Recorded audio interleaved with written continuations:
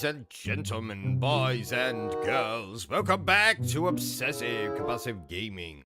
I am the Obsessive Compulsive Gamer, joined once again by my faithful manservant slash fucktotem Bertram. Say hello, Bertram. Hello, Bertram. And this is episode 7 of the OCG Show, a show in which we play video games and play video games and play video games. And today we are playing Kingdom Hearts Birth by Sleep. So let's not waste any time, let's get on with it. So for those of you who have played this game before, you'll know that you can play as one of 3 characters, play all 3 characters' storylines, and you unlock the final story section part. Do that, then you finish the bloody game. It's as simple as that. I say simple. It's not simple at all. Ah, Snow White. Oh. What's going on here, Snow White? Tell me.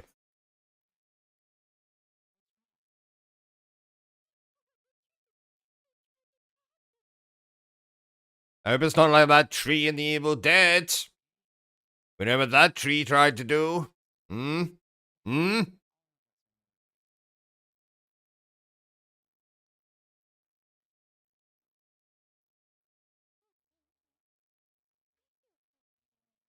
That was quick.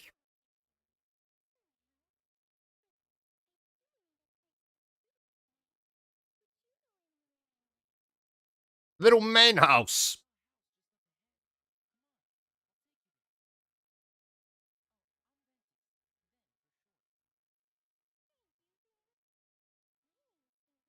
I'm OCG.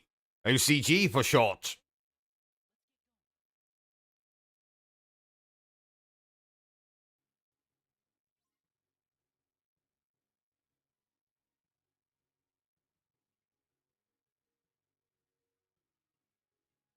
Alright, well, let's defend this teenager, woman.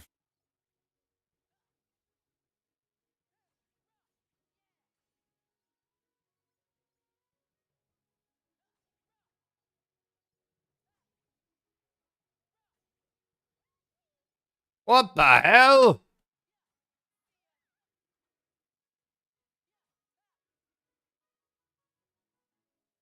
Bloody trees.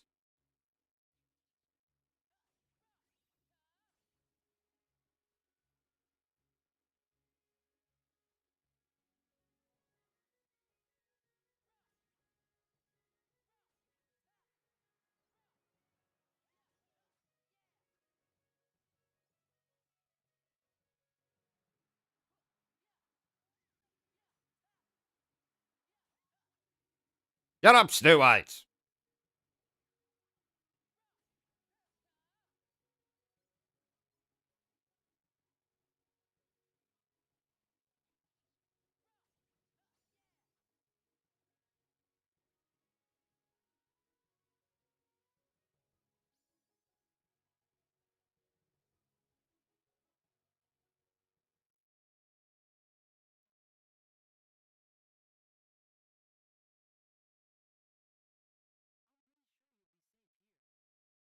I'm pretty sure she won't.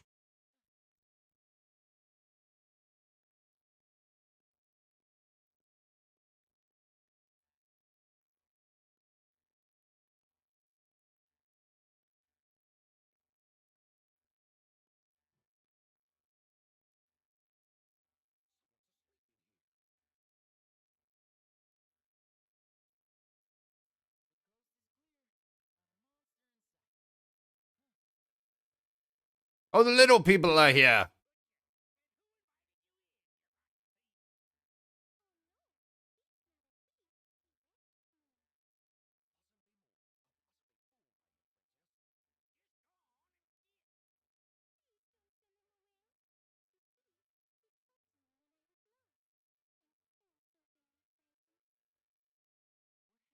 He also helped me pick out a new bra.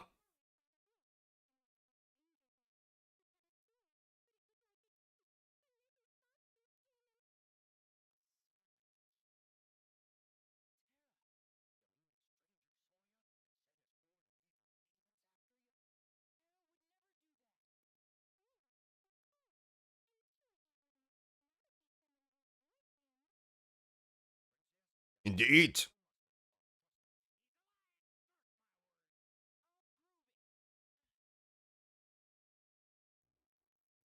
These little people don't believe me.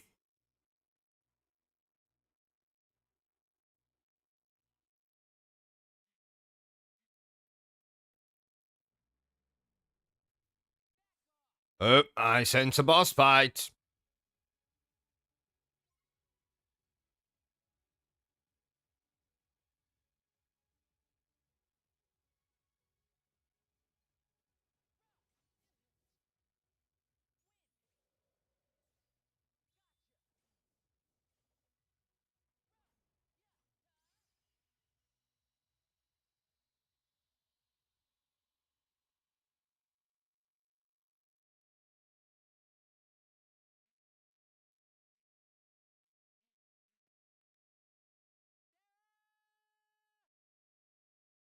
Bloody terror.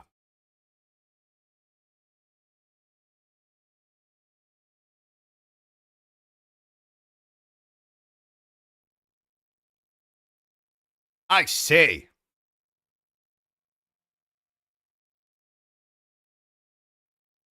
That old bitch doing?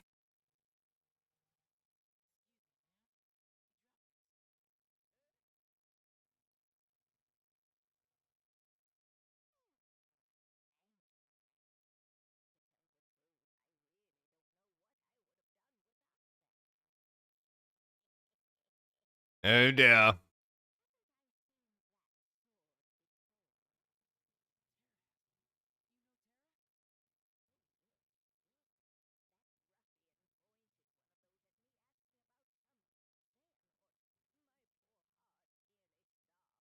Bloody Xehanort.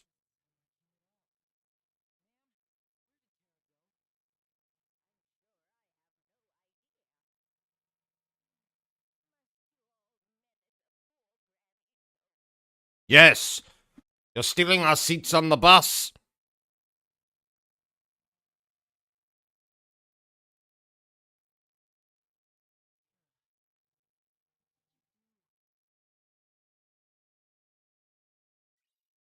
It wasn't the same thing that tree in the Evil Dead did. Oh.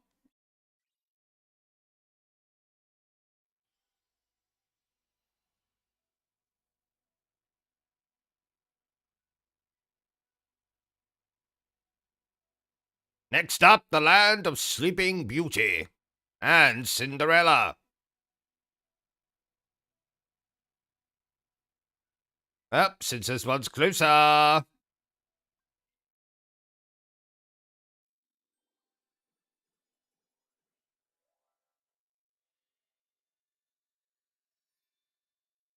Bibbidi bobbidi boo, motherfucker.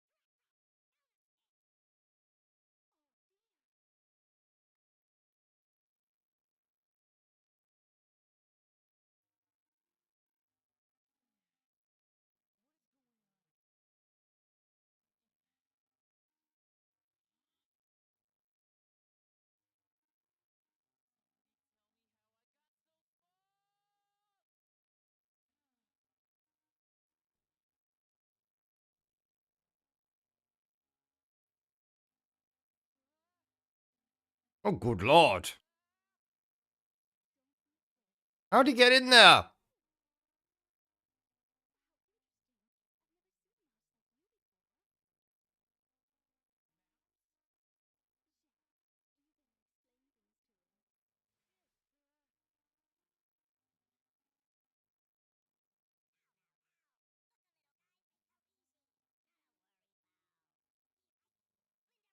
We like you. You come marry my daughter.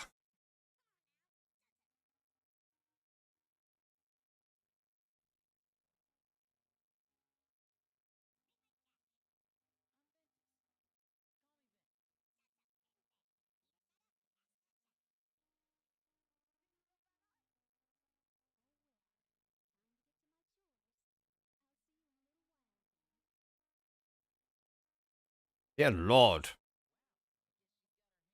Chores.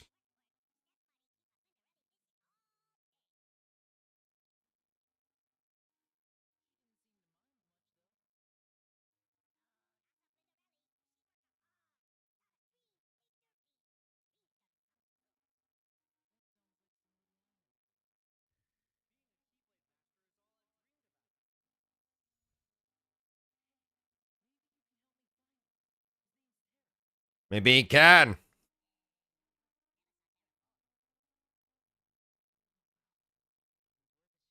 Terra didn't come to this part.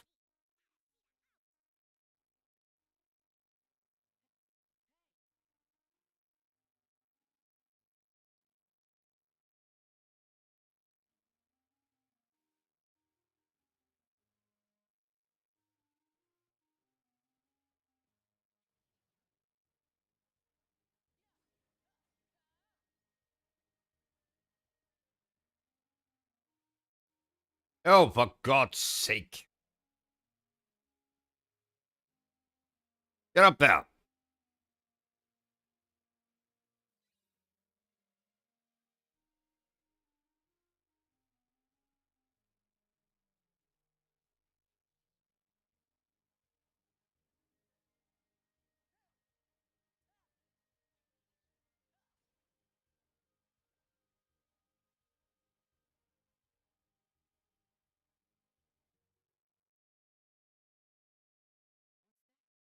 That's a castle, Ventus.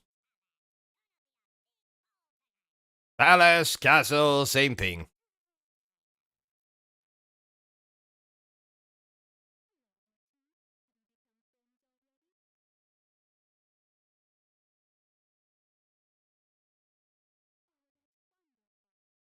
Yes, we're the best of friends now. I'm gonna ask this mouse to be best man at my wedding.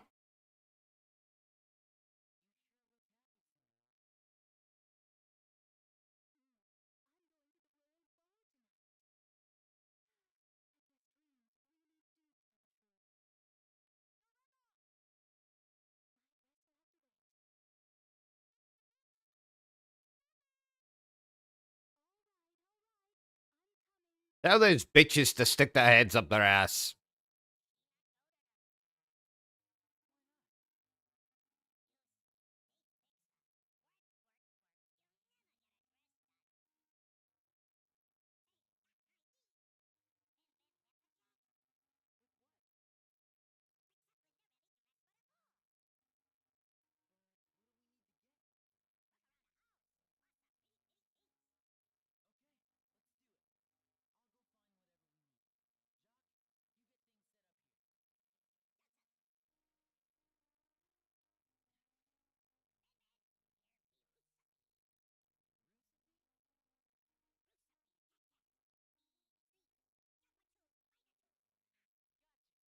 Might even be a boss fight. Who knows?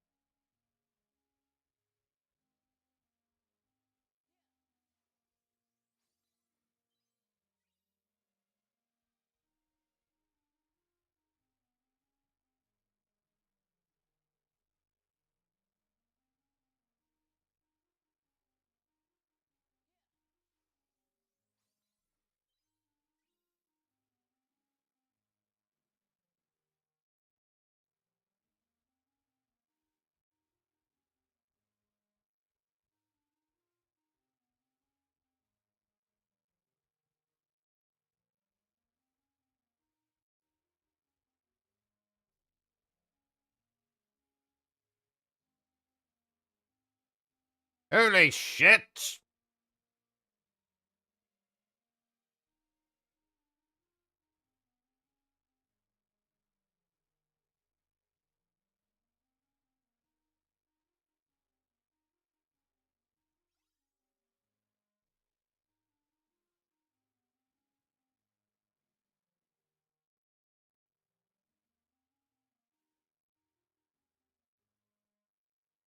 Oh my god!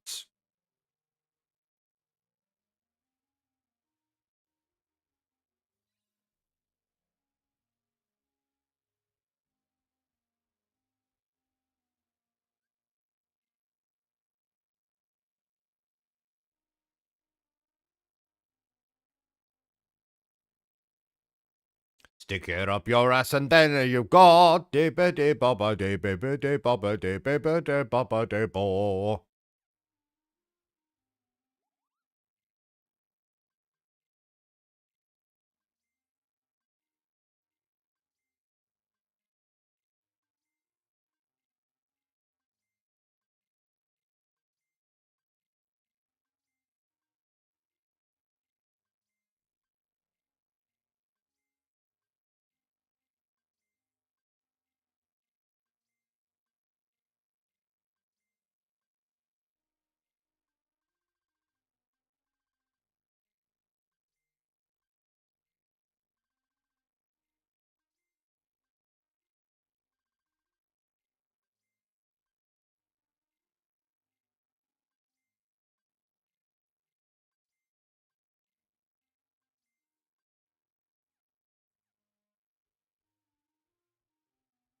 Right, let's go find those bloody items then.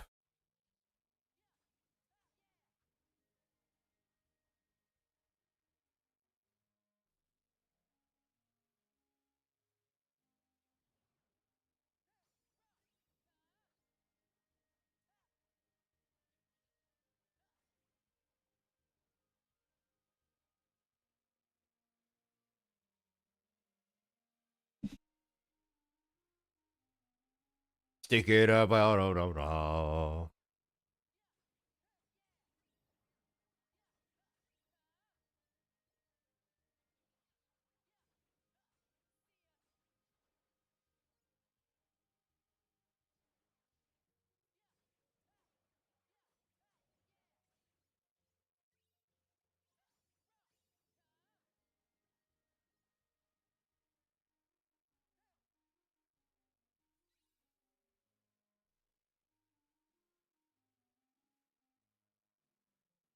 This is one.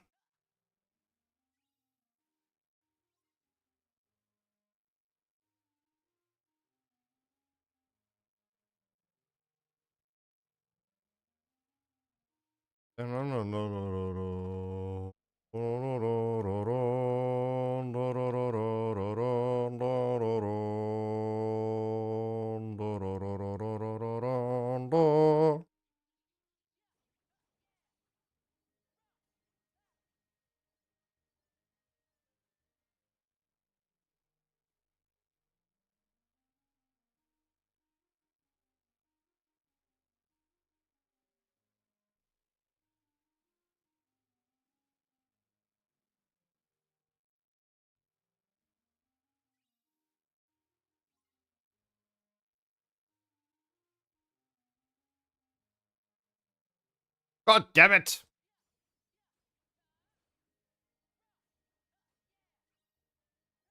Hello! Hello.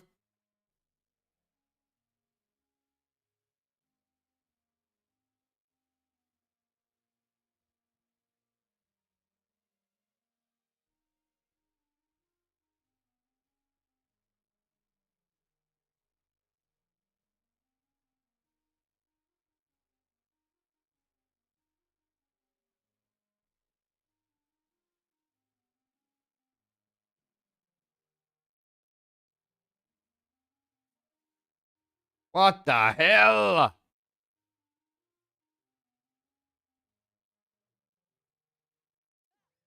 Nope.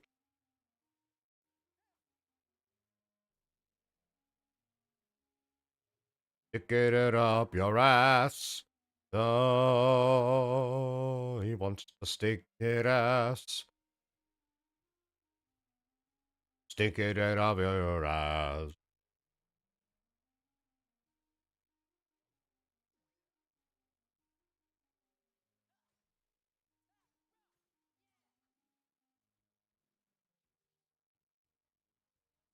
Bloody bugs.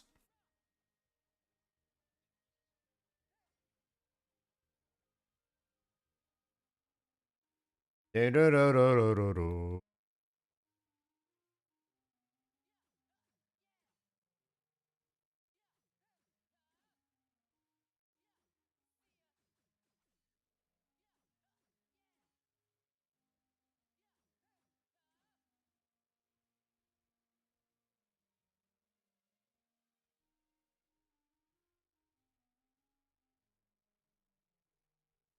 Ba ba ba ba ba ba ba ba ba ba ba ba ba ba ba.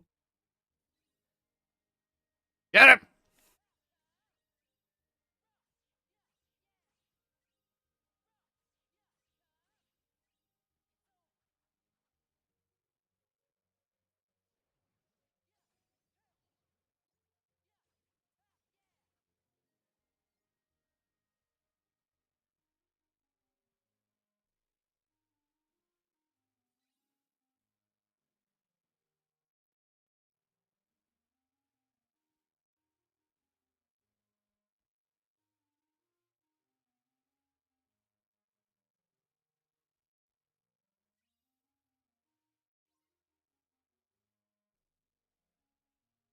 One? It's up there.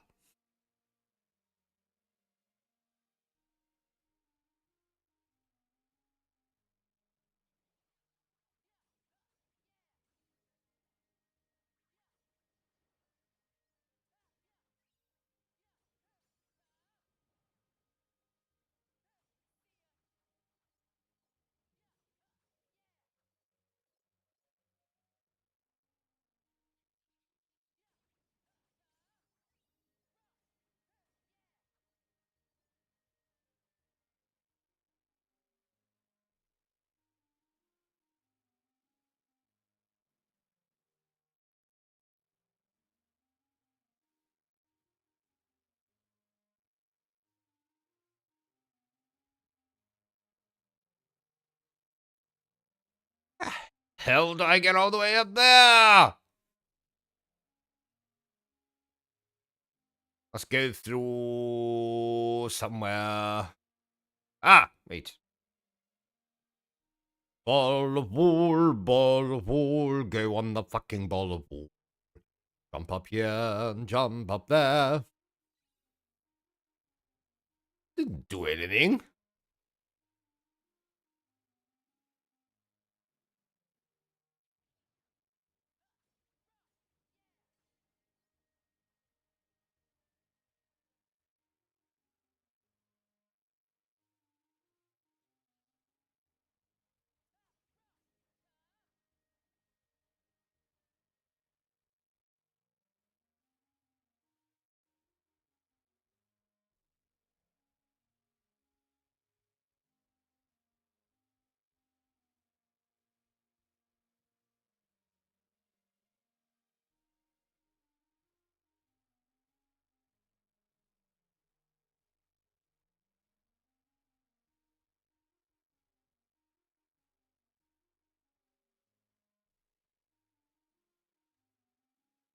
We didn't go up there, surely.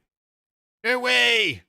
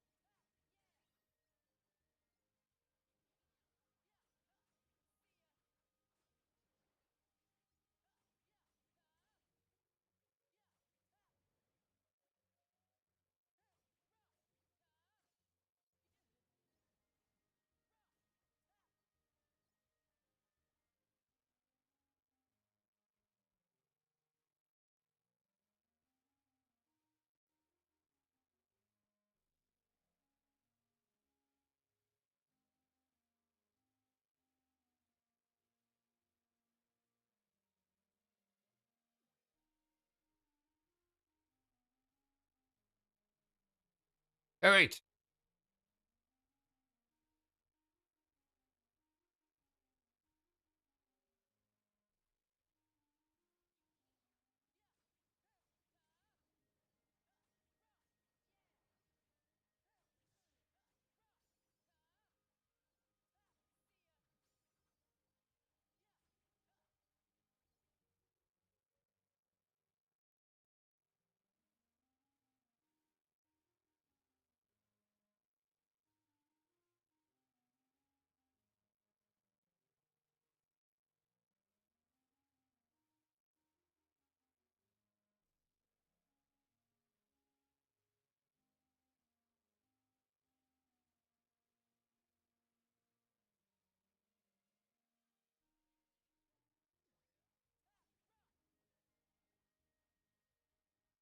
Ah, here we are.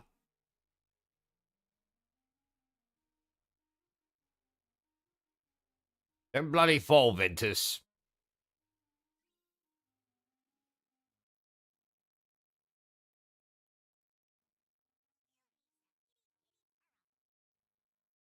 Any pity what?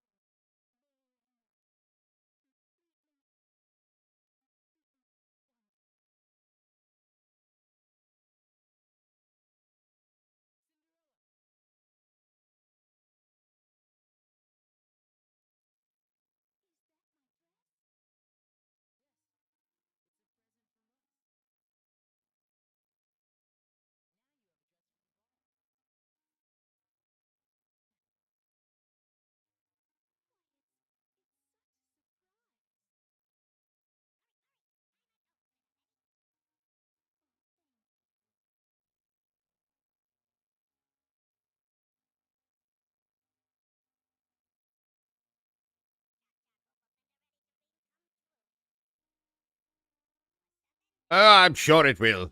Wait a minute, what dream? Wet dream? That kind of dream? I don't know. The only dreams I pay any attention to are mine. And granted, most of them are wet dreams, so... Hmm.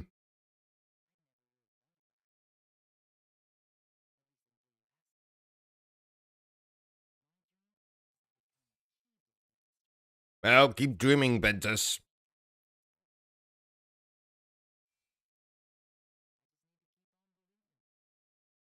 Don't stop believing.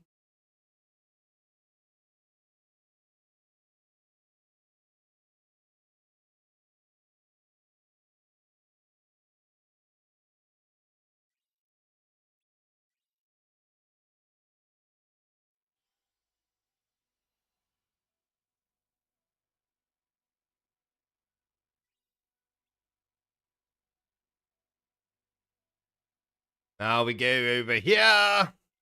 No, get in there.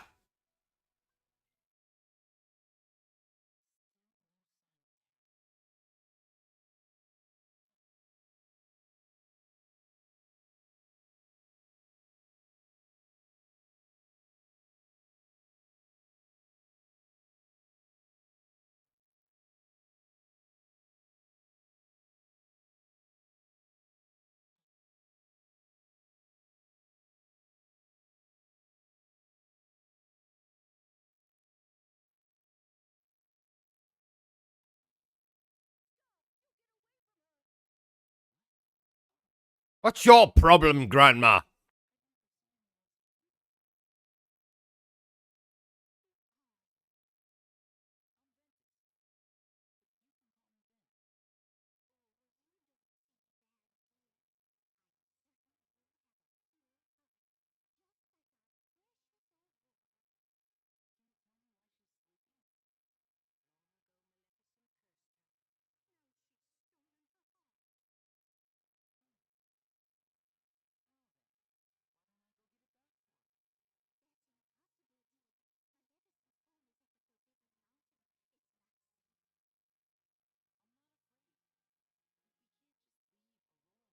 I ain't afraid, no ghost.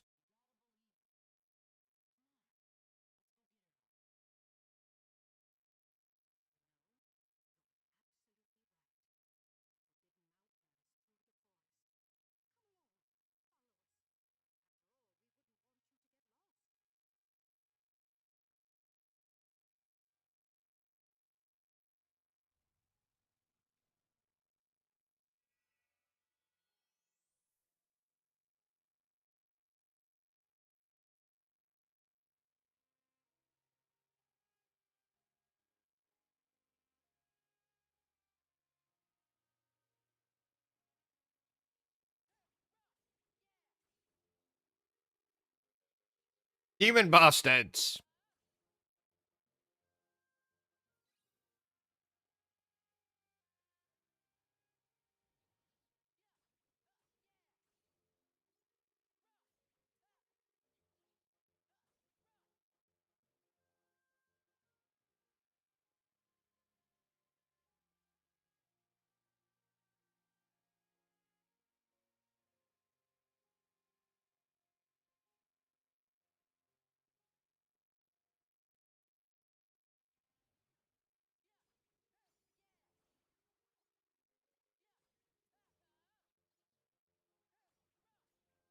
This castle's filthy.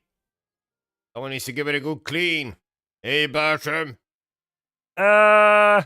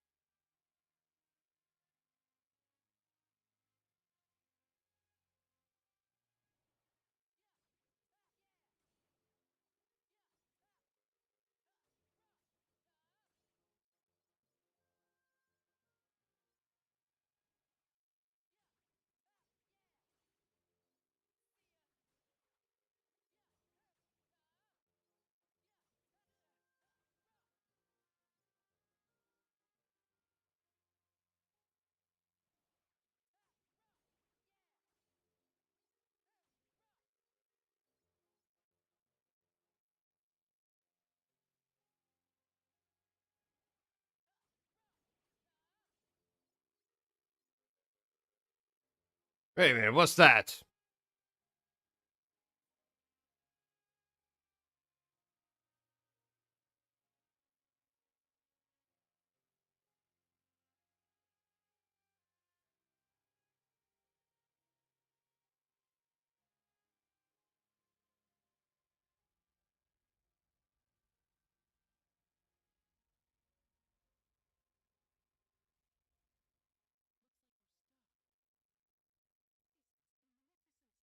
Must be! That evil bitch.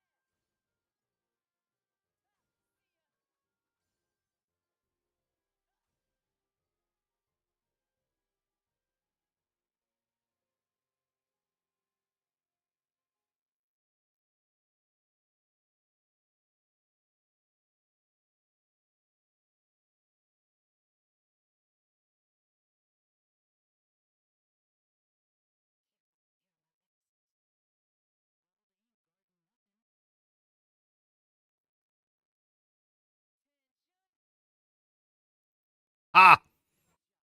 Yeah. That you bastards told.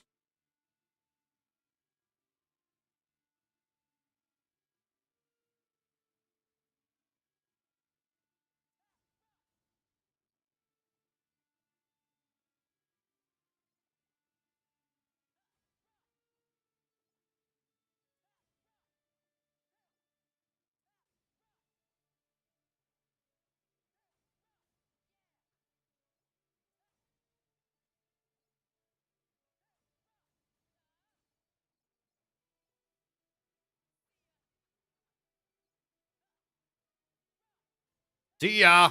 Wouldn't wanna be ya.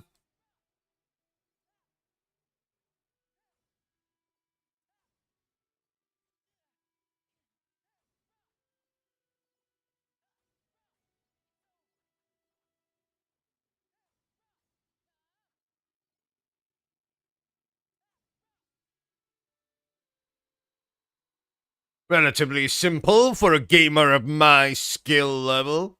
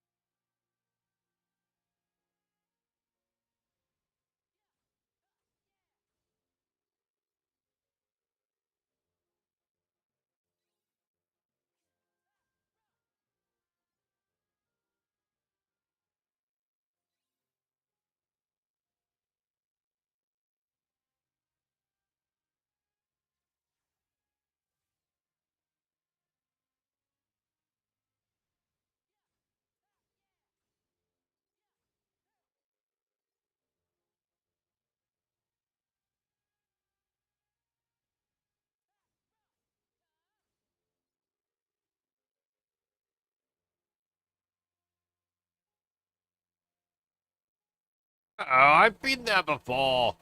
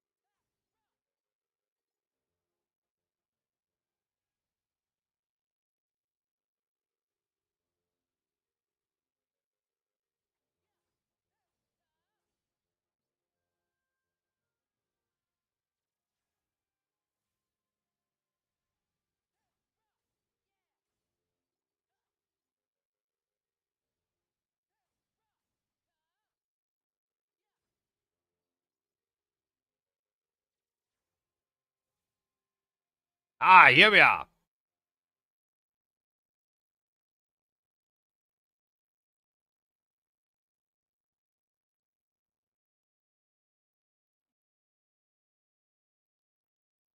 I'll take that heart back. Thank you very much.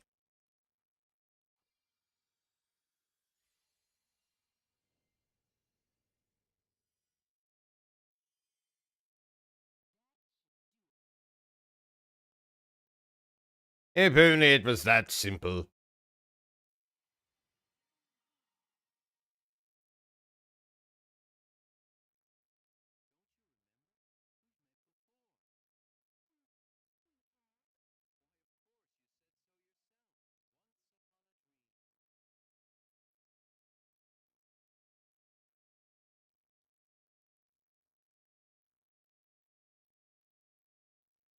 Now we're in love. Let's get married and go have sex. Her wet dreams. Cinderella. I mean, Sleeping Beauty.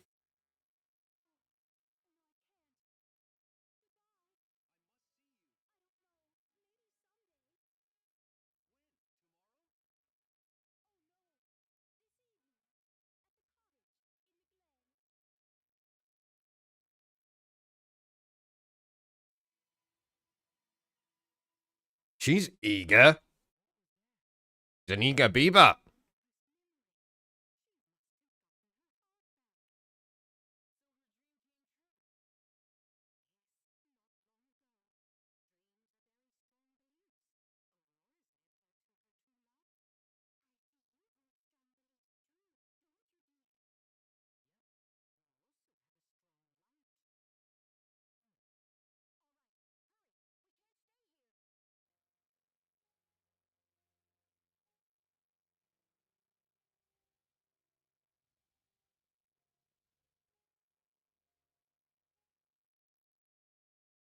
I sense a boss fight.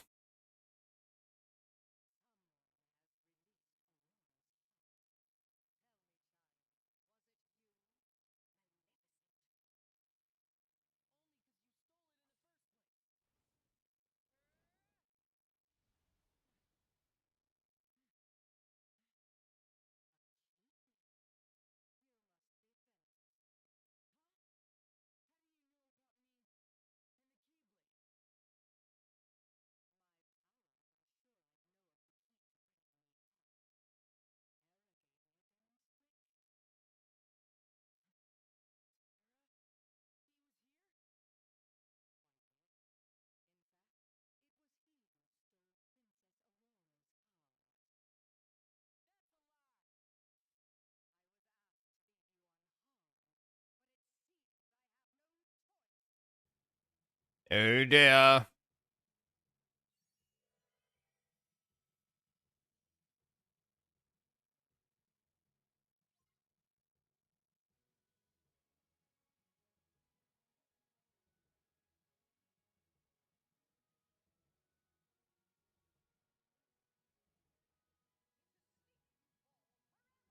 Kill that bitch.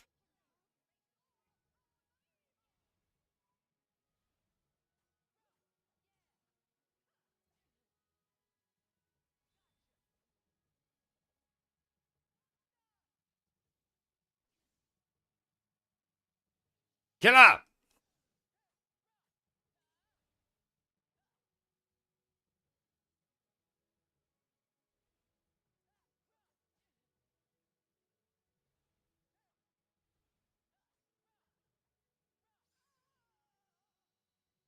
Serves you right, you old bitch.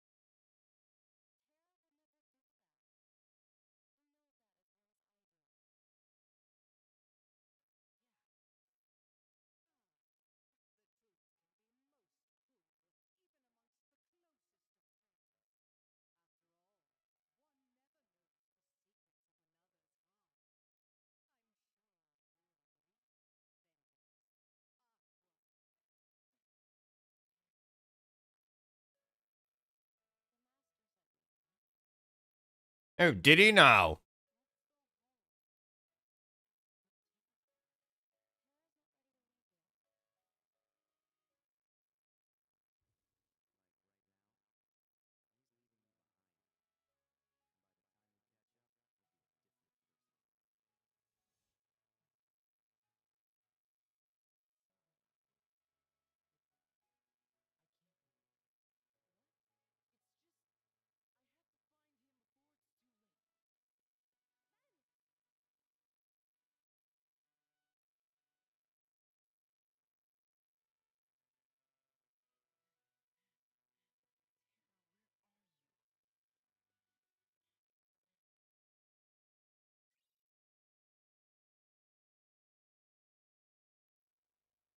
Good bloody question.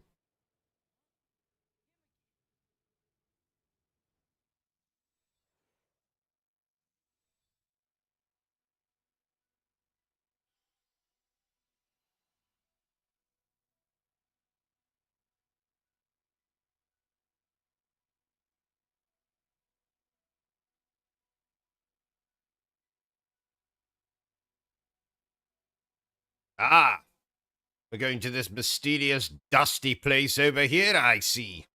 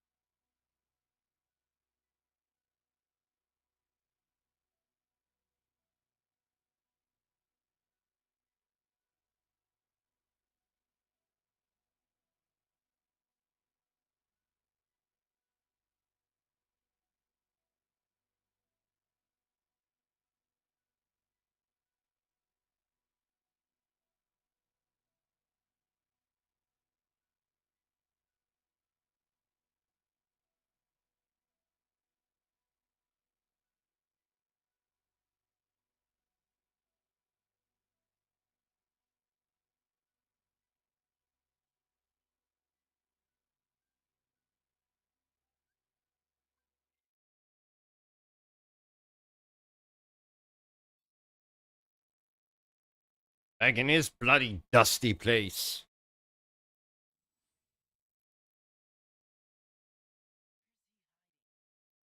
I don't know.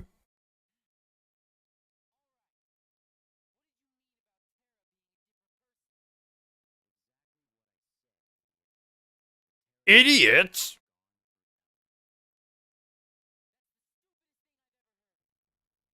I don't know. Bertram said some humdingers in his time. Don't deny it, Bertram. You have. You have.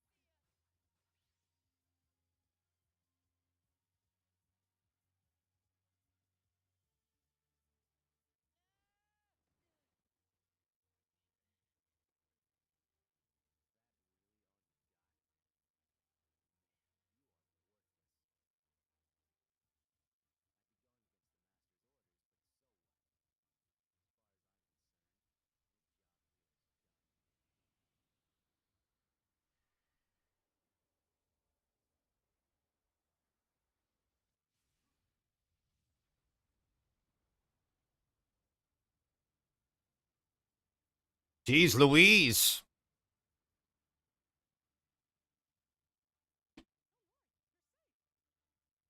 Mickey.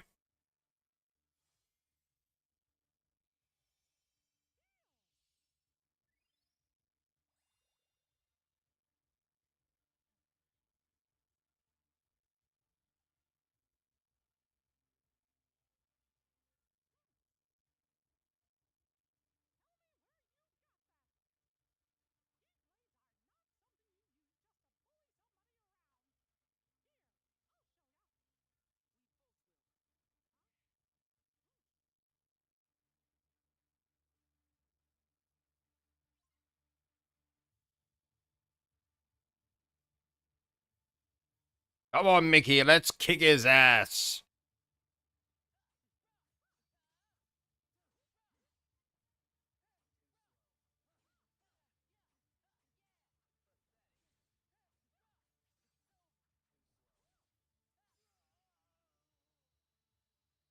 Serves you right, you prick.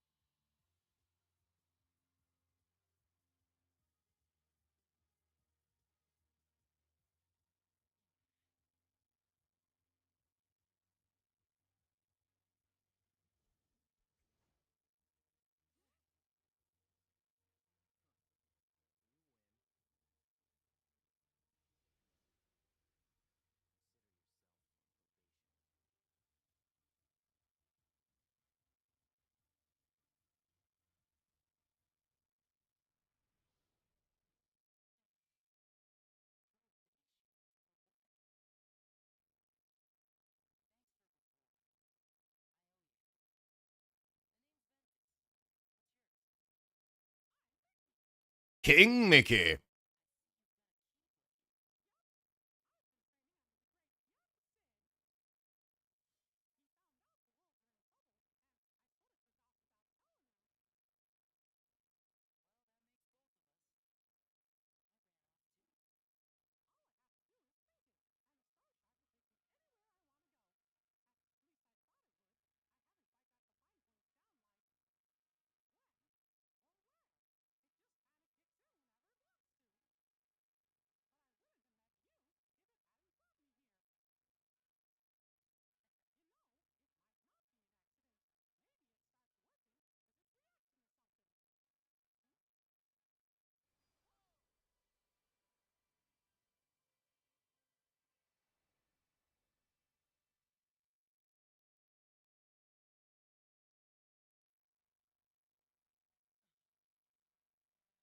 Now what?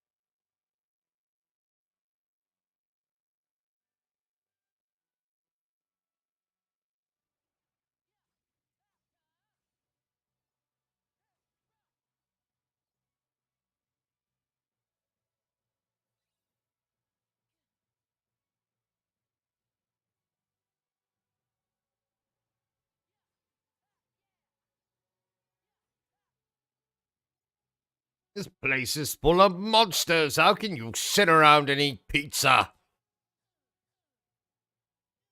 Oh, these things are annoying.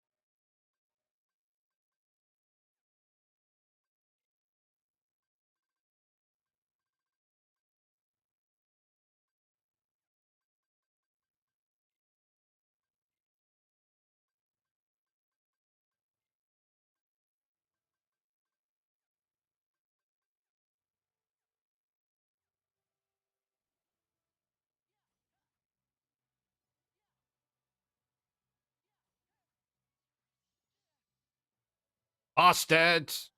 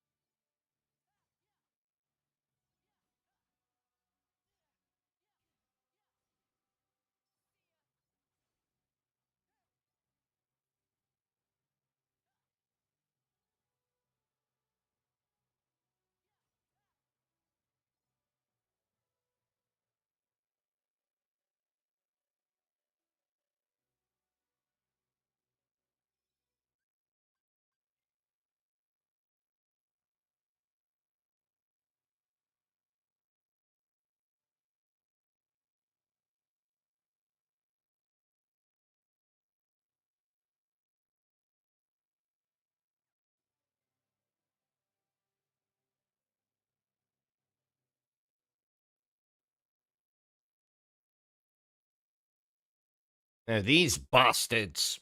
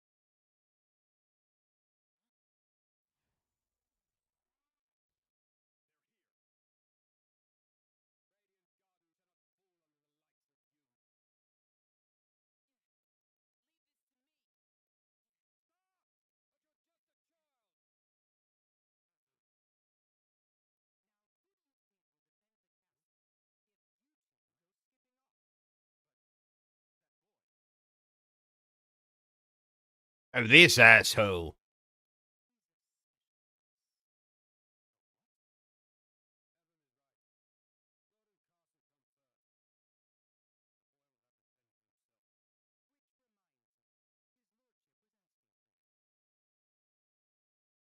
Is Hoshi. Huh?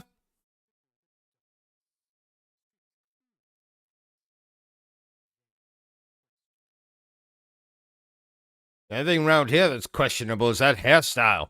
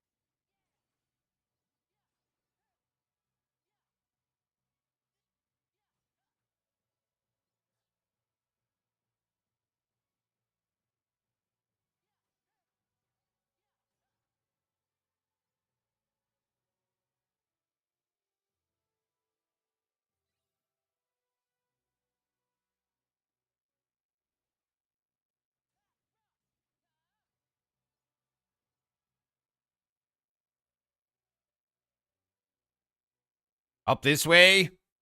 Maybe? No?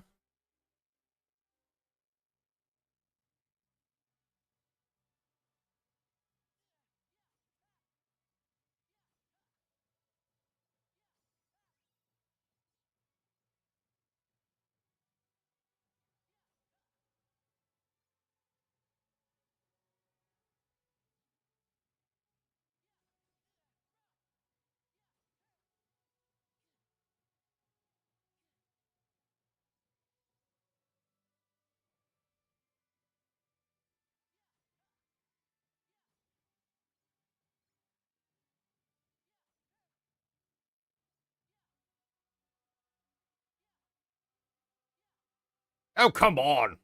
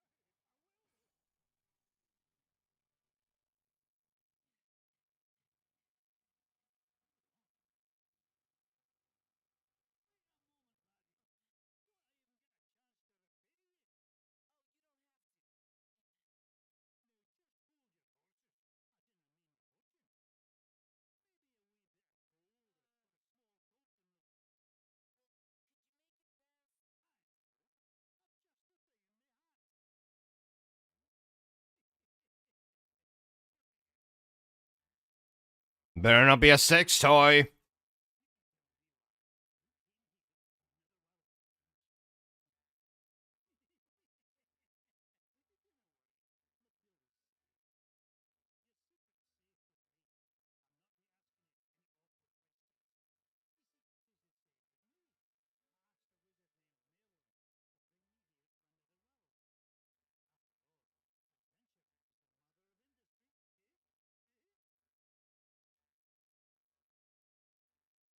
Quiet. You are.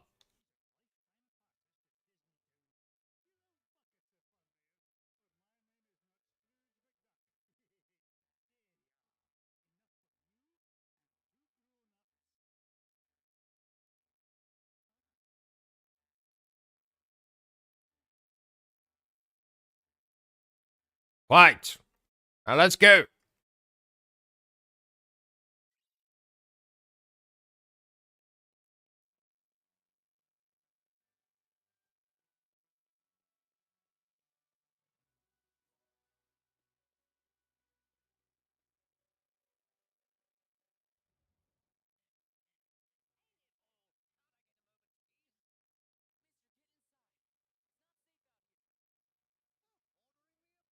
Bloody Merlin. I just said that.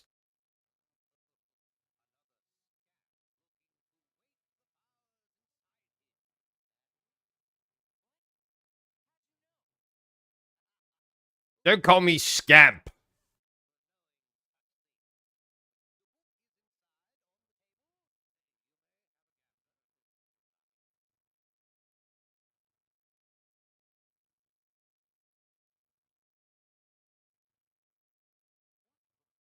What book? That bloody Winnie the Pooh book.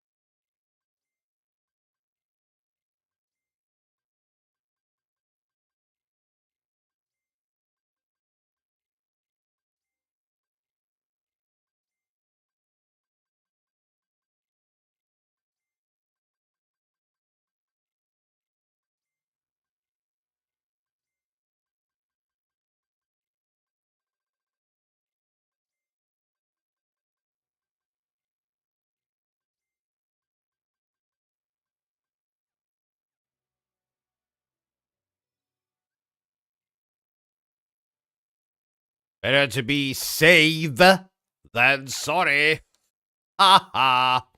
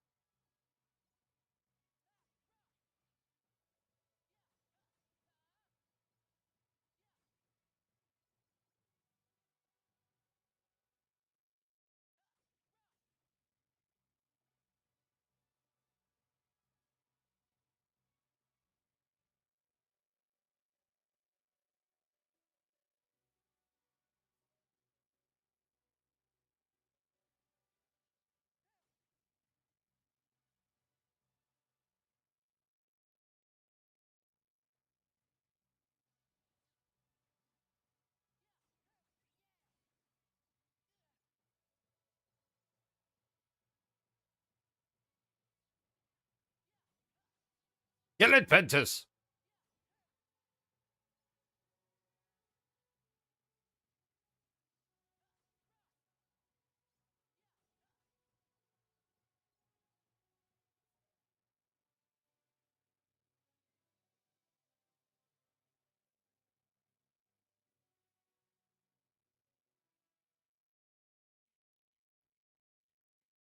Boss time.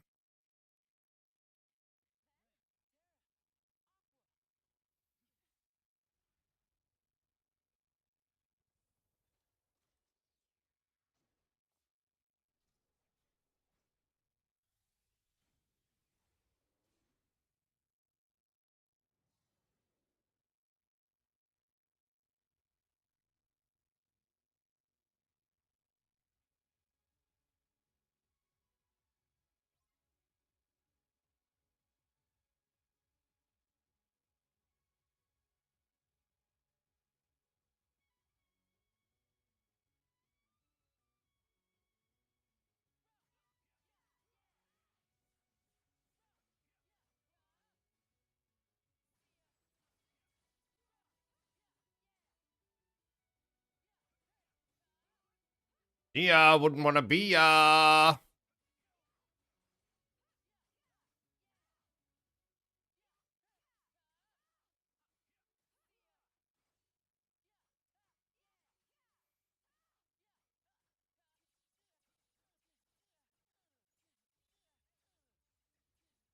What the fuck?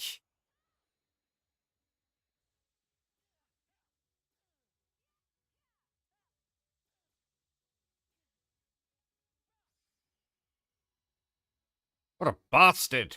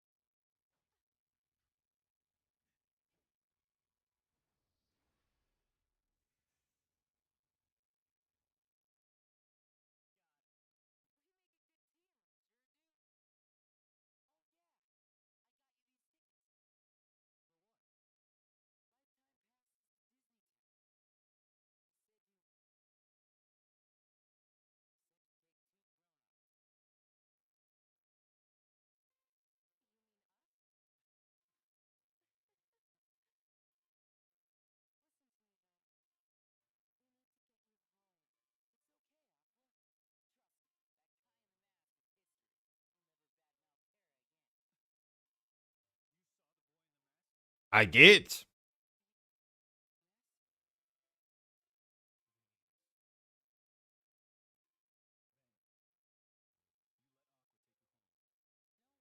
I'll do no such thing.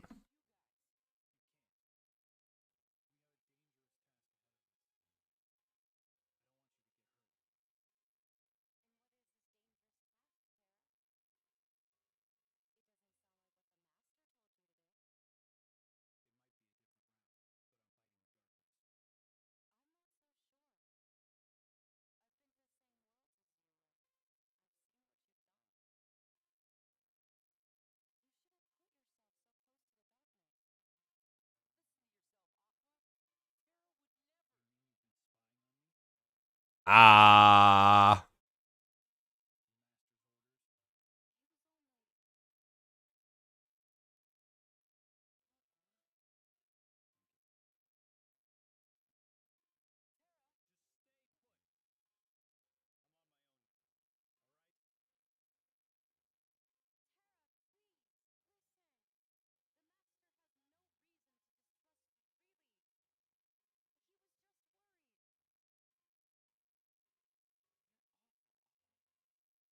Yeah, you are awful.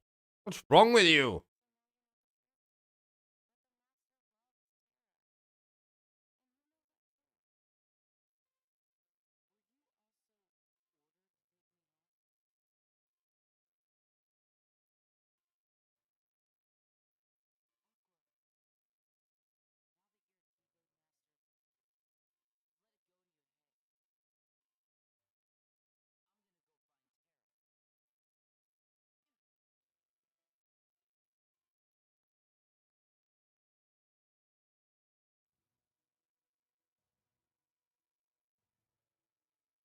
Yeah, Aqua.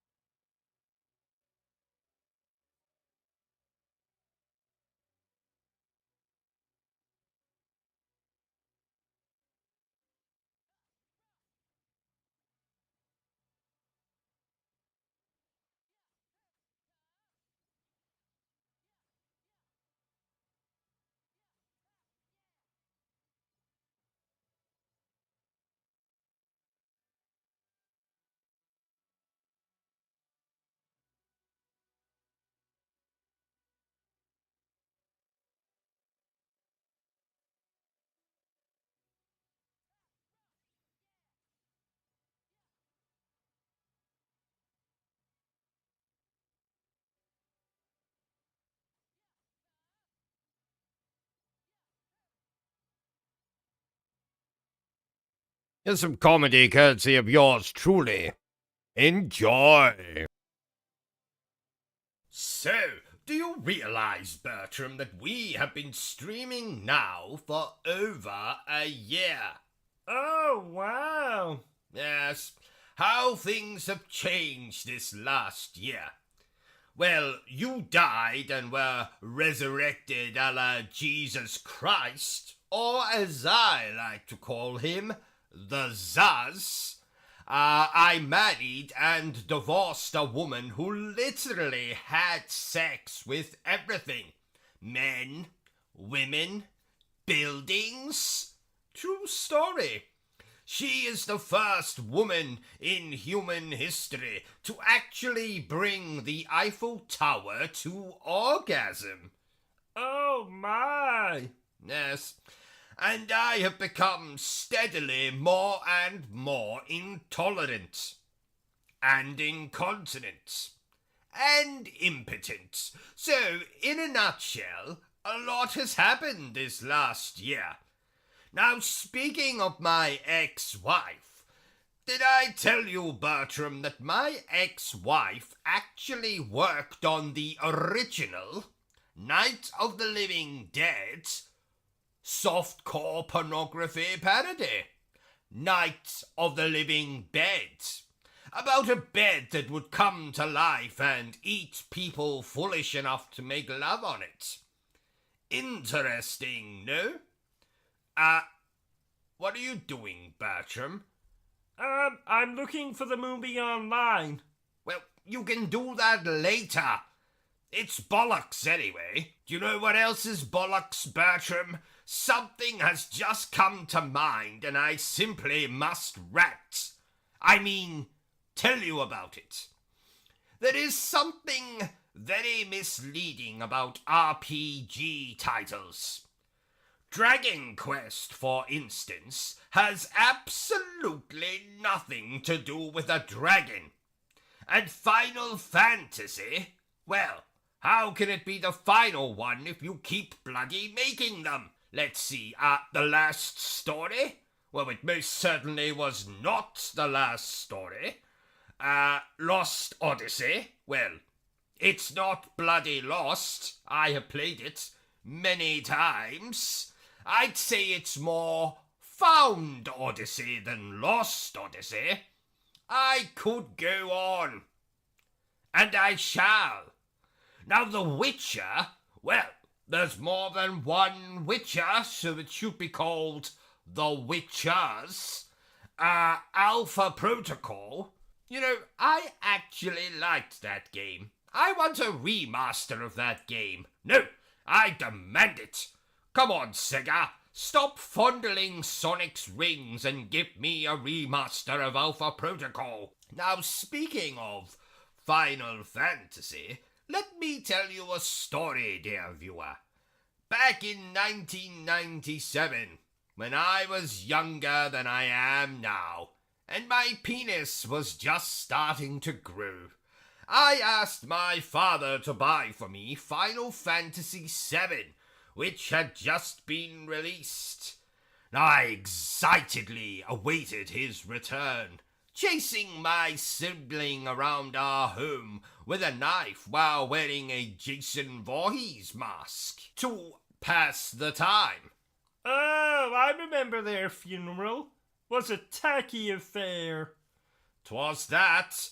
So, my father returns with the PlayStation game under his arm. I grab it from him, as was customary in those days, and scream in horror as I behold not Final Fantasy VII, the game I had dreamed of owning, but Skull Monkeys. That's right, fucking Skull Monkeys. Is that a real game? Oh, it's much worse than that, Bertram. It's a nightmare. So what did you do? Well, I did what any spoiled child would do. I beat him over the head with the game until blood came out of his ears. And then I took said game and traded it in at my local gaming boutique for a copy of Final Fantasy VII. I never knew what an orgasm was until I took that game home and gently inserted it into my PlayStation. 'Twas then that I realized I had also asked my father to purchase a PlayStation, and he fucking forgot. Oh, so what did you insert the disc into? You know, Bertram, the cat never forgave me. But it's not all doom and gloom. Once my father recovered, he went and purchased that PlayStation, and I played Final Fantasy VII. The rest, as they say, is history. Oh, what a lovely story. Isn't it, though? Bertram, do you have the notes for the review we have to record after this? No, never mind. I can see them. Interesting game we are reviewing. It was one of those games where you're able to rename the main character. So naturally, I gave them the greatest name in the world. Reuben Crowley. But that's your name. Well done, Bertram. On a scale of 1 to 10 on the stupid scale, you are now officially a 12. I named his best male friend Bertram Butler. But that's my name. Correction. Make that a 17 on the stupid scale. Give that man a medal. Actually, don't bother. He can't even spell the word medal. You're mean. And you're retarded. Is this a horror game? Is this a This isn't a horror game per se. Who the hell is Percy? Is he your boyfriend? Per se, Bertram. It's a figure of speech. Oh, that's a relief. At the very least, is this game less scary than the stories you read me at bedtime? Look, there is absolutely nothing wrong with a bit of 50 Shades of Grey before bed. Yes, that's fine. But do we really have to reenact all the sex scenes? Yes, Bertram, we do. Let's, maybe keep that between us in the future, eh? Okay. Good man. Here, have a chocolate. What's the hardest game you've ever played? Ghosts and Goblins. The original one. In fact, let me tell you a story since you brought it up. When I was just a little nipper, with barely a hair upon my upper lip, my father bought me a copy of the original Ghosts and Goblins for the Mega Drive, and I hated him from that very day. I won't say that's the reason he was murdered, but it's definitely one of them. The main reason is that he later bought me a copy of Bubsy 3D for the PlayStation.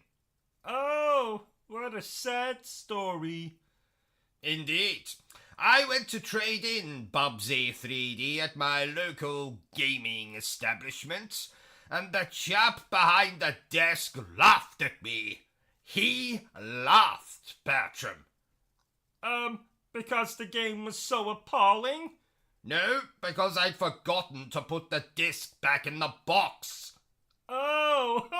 Not you too, Bertram. Why does everyone keep laughing at me? Maybe because you're an idiot? What was that?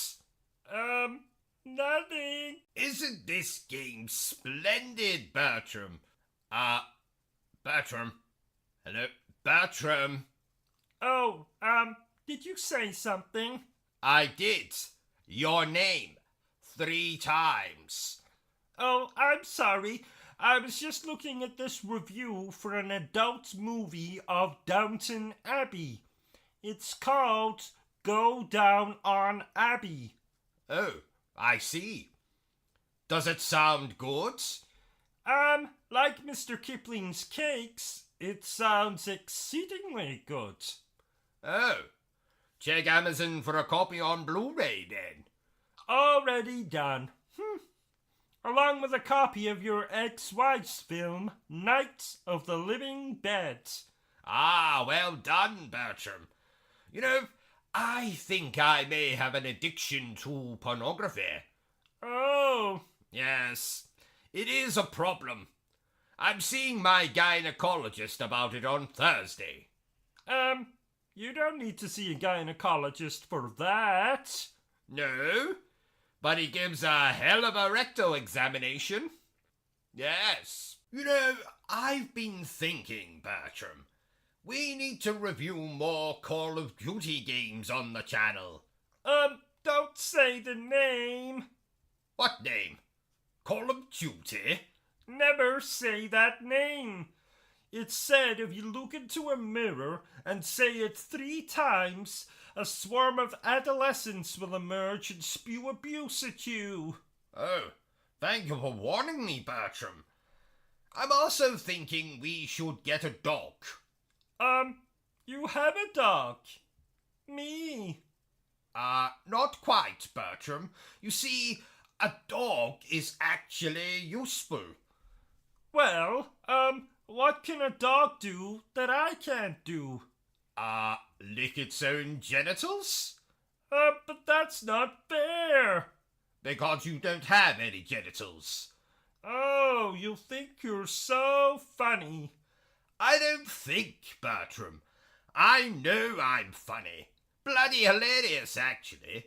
Did you know, Bertram, that I once trained a dog to lift a grand piano with just its nose? That's a lie. How dare you, Bertram? I would never dream of telling you a... Yes, it is a lie. I almost had you convinced, though, didn't I? Not at all. What was that? I'm a ball? Well, thank you, Bertram. I'm glad you enjoy my company, because I am the one and only. Ain't nobody else quite like me. I am the one and only. Forget the rest of the words. Did we really require the singing? There's always time for some singing, Bertram. You know, I remember fondly when that song came out, as I was still being breastfed. But you were 17. Yes? What's your point, Bertram? You should have stopped at the singing. Now you've turned this stream into something sordid.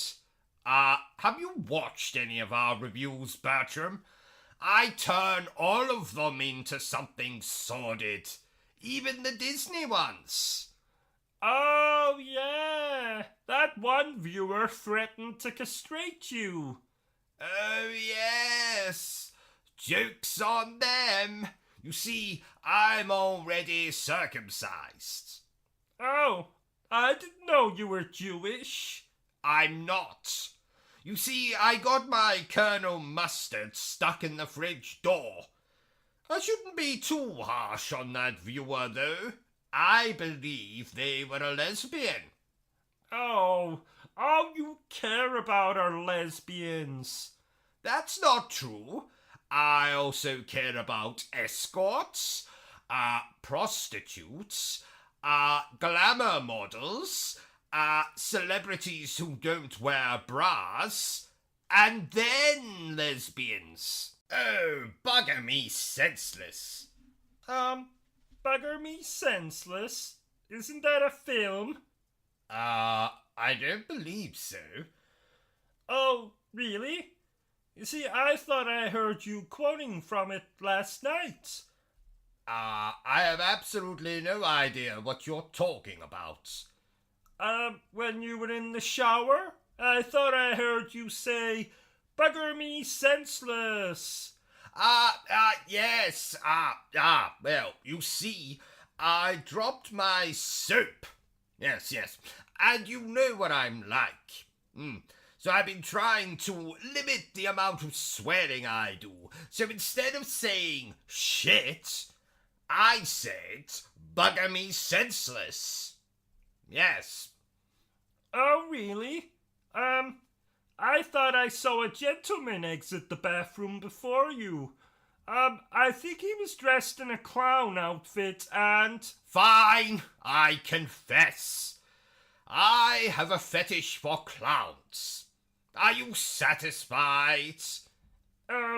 Were you satisfied? Oh, ha. Let's just focus on the bloody stream. Right, so... Yes? I have a question. Go ahead.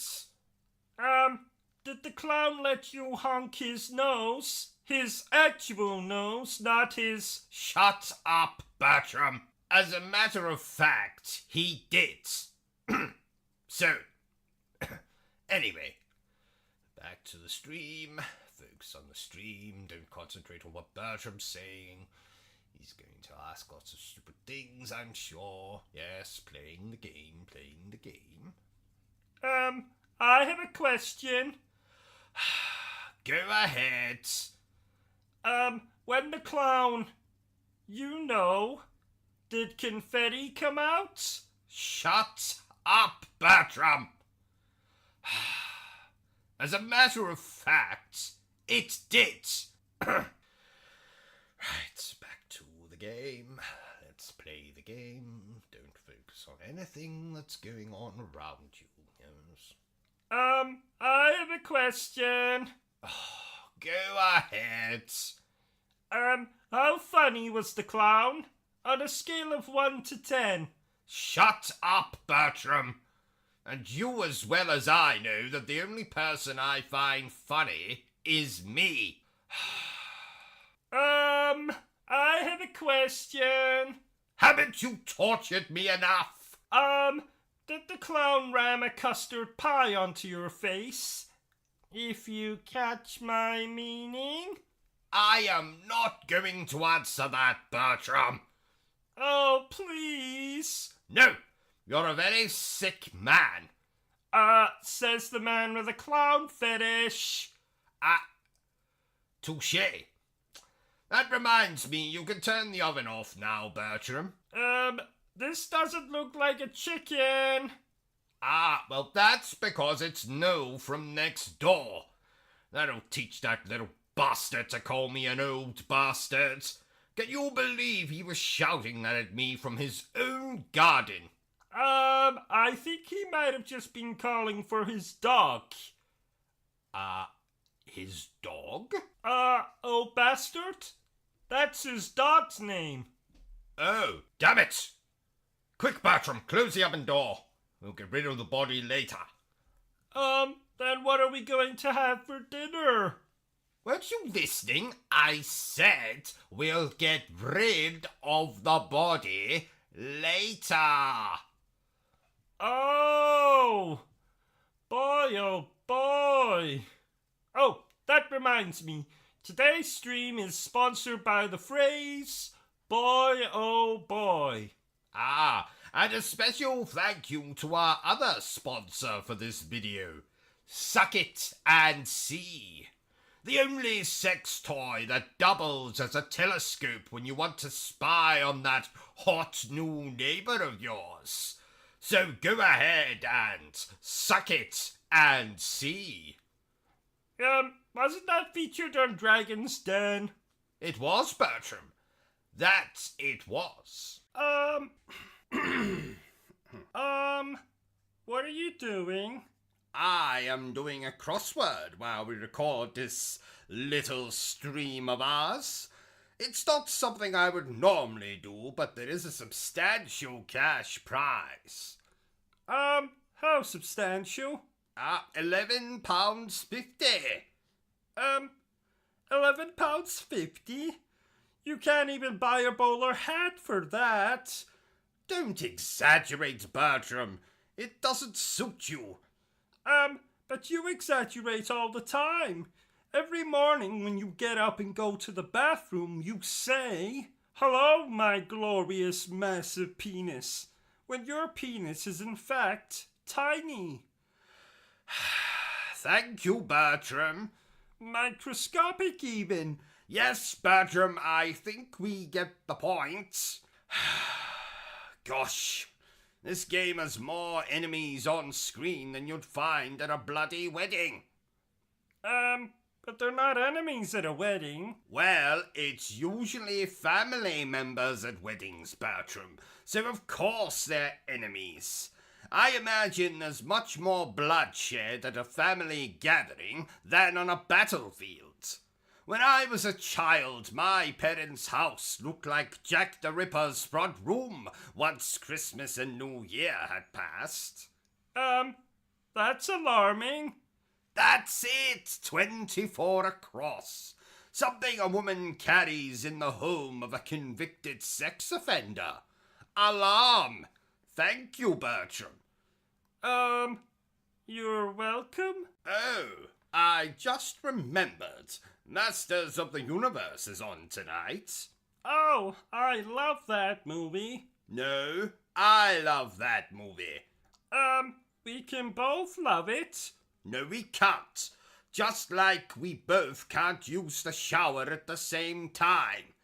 But you seem to ignore that. Oh. If you do it again, I'll be forced to get my whip. You don't own a whip.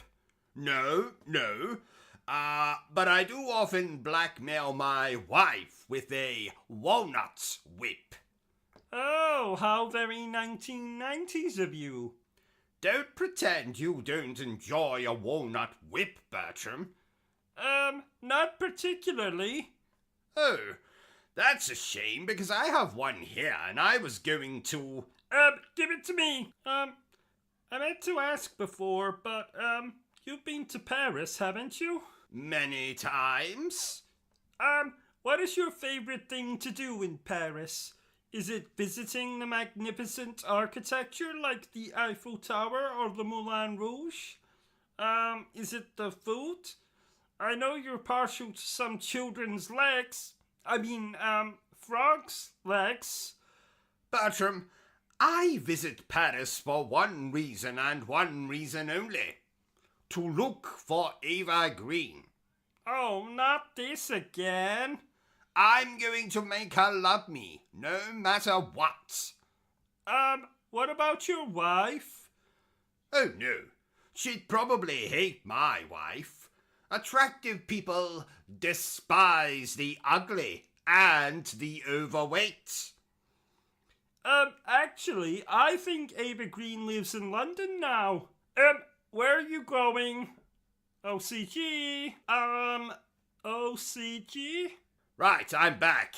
I forgot my bag of aphrodisiacs. You can't leave. We have this stream to do. Oh, fine. But when we're done, Eva will be mine. If you say so. I do say so. So, I thought it might be fun to try something out while we play this game. Oh, God. What are you planning? Well, do you remember that story I was working on? No, absolutely not. You cannot read that.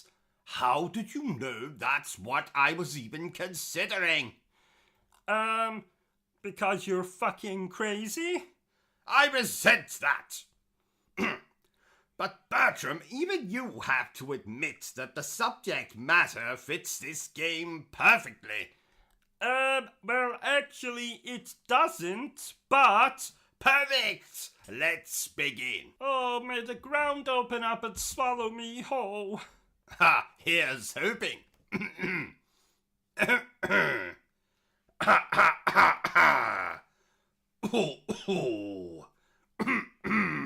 So, Dear viewers, let me regale you with a little tale I have been working on for a while. So, here is the world premiere of Trevor, the transvestite T-Rex. Oh, kill me now. Shut up, Bertram. Once upon a time, 65 million years ago to be precise, the world was filled to the brim with dinosaurs. They were very much like the human race. They liked to eat, poop, sleep, make love, but the teenage dinosaurs mostly spent their time fighting with their friends over which was the best, the PlayStation or the Xbox. They didn't have... Shut up, Bertram. Now, I myself have built a time machine just last week and travelled back to this time and beheld with awe the sheer size of these prehistoric animals. I'm not exaggerating when I say that the T-Rex had the largest Colonel Mustard I have ever seen. And I was fortunate to come across one in the middle of its mating ritual with a triceratops of, shall we say, low moral standing. Yes, dear viewer, sex workers existed even 65 million years ago. Anyway, I was fortunate enough to be standing under the T-Rex when he pulled his Colonel Mustard out of his companion and... I told you to cut that part out. And I told you to shut up, Bertram. But we're not here to talk about me, dear viewer. No. We are here to learn all about Trevor, the transvestite T-Rex. Trevor was born a long time ago. His mother was just a dirty hoe. She sold her son for lots of drugs. The dealer threw in a lovely rug. Trevor was raised by lots of girls. They styled his hair, put it in curls. Trevor then found he was aroused when he was dressed in a nice blouse. Yes. Trevor enjoyed his head in bows, obsessed with the Rocky Horror Show. He padded his bra with caveman shit. Can't think of a line here that will fit. Trevor was fond of scrambled eggs. He tucked his meat between his legs. To all the boys, he was a catch. They put their meat right up his hatch. Hatch? Do you mean bum? It's a complex narrative, Bertram. Read into it what you will. Yes, hatch means bum. Continue. Trevor took drugs, just like his mum. To fund this vice, he sold his rum. Rum? Did you mean bum again? No. Trevor had amassed quite a collection of rare and delicious rums. Did they have rum 65 million years ago? Absolutely not. But I'm using what we writers call creative license. Yes. Okay. Continue. Where was I? Oh, yes. Trevor took drugs, just like his mum. To fund this vice, he sold his rum. His dealer was a filthy brute. Made Trevor become a prostitute. Oh no, not the same one you saw when you... The very same, Bertram. Isn't it amazing? So what happened next? Well, after contracting a whole manner of exotic diseases while selling his trade, Trevor eventually went mad and bit his own tail off, and then used it to suffocate himself to death. And thus, Trevor, the transvestite T-Rex, was no more. Oh, what a sad ending. Oh, don't feel too bad for him, Bertram. His spirit now lives in transsexual Transylvania. Oh, that's nice. You really are a sentimental sausage, aren't you? Well, you've got me worse than that. Yes, Bertram. Now let's move on. Nincompoop, idiot, moron, Yes, Bertram, let's move on.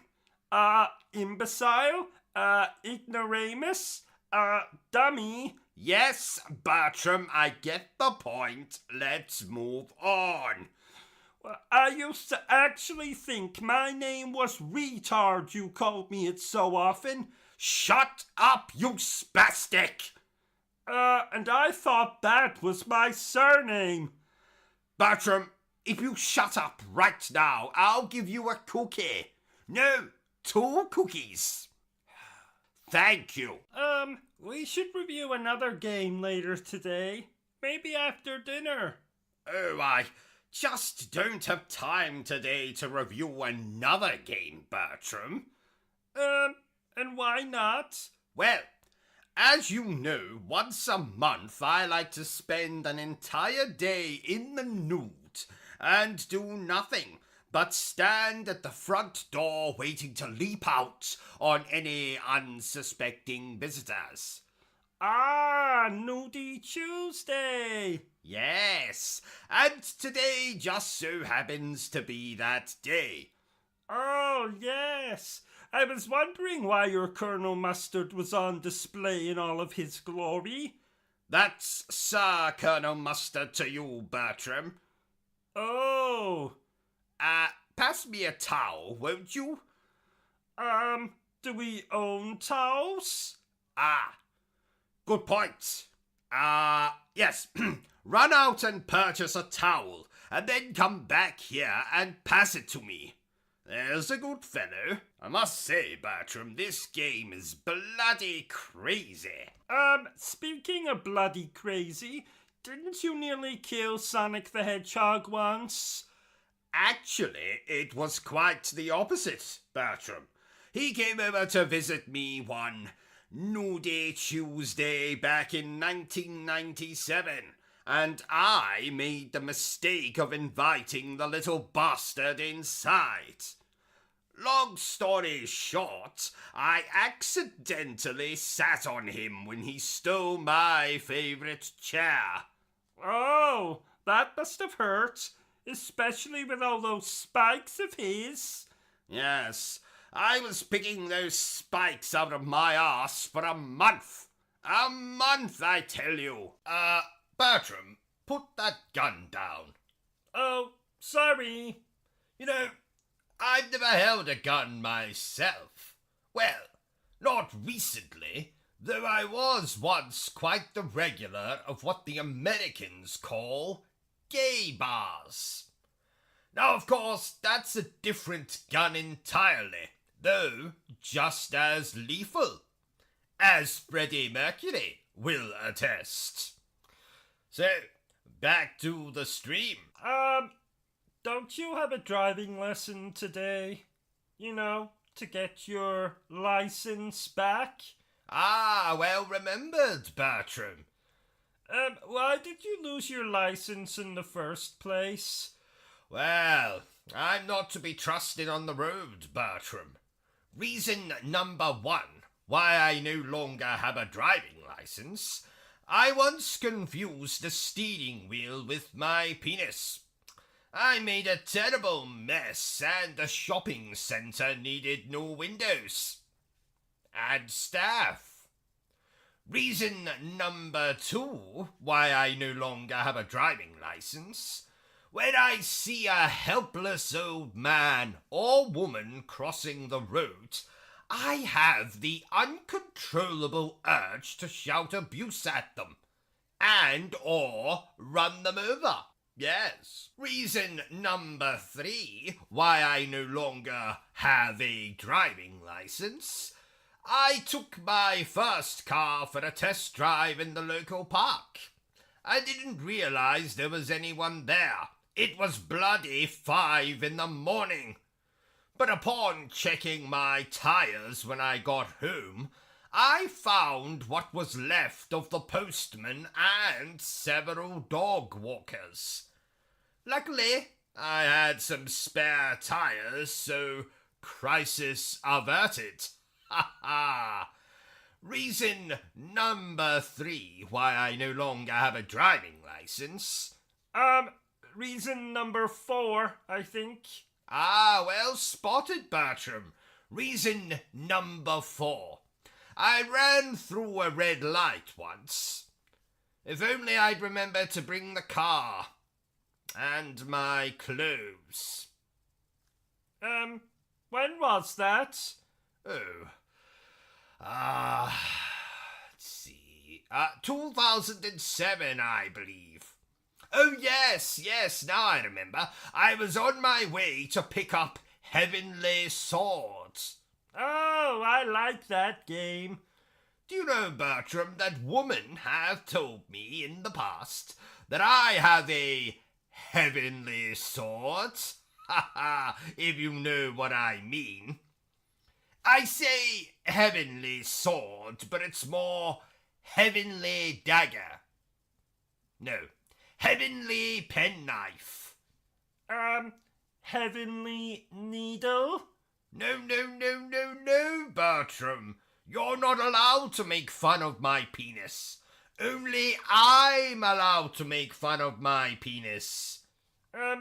Sorry. 'Twas an amusing joke, though. I don't know if I told you, Bertram, but I have started reading Dante again. And no, not the Devil May Cry Dante. Abandon all hope, ye who enter here. Isn't that what the sign in our bathroom says? Yes, Bertram. My wife also has that tattooed on her lady garden. Speaking of Dante, I got lost in the 9 circles of hell once. I got stuck between lust and gluttony. No, wait. It was McDonald's. Yeah, lots of fat people. Attractive staff, though. That's nice, Bertram? Oh no. I knew you were crying. Shut up, Bertram. I haven't seen you cry like that since that time you accidentally sat on my cactus. Now tell our viewers that cactus is not some kind of euphemism. Oh yes! Cactus is not a euphemism for my penis. You should have stopped at the word euphemism. You cry a lot playing video games, don't you? Shut up, Bertram. There's nothing wrong with a man who was in touch with his sensitive side. Well, you don't usually have a sensitive side. Yes, but it's nice to pretend, isn't it? And I wasn't crying. A snake had crawled into my eye. A snake? Did I say snake? I meant dust. I got dust in my eye. Very painful dust. That's what made me cry. Well, if you say so. I do say so, Fraulein. Did you know that the word Fraulein means young lady? I know that. Why else do you think I've been calling our German next-door neighbor Ashley that for years? But Ashley is a man. Oh, bollocks. I've never seen a man wear as much makeup as Ashley does. He's an actor? And the man I keep seeing turning up at her home with roses? He's a gay actor? I'm going over to ask her myself. OCG, no! Oh, OCG. OCG, and he's gone. Well, this is awkward. Oh, he's back. Well? You might have been right. What makes you say that? Well, I walked into Ashley's house and I wish I hadn't. I saw what can only be described as bumming. I mean, courting. Well, I told you. Yes, enough of these shenanigans. Let's get back to the stream. I can't believe I was right. Finally, now you'll have to treat me with respect. Shut up, Bertram, you insolent retard, or I shall be forced to get my sword. I've never understood people's reliance on swords. Why? Well, personally, if I was going into battle, I'd come with an entire pencil case full of pens. Pens? And what the hell are you going to do with them? Write the enemy a bloody check? No, I'd destroy them. And what makes you think you could do that? Because, like they say, the pen is mightier than the sword. Ow! From this day on, your name will not be Bertram. It will be Village Idiot. Anyway, back to this game. So, dear viewer, what can I tell you about this game's development? Nothing. Do I think you should buy this game?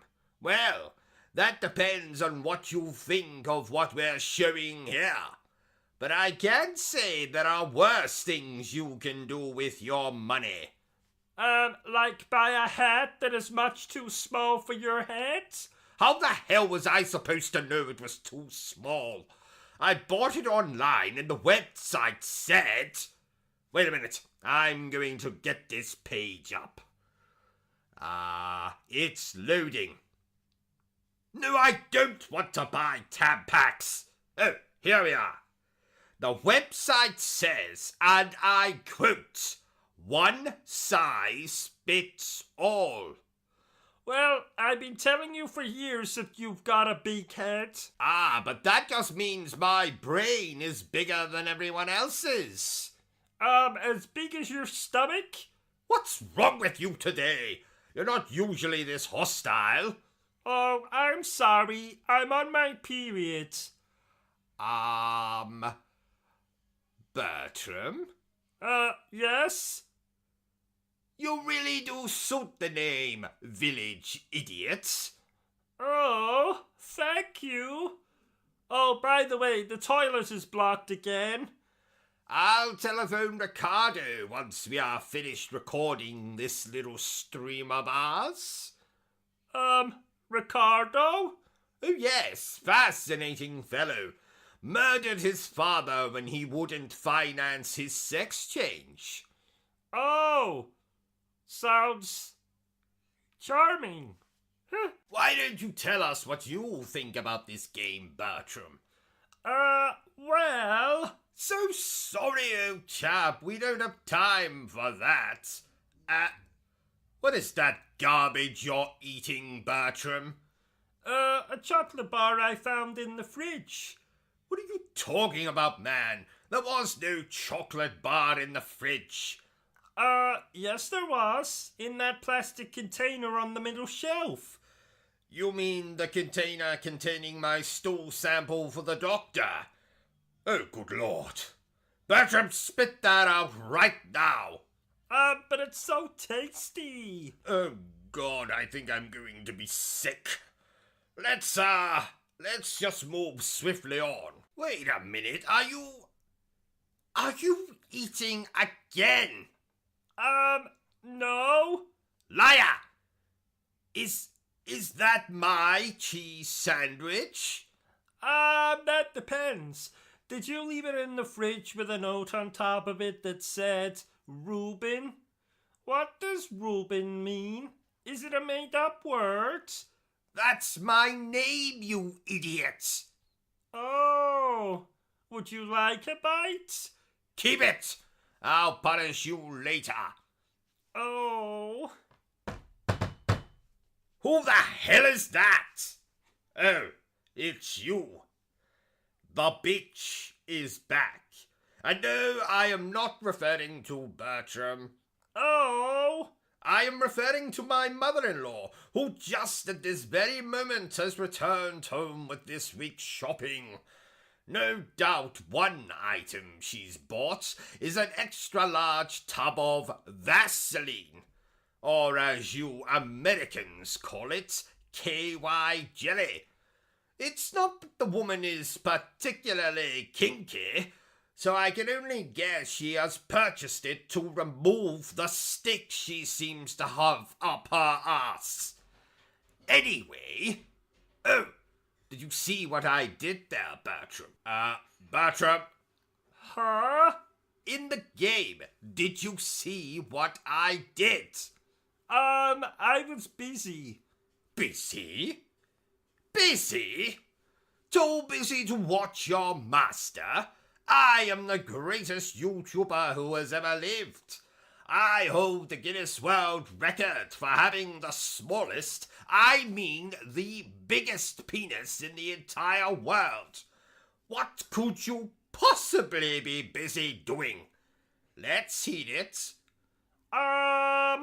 I was reading the obituaries hoping that I'd see that my Uncle Herbert had died a violent death. Aw, that's so sweet. I'm so proud of you, Bertram. Here, take my hand.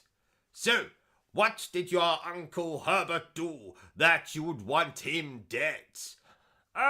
He urinated on my hand. Get your fucking hand off of me. Let's move on. Quickly, now we come to the controversial part of the stream, ladies and gentlemen. Oh, are you going to tell us about being molested by your grandfather while watching Titanic? What's wrong with you? Oh, more controversial than that? Shut up, Bertram. I have to say this. The only thing I hate more than a silent protagonist in a video game is celebrities who make sex videos of themselves.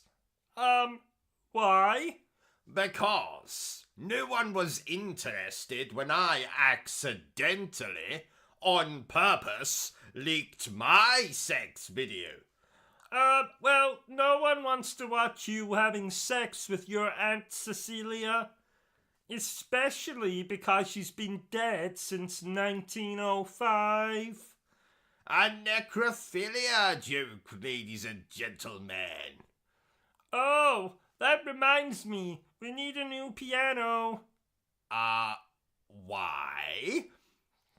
Because I might have accidentally leaned against it and made it roll down the hallway stairs, through the front door onto the street, down a side alley, then onto a busy road, where it might have got smashed to pieces by an elderly man driving a tank. I see. A tank, you say? I believe so. Okay. Damn. I really like that piano. Well, at least I still have my church organ, eh? Actually... Oh no. Say it isn't so. I'm afraid it is. Old man in a tank? Old woman flying a 747. Damn! There is no God. Oh well, shit happens. And now for some impressions by yours truly. Performed badly. Shut up, Bertram. What is this? Blood. I hope this isn't Chris's blood. Let me take care of this. I found something. It's a weapon. It's really powerful. It's Forrest. Oh my God! He looks like he was pecked to death by a crow or something. I didn't know who I was until I put on the mask. You wanna know how I got these scars? My father was a drinker and a fiend. You ever dance with the devil in the pale moonlight? Jack is dead, my friend. You can call me Joker. Beavis and Butthead, you're expelled. Inside you. They call me Revolver, Ocelot, Shadow Moses Island, where this all began. Brother, we're not simply copies of our father anymore, Snake. Please stop. Shut up, Bertram. Actually, I think I can do that Bane impression even better. I didn't know who I was till I put on the mask. That sounds just like me. What are you talking about, Bertram? Sounds absolutely nothing like you. Listen to it again. I didn't know who I was until I put on the mask. Oh, I see what you're talking about, Bertram, yes. Sounds awfully like you. Let's compare. Right, Bertram, you do your impersonation of Bane from The Dark Knight Rises. Okay. I didn't know who I was till I put on the mask. Yes, Bertram, I think my impression is far, far better. I think we should be talking about the game more. I did not ask for your opinion, Bertram. Just eat your bloody sandwich and keep quiet. I don't have a sandwich. Well, pretend. And if you interrupt me again, I'm going to kick you so hard you'll end up in outer space. Oh, I always wanted to go on a rocket into outer space. Then why don't you? I'll pay. Just, promise me you'll send me pictures of any attractive aliens you find. Like ones with 3 breasts, or that horny alien out of the movie Species. That movie came out in 1995. Yes, a year I remember fondly as the year I met Dracula for the first time. Oh, what was he like? He sucked. By the way, Bertram, I woke up this morning with an alarming wound on my backside. Do you, know anything about that? That's your bumhole, sir. Ah, excellent, excellent. I have been looking for more storage space as of late. Speaking of Dracula, I really like that vampire show that had Sarah Michelle Gellar.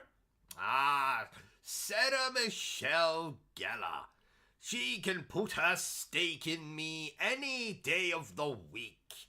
Except Thursday. I see my psychiatrist that day. I think you meant you'd put your stake in her any day of the week except Thursday. Yes. Yes, thank you, Bertram. I made a little faux pas there. Ha ha! Oh, that's okay. I do that sometimes when I eat spicy food. I'll just clean it up. No, Bertram, I don't mean that I... Oh... Never mind. Oh, damn it. Calm down, OCG. Wouldn't want you suffering another cardiac arrest. Another cardiac arrest? When did I have a cardiac arrest? About 7 seconds ago. Oh, good Lord. I didn't feel anything. Well, that's because you're a heartless bastard. Oh, I see. Jolly good then. Well, I suppose that's what happens to someone raised in a cult. Oh, I didn't know you were raised in a cult. Oh, yes. Really? No, not really. Well, I was in a cult once. Oh, I see. And what happened, Bertram? Well, they all decided to kill themselves, so I escaped out the fire exit. Oh, if only you'd stayed a few minutes longer. I could have been free of you. What? Ha ha, I jest. Mostly. So, what did this cult of yours worship? Brown paper bags. Oh, I see. Oh, damn it! I need more coffee. I'll get it. Thank you, Bertram. You are useful after all. That's the second time you've said that this week.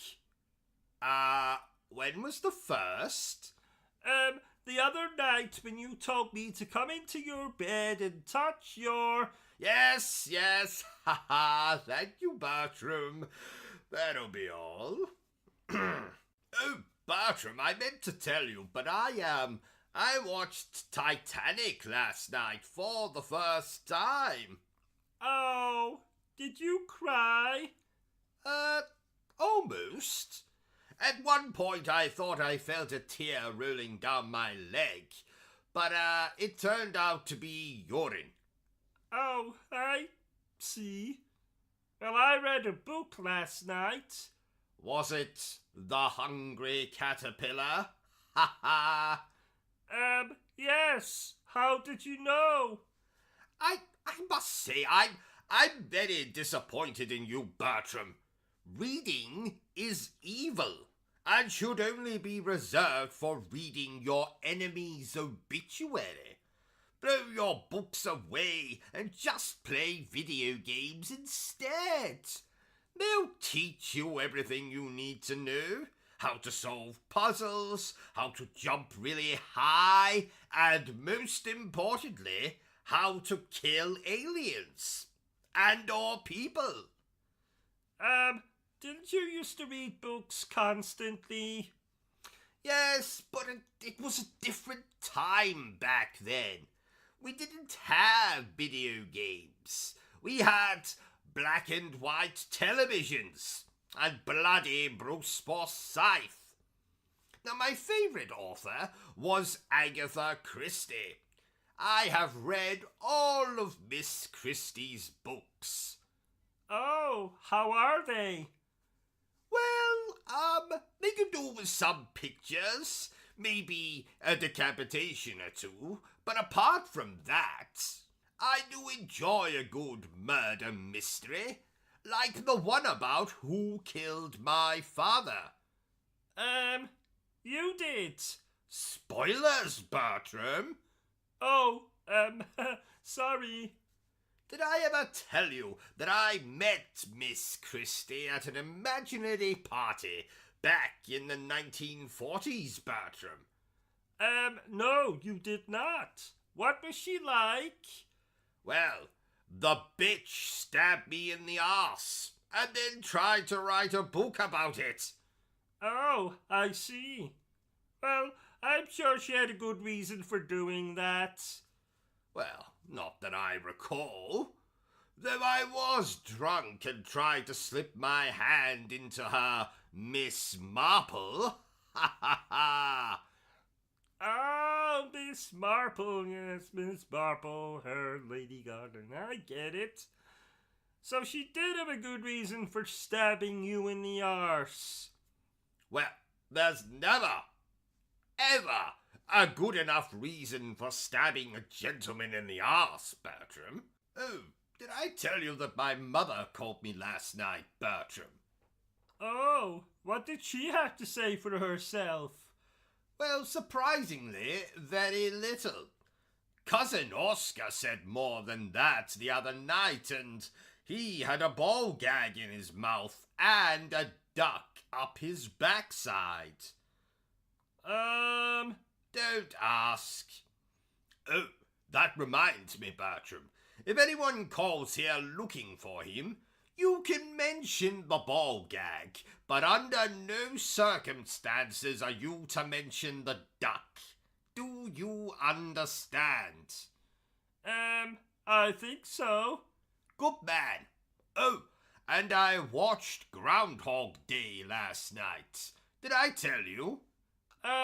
No. Did you enjoy it?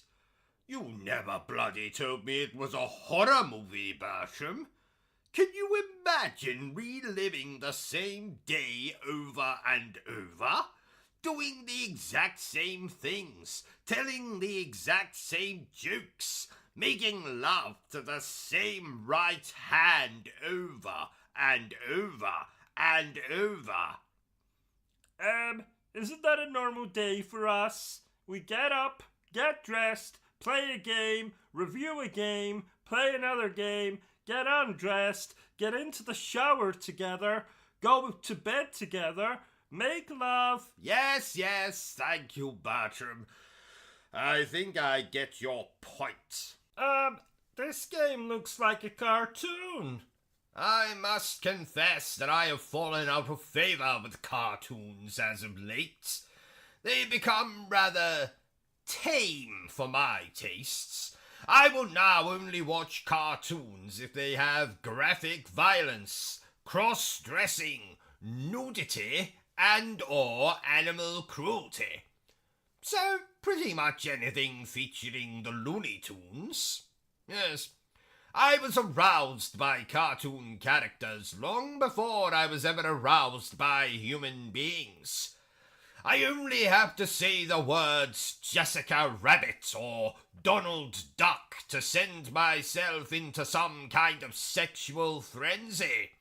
Though, I do not recommend making love to pictures. That's the perfect way to give yourself a paper cut somewhere you really do not want a paper cut.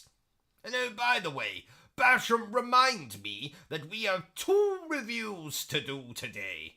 Oh, wow. I know what you're thinking. 2 reviews in the same day? I know, Bertram. I am usually fortunate if I can remember to use the bathroom twice a day. Oh, that reminds me. Better change my underpants. I'll do it after this part. Are you not going to read out the comments? Read the comments, indeed. You know, Bertram, I remember a time when reading simply meant looking at the pictures and making up your own story.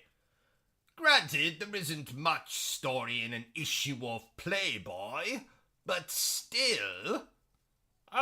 Speaking of reading, I'm glad this game has subtitles. Bertram, subtitles are for people who are deaf and or stupid. That's not very nice. What did you say? That's not very nice. What did you say? That's not very nice. What did you say? Nothing. What did you say? Just a little joke there. Sit still, Bertram. You're making me nervous. Oh, sorry. I have been known to bust a move myself. That's right, Bertram. When? Well, you see, I had a very brief stint where I busted this drug dealer called a move. So, I bust a move. Oh. You didn't think I was talking about dancing, did you? Oh, good Lord, no. I don't dance. I leave that to commoners and relatives who drink too much at funerals. OCG, I was in the shower this morning and something occurred to me. You were in the shower? I think the last time you had a shower was 1974. Yeah. Anyway, I was in the shower and it occurred to me that bollocks are so cute. Wait, am I allowed to say that bollocks are cute? Oh, yes. I have a particularly cute pair of bollocks myself. You may stroke them if you wish. Maybe later. Funny story. I once broke into Lara Croft's house and used her shower. That wasn't funny at all. Didn't you chat up Lara Croft in a bar once? I would never do something so common, so vulgar, so indecent. And if you must know, it was a restaurant, not a bar, and it didn't go well. Did she slap you in the face? No. She shot me between the legs. Oh, ouch. Yes, quite. Please note that Stephen Hawking was not harmed in the making of this live stream. But that's because he's dead. A bold statement, you might be thinking, but so is stating that my wife has more hair on her bottom lip than I do. It doesn't make either statement any less true. I'm getting peckish. Do you think that shop on the corner will have any Twinkies? I had one of them in Florida once, and I suddenly have a craving. This is Britain, Bertram. We have everything here. I mean, for God's sake, I once saw a shop selling imported boxes of Cocoa Pops, a product that we've been able to get here for centuries. And this particular shop went to all the trouble of importing bloody Cocoa Pops, and then had the gall, had the nerve to charge 3 times what they usually sell for. Bloody Cocoa Pops for the same price I could buy condoms. Extra large condoms. Extra large condoms. And while I'm ranting, I was on the PlayStation Store last night, and do you know there is a game for sale there where you play as a slice of bread? A bloody slice of bread. Not even a sandwich. A piece of bloody flipping bread. What is it called? I am bread. Oh, catchy. It most certainly is not catchy. Oh, that reminds me. Did I tell you that I once saw a shop selling imported boxes of Cocoa Pops? A product we've been able to get here for centuries. And this particular shop went to all the trouble of importing bloody Cocoa Pops, and then had the gall, the nerve to charge 3 times what they usually sell for. Yes, you did tell me. Less than 2 minutes ago, in fact. Ah, well, that's okay then. Now remind me when we're done with this stream to blowtorch my underpants. Okay. Can I ask why? No, you may not. Well, if you must know, the dryer has broken down. Oh, I see. So, how is this game that you're playing? Well, it's about as much fun as tucking your sausage between your legs and talking like a girl. That's funny. Oh, thank you, Bertram. Do I get a prize? Oh, that won't be necessary. Now get back in your cage. No, actually, hold that thought. Let me kill this imbecile first. You rang? I did not ring, Bertram. Oh, I thought you were calling for me. You said imbecile, and that's what you usually shout at me when you want something. Yes, that I do, but not this time. Back in your cage, imbecile. You rang? No, go away. Now, where was I? Oh, yes. I, topped up your drink for you. Ah, thank you, Bertram. You are useful after all. Oh, that's the second time you've said that this week. When was the first? The other night when you told me to come into your bed and touch your... Thank you, Bertram. I think that will be all. Go and play with, Mystic Meg. Who? Never mind. So, back to the game. Get out of the way, you idiot. What are you doing? Oh, I remember. She was that old woman who predicted the lottery numbers. Well done, Bertram. I had quite a crush on her. I take back my well done. Shut up, Bertram, and never speak again.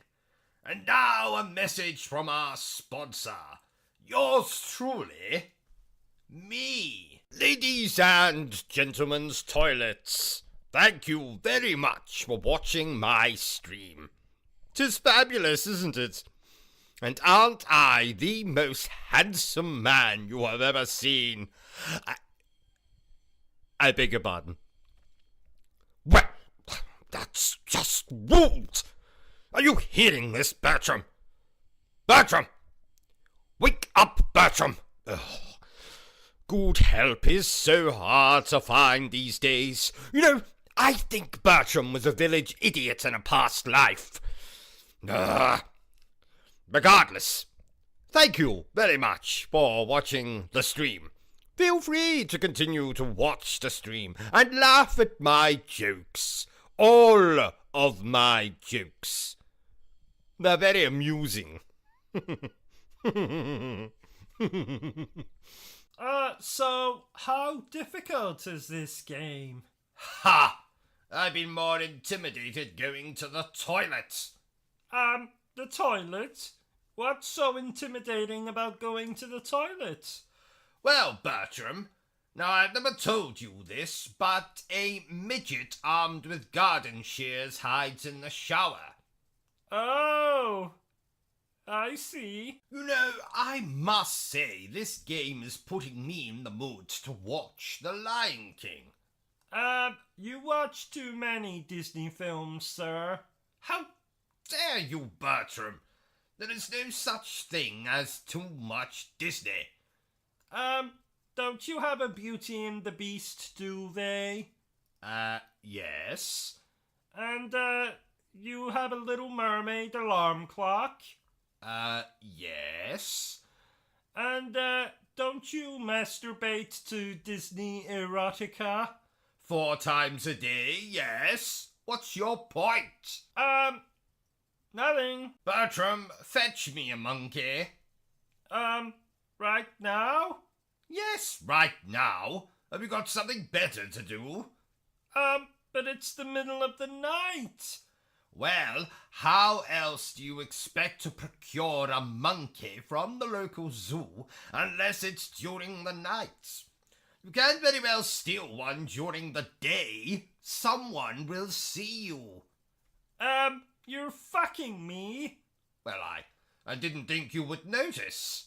Can I at least finish my sandwich first? Yes, I suppose. Fetch me a monkey. How do you come up with these schemes? Because I am a genius. A genius? What about that time my arm fell off and you thought that you could simply superglue it back in the socket? It worked, did it not? But now I can't move my arm. At all.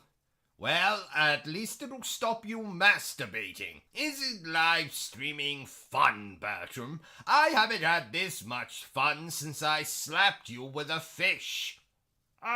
You've never slapped me with a fish. Ow! Well, I have now. You're a very strange man. Well, thank you, Bertram. It's something I'm very proud of. I wouldn't be. What was that? Nothing. OCG. Yes? Do animals have genitals? What the hell made you ask that? Just making conversation. Of course animals have genitals. How else would they procreate? I thought a stork brought the babies to, no? You're an idiot, Bertram. Oh, thank you. So, dear viewer, I hope you're enjoying the stream. Now, this game is great. But if you don't like great games, then might I suggest you play Returnal. There's absolutely no greatness in that game. Or fun. Or even a coherent narrative. Are we really still bitching about Returnal? Bitching? Where did you hear that word, Bertram? Have you been watching the television again? I plead the fifth. Bertram, we are in the glorious nation of Britain. You can't use that nonsense here. You have no rights. You are not free. You belong to me. Anyway. Do you think the Pope plays video games? Oh, yes. Apparently Call of Duty is his favorite, though I can't think why. Don't young boys mostly play those games? Oh, yes. Yes, they do, Bertram. Moving on.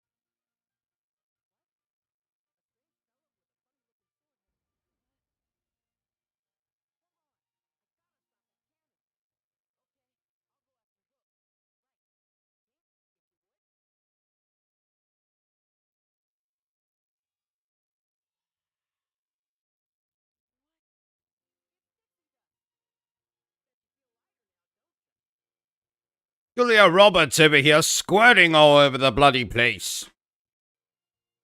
If you get that joke, then well done. Do Sora and Riku show up in this game? They do. They do indeed.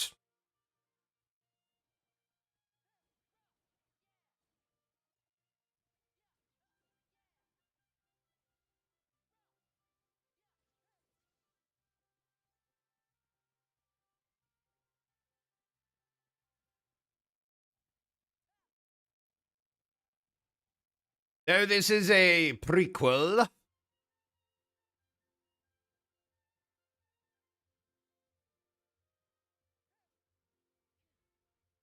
Oi, stop shooting at me, you bastards.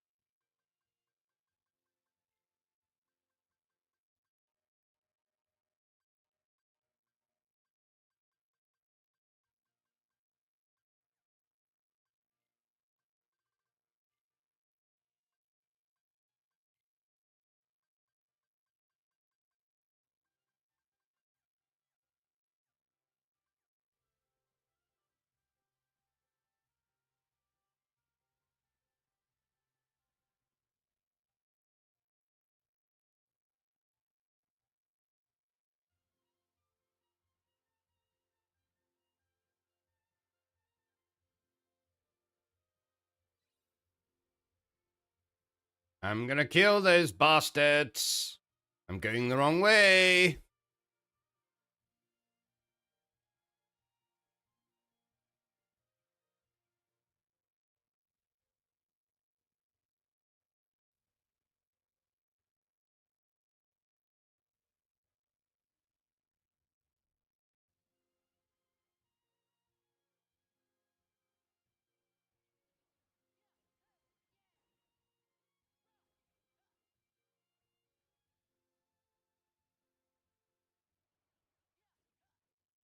In fact, you might see Sora and Riku quite soon.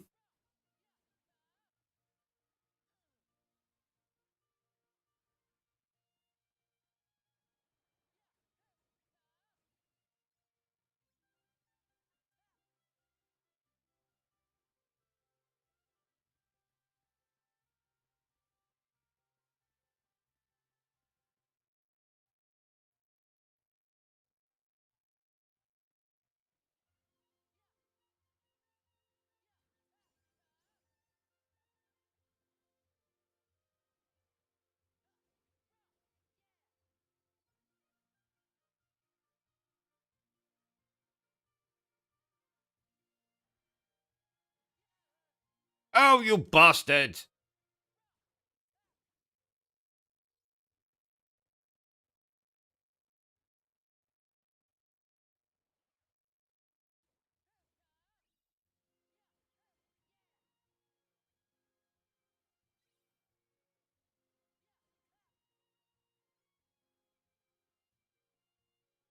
Oh, wait! Gone the wrong bloody way.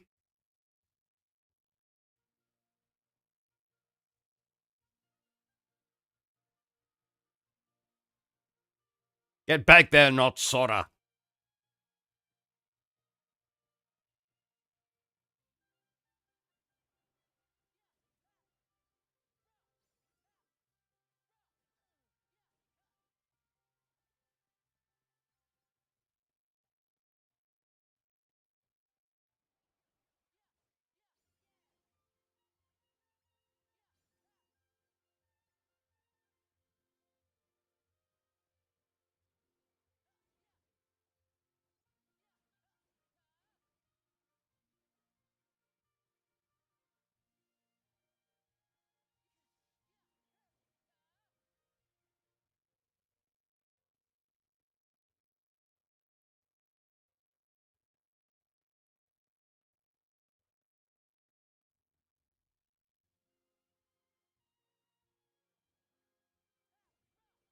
Must be this way.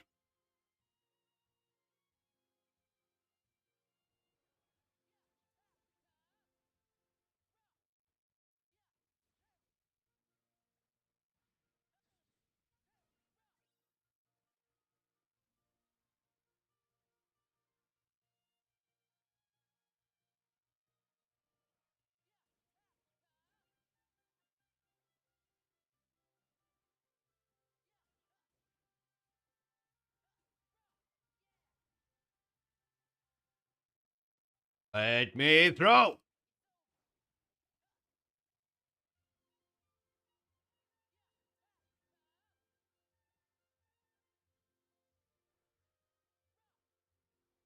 Killer box.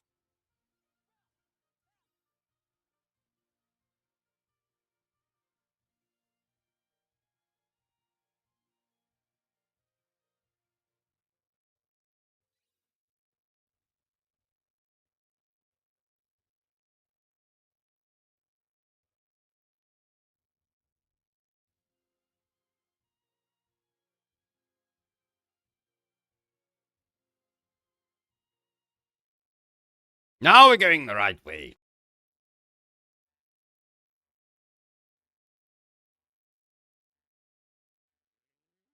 Eh?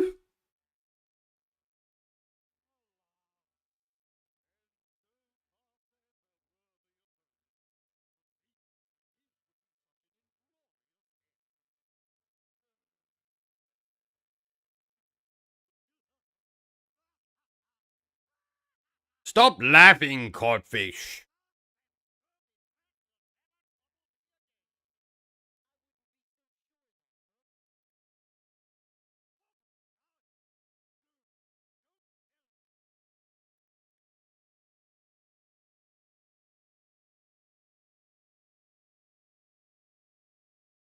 Peter Pan's having sex with your first mate, Captain Hook.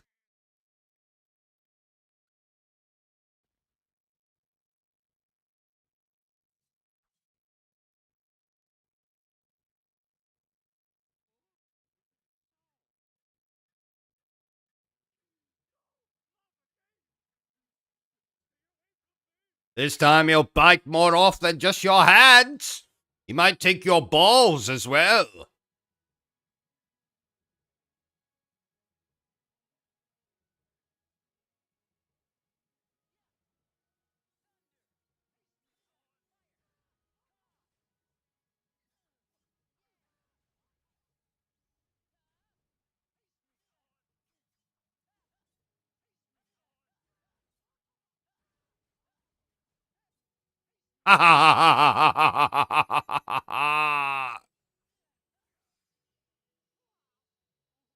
That's what you get, you piece of shit.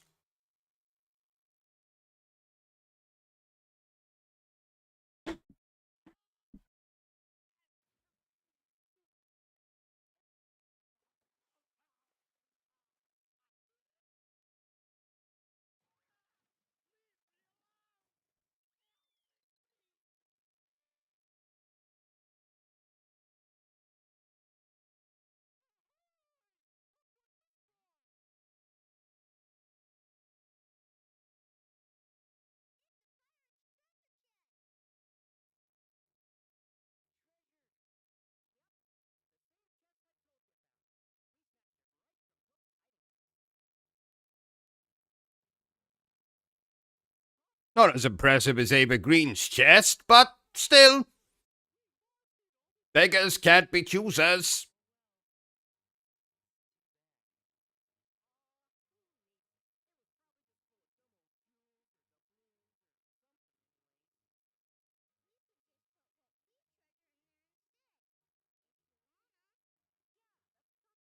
That's what Tara said.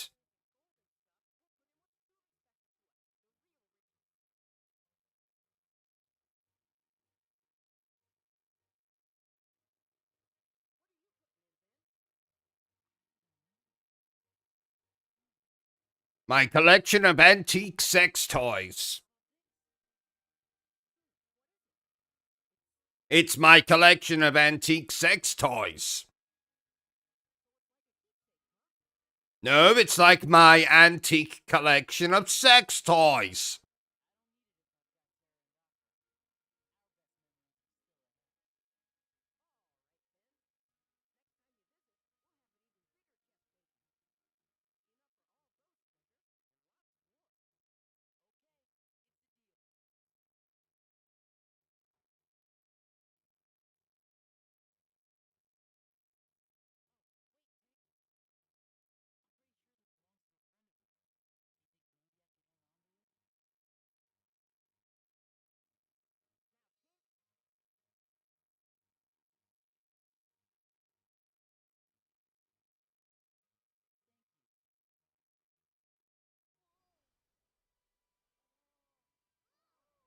By the power of Grayskull.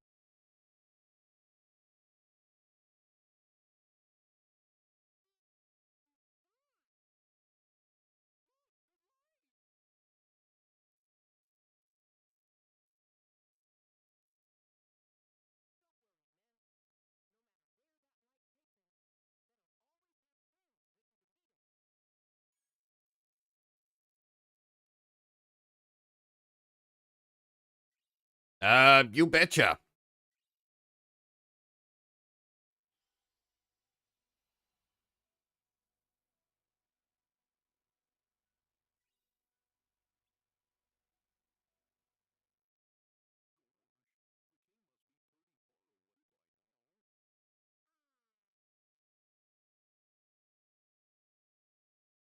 You know, in terms of Kingdom Hearts protagonists, it's a three-way tie between Sora, Ventus, and Roxas for best Kingdom Hearts protagonist.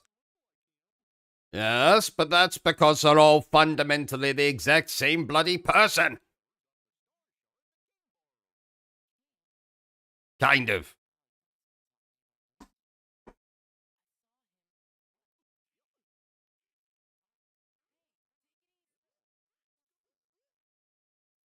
Sorry, not Roxas, I meant Terra. Well, yes, yeah, suppose, yes.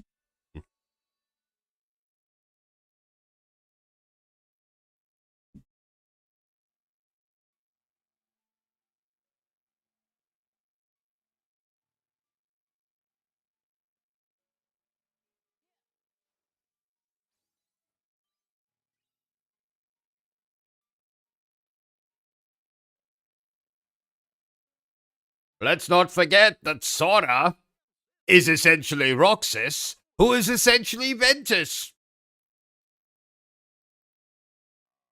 Terra is essentially Riku.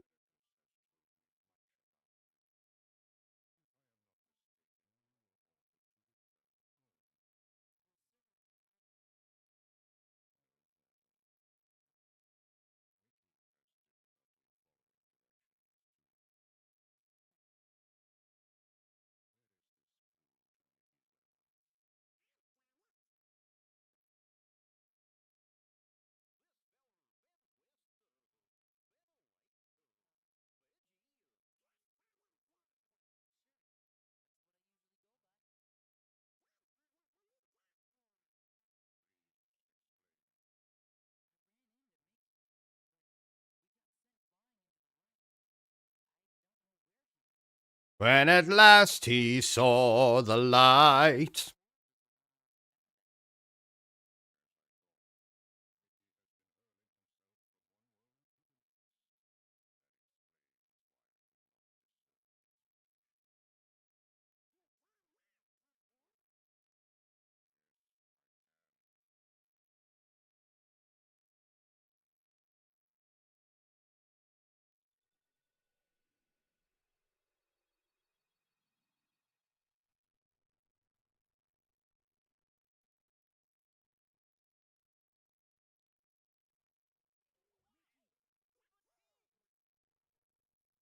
Long live the king.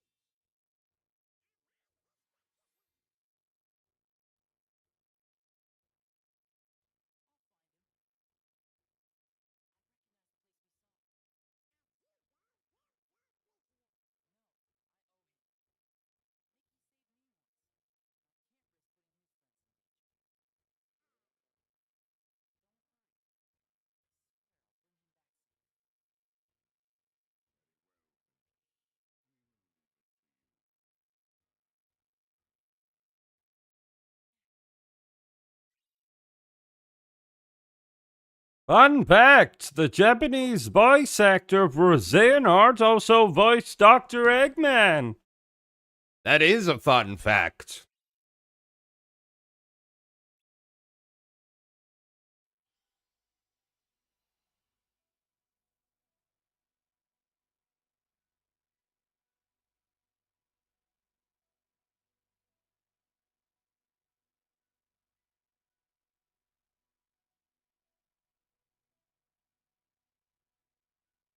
Wait a minute.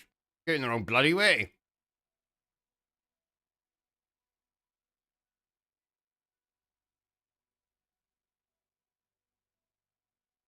No, wait. No, yes, I am going here.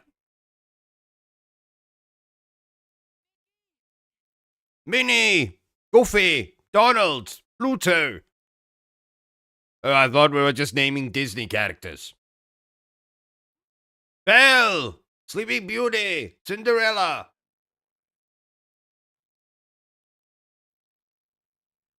Captain Spock? Is that you? You look more evil than when I last saw you.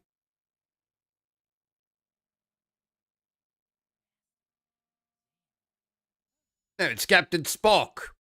Give me the program boy.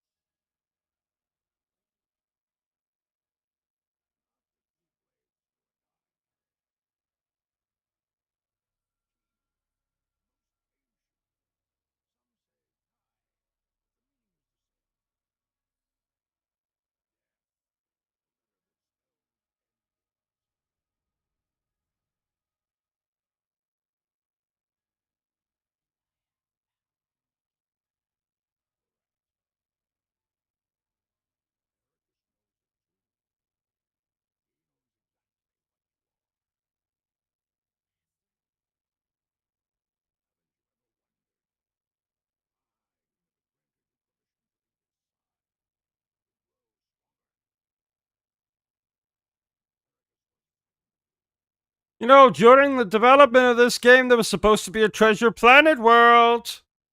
Oh, yes, that would have been awesome. That would have been splendid. I would have liked that. I like Treasure Planet. And Atlantis.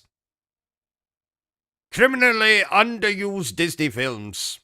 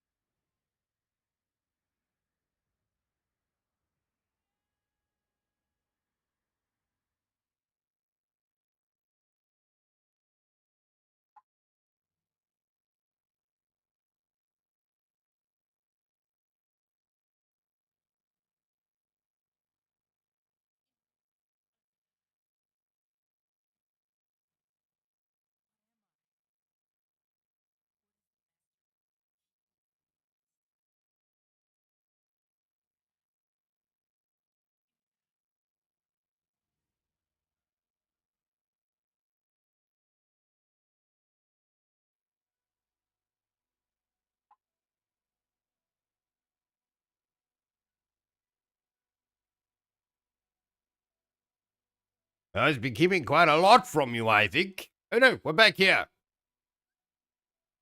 Yes, visit this bloody world.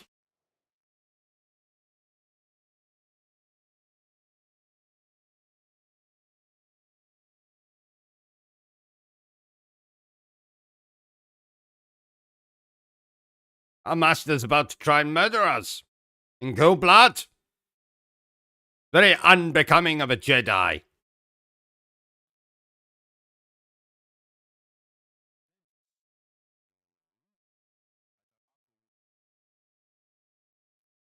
It's something more like the Joker would do.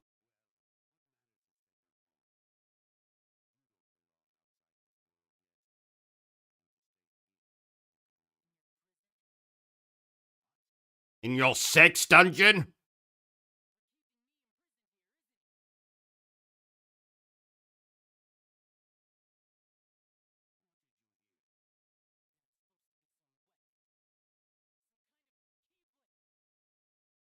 Keyblade.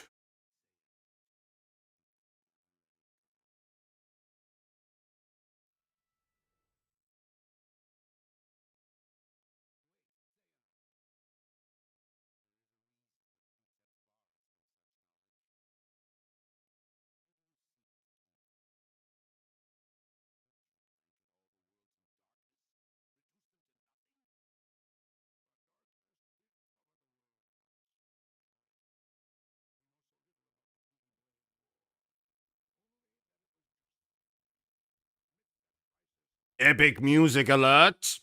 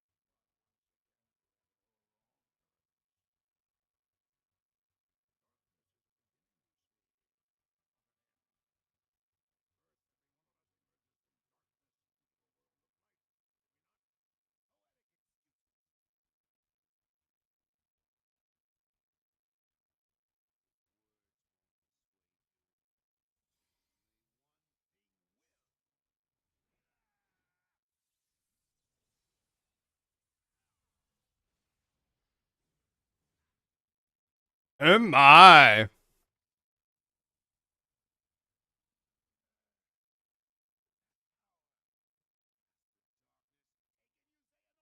You know, if you think about it, Atticus's name spells squared if you rearrange the letters. Yes, that's true. It's an anagram. There's other nonsense like that.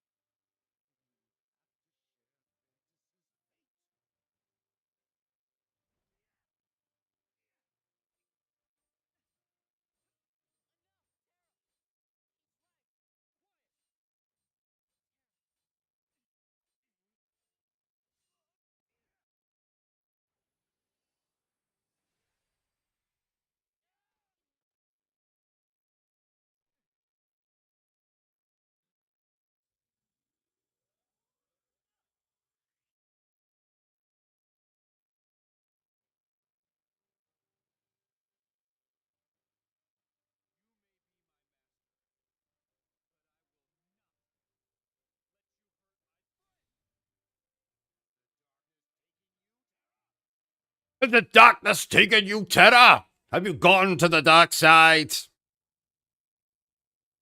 Very unbecoming of a Jedi.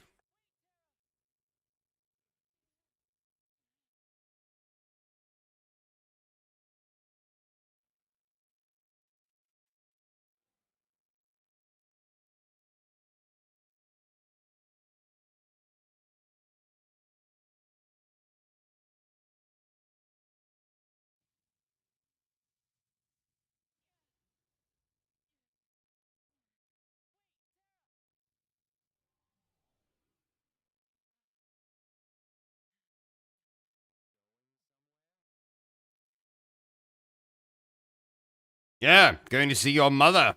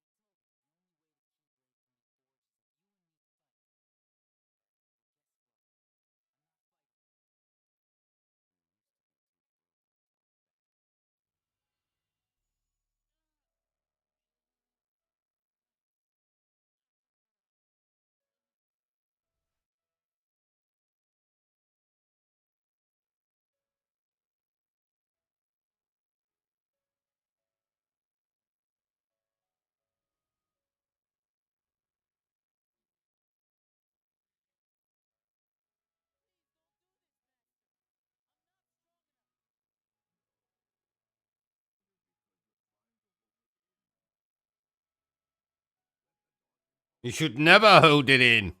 That's how you get a urine infection.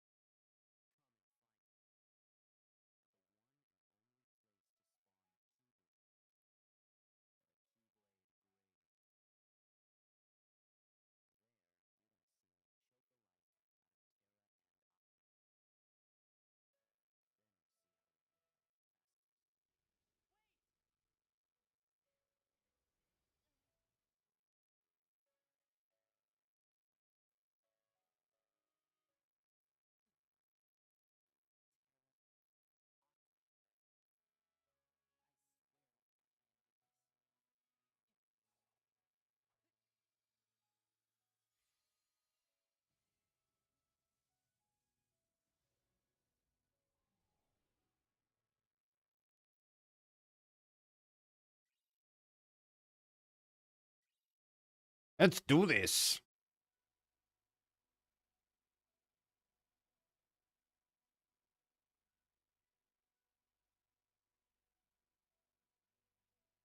Back to this bloody place.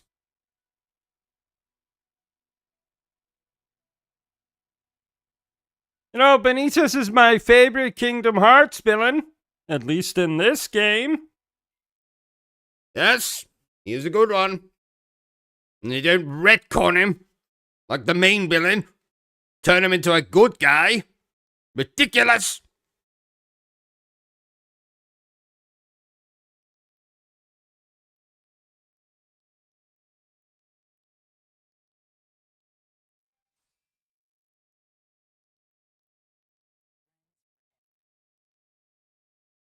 Friends for eternity, loyalty, honesty, stick together through thick or thin.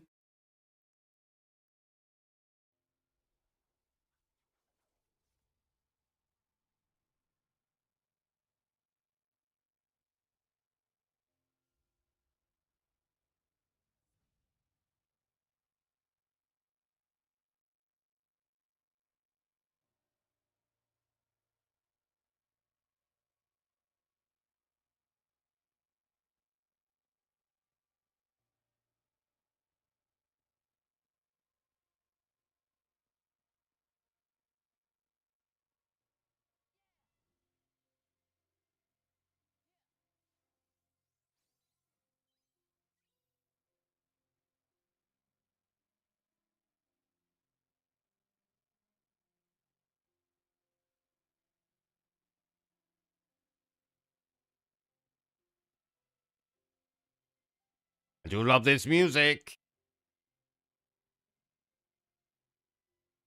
I don't love these whirlpools, though. No, get away from me!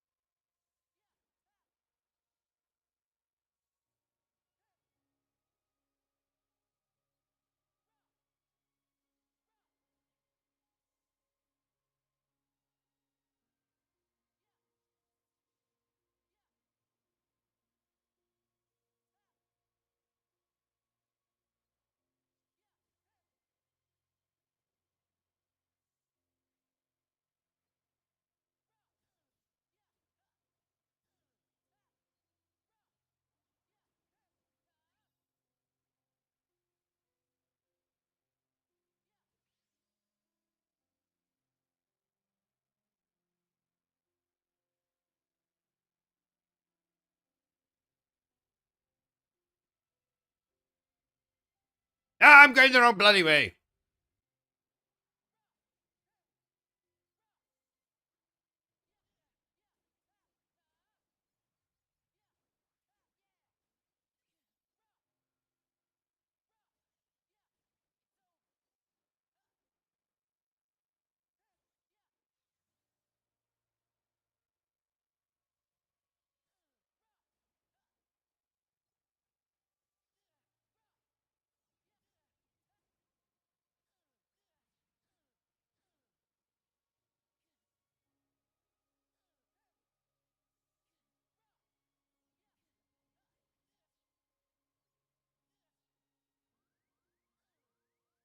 What the fuck?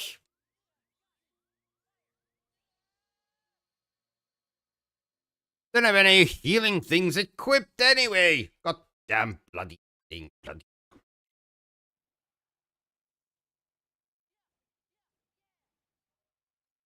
bastards.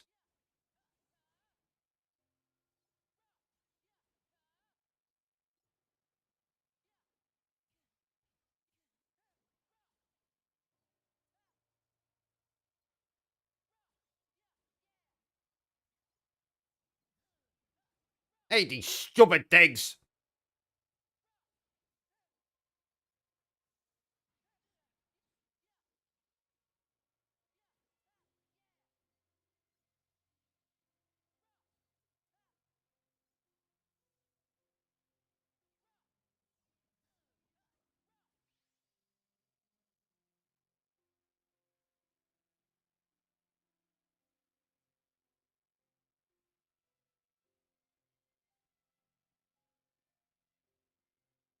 There are any worlds I want, it would be a world that represents Aladdin and the King of Thieves, a world for Inside Out, a Treasure Planet world, and an Emperor's New Groove world.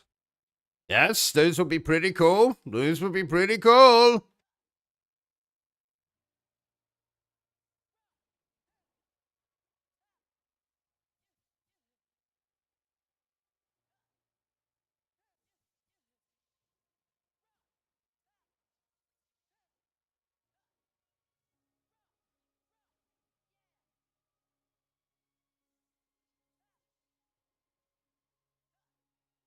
I would just like a bigger, better versions of the Aladdin world, Beauty and the Beast, including the village and the woods, Hunchback of Notre Dame,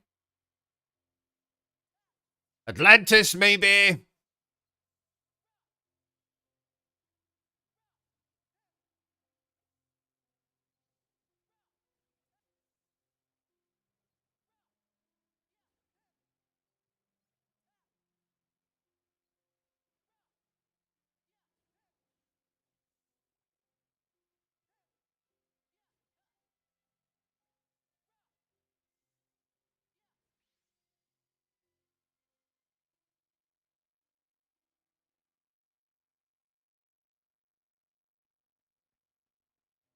Where am I going?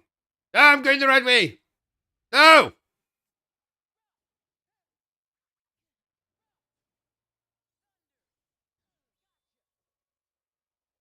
You bastards.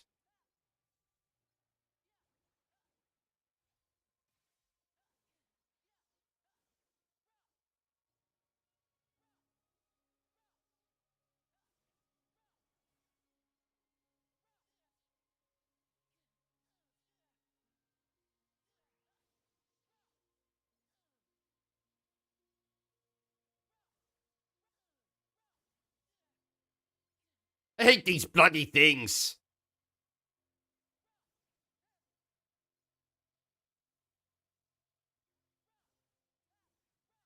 Well, for any Kingdom Hearts fans out there watching this either live or on demand or after the fact, we are going to be playing every single Kingdom Hearts game that is still playable.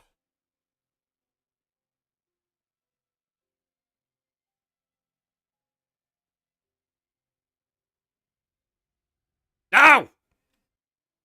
Bloody thing.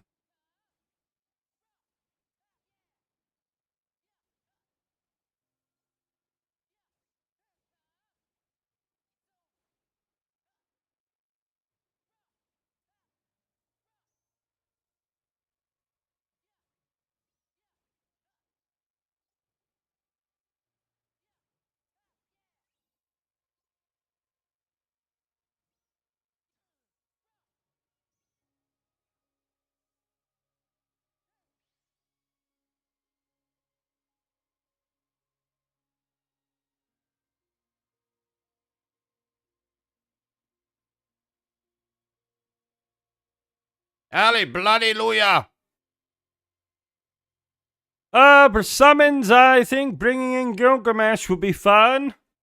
Yes. If we're wanting to use more Final Fantasy stuff.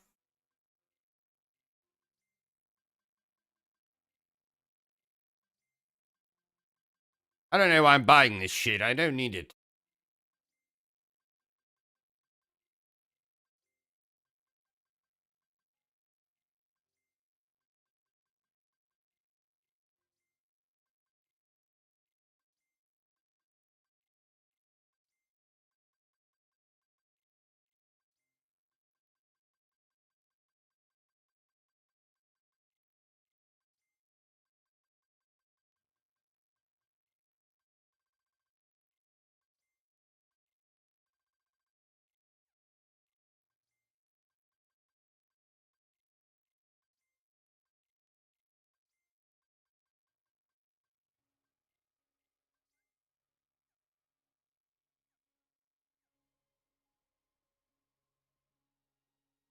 Let's go do this.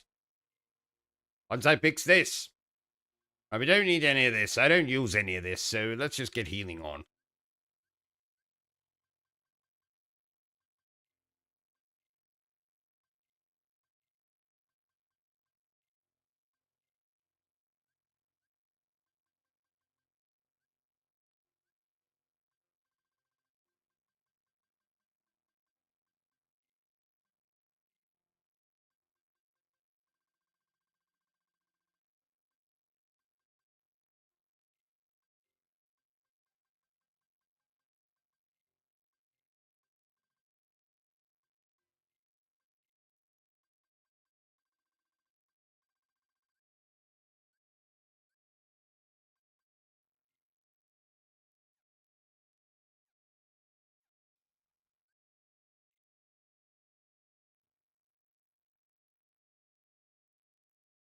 In terms of JRPGs made by Square, my favorites are Final Fantasy, Kingdom Hearts, and Chrono Cross. Oh yes, cannot go wrong with any of them. Final Fantasy 15, all the way. Final Fantasy 7 Remake, all the way.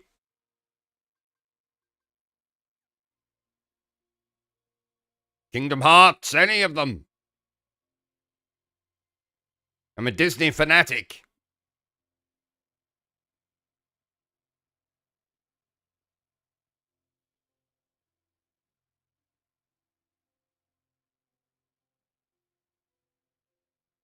Let's do this.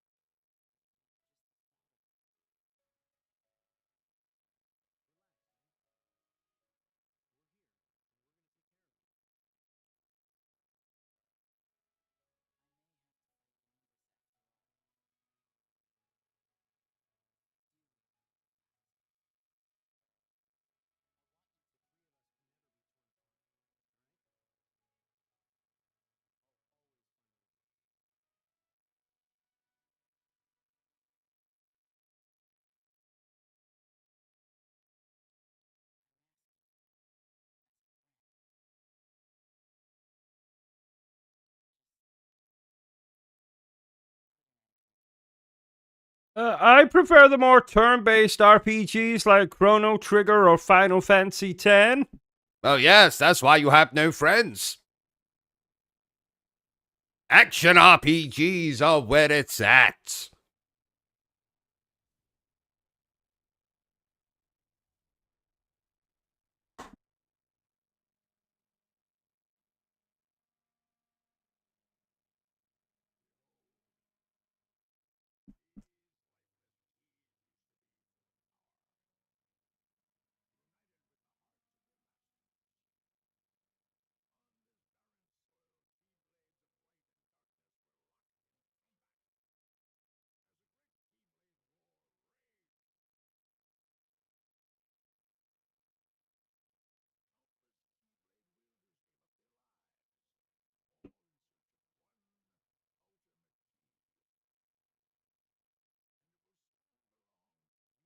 Shut up, Captain Spock.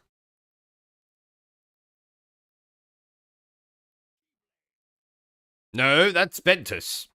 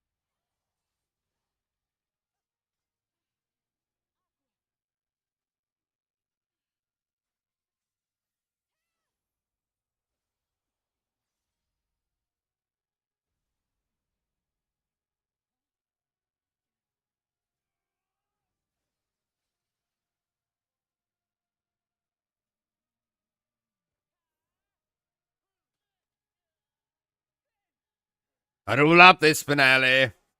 Very good one.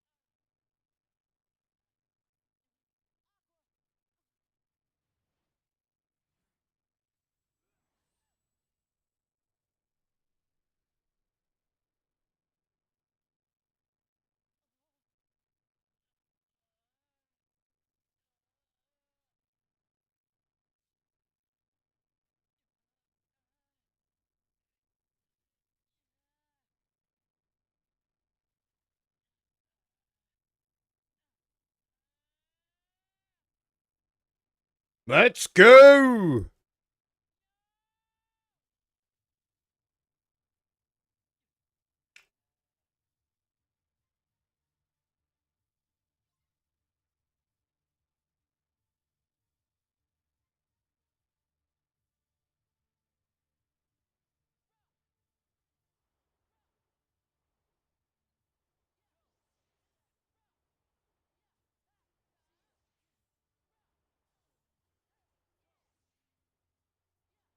Get down here, Benitez.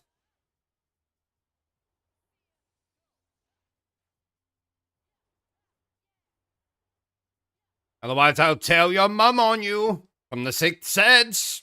She won't be happy. Eat it!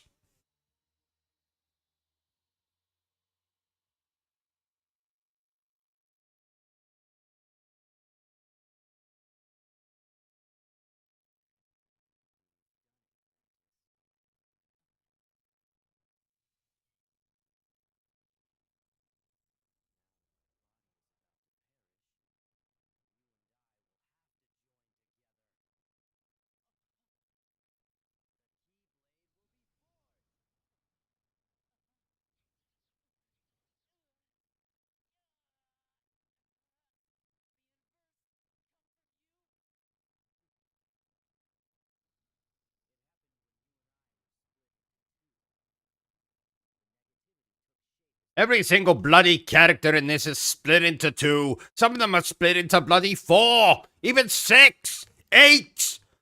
Freaking Xehanort split into fucking 13 or some nonsense.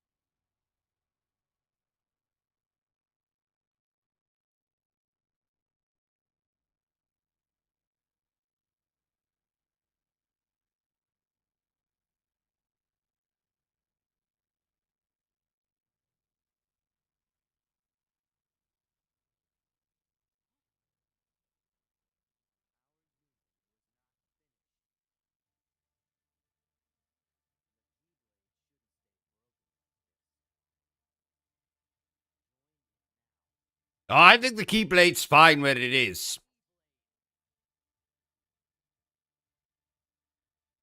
I'm gonna kick your ass, evil Haley Joe Osmond.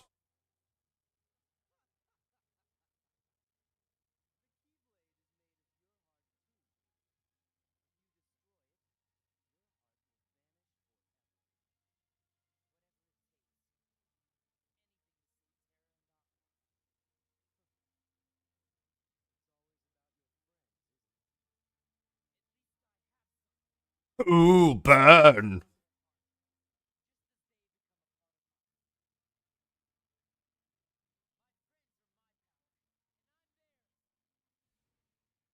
Let's go.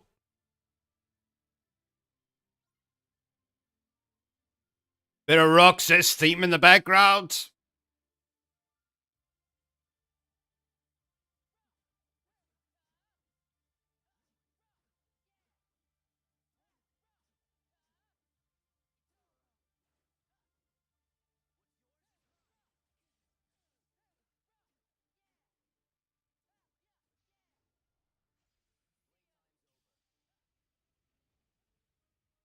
You can eat my ass.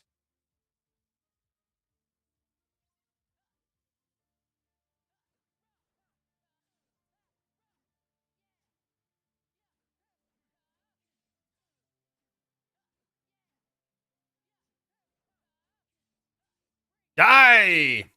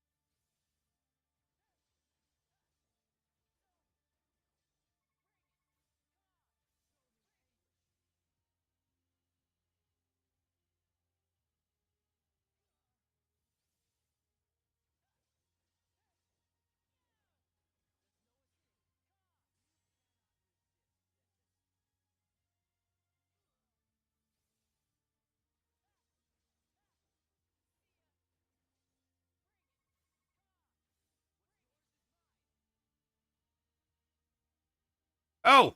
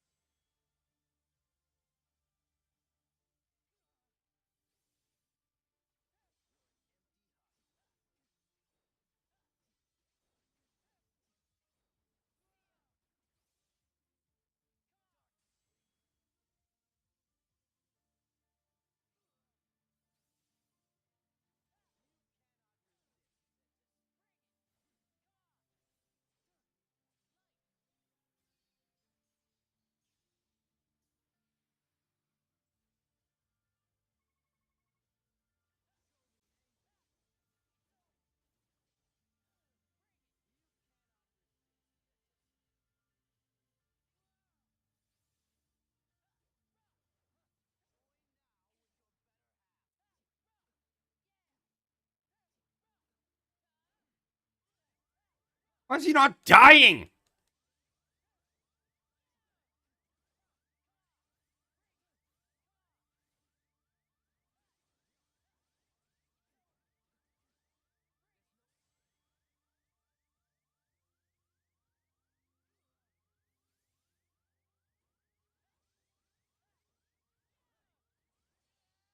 Oh, for the love of God, what the hell?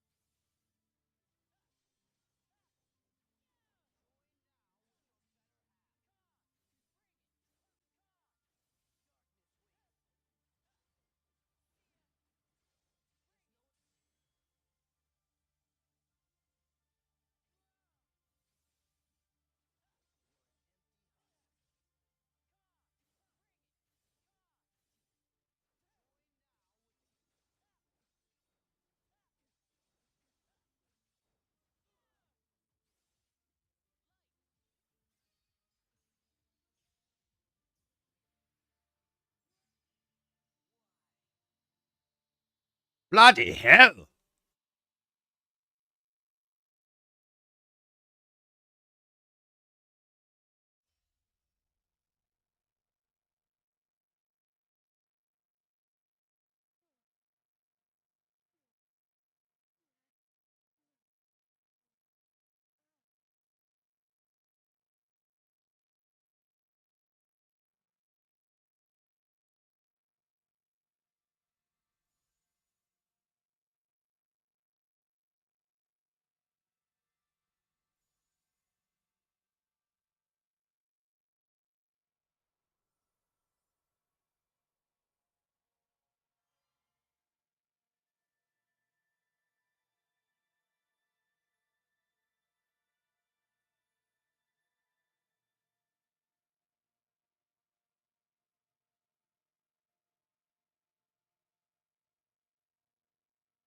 I do love the boss fights in these games.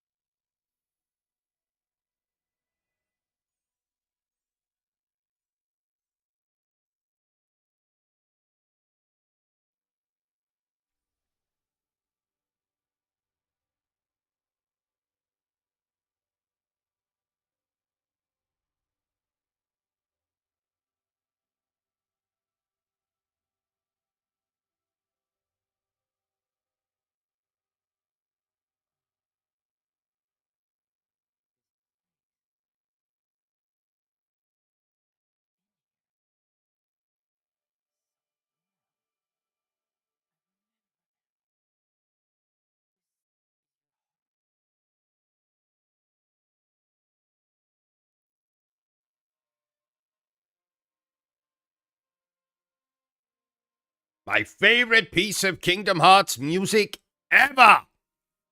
And it's totally gonna get me copyright struck. Damn!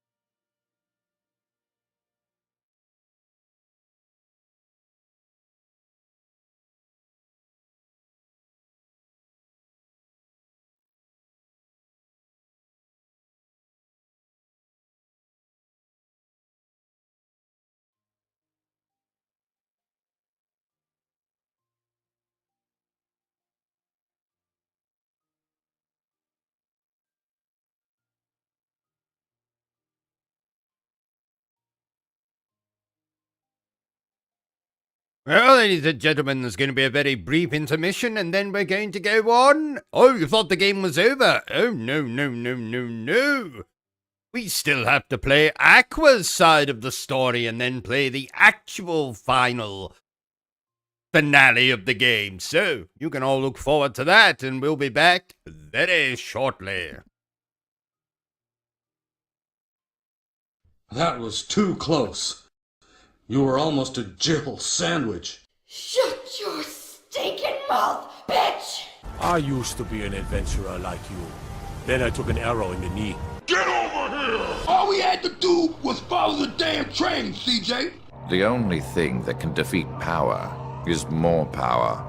That is the one constant in this universe. However, there is no point in power if it consumes itself. I will enlist the help of an old friend against our common foe. I will use one pawn to eliminate the other and emerge with the spoils for myself. Would you kindly get this? Would you kindly find that? Would you kindly find that? Would you kindly find? Would you kindly get this thing? Would you kindly head to Ryan's office and kill the son of a bitch? Nico, it's Roman. Let's go bowling. Rise and shine, Mr. Freeman. Rise and shine. Not that I wish to imply you have been sleeping on the job. No one is more deserving of a rest, and all the effort in the world would have gone to waste until... well, let's just say your hour has come again.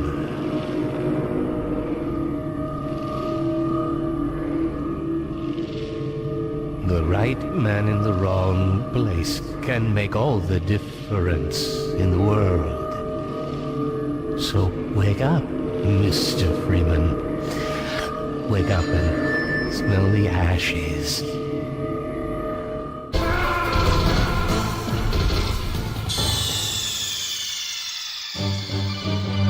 Snake! What happened? Snake! Snake! Remember, no rush. You can't change this. You can't change the future. Probably not, but I can make sure you're not a part of it. Stupid bastard. In the body of elf or man, you are unchanged, Killer Pringle. In my restless dreams, I see that town. Silent Hill. You promised you'd take me there again someday. But you never did. Well, I'm alone there now. In our special place. Waiting for you. What, apart from your mother being dead? Things are going real bad. Here, let me show you Running Man. Tony's buried over there. Little Devil over there. And Big Devil over there. Man, it's just crazy. Everybody blasts on food first, then asks questions second. My apologies, but I cannot let you escape now. Alfred, you cross-dressing freak! Do you want to know something funny? Even after everything you've done, I would have saved you.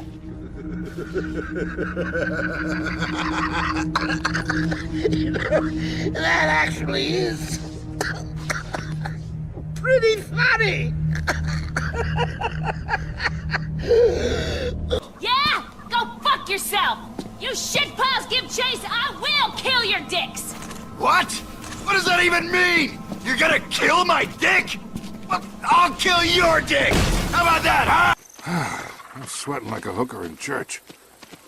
You brought a hooker to church? Why not? A man has a choice. I chose the impossible. I built a city where the artist would not fear the censor, where the great will not be constrained by the small, where the scientist would not be bound by petty morality. I chose to build Rapture.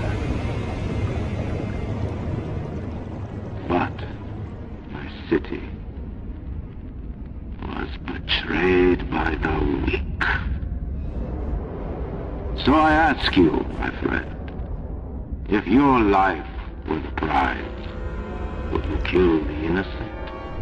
Would you sacrifice your humanity? We all make choices, but in the end, our choices make us. Happy birthday to you.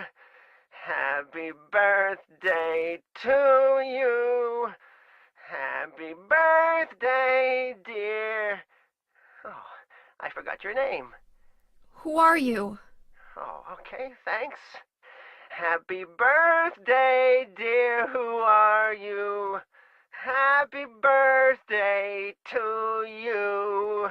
Happy 31st birthday. Is this Leonard? That's the murderer's name, not my name. I'm not your beloved Stanley either. He's underground now. His new name is Number 7. But don't worry about that now. It's time to celebrate your birthday. You've got me mistaken for someone else. Today's not my... I'm not mistaken. Today is your 24th birthday. And I have a present for you. Which do you prefer? To give pain or to receive it? You can have the one you hate the most. Happy birthday to you! But you're wrong. It's not my birthday. Shit, you crazy. Let's get up out of here. Same old CJ. Buster. Straight Buster. Did I ever tell you what the definition of insanity is? Insanity is doing the exact same fucking thing over and over again, expecting shit to change. That is crazy.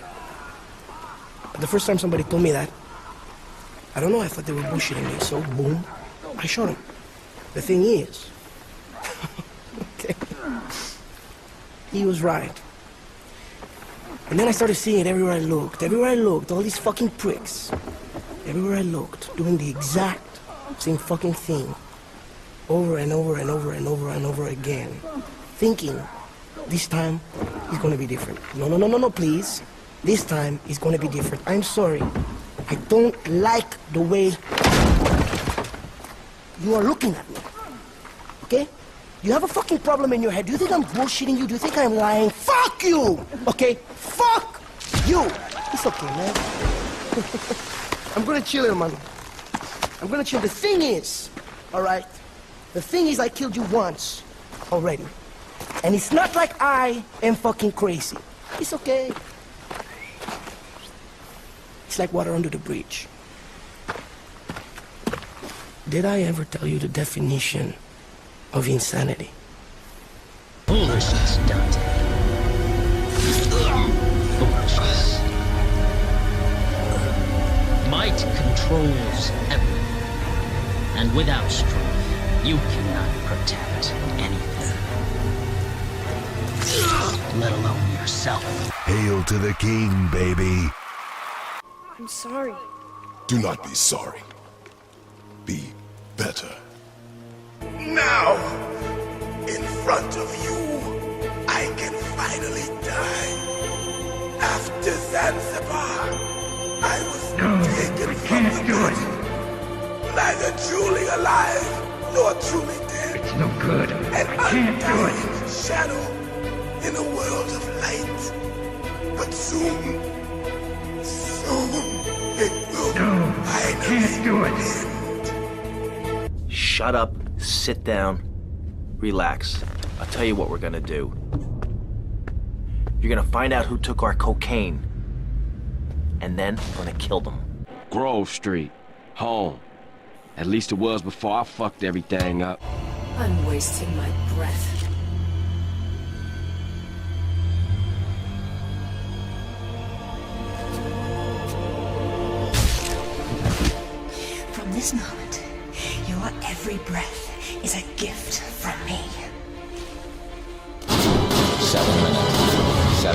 all I can spend later.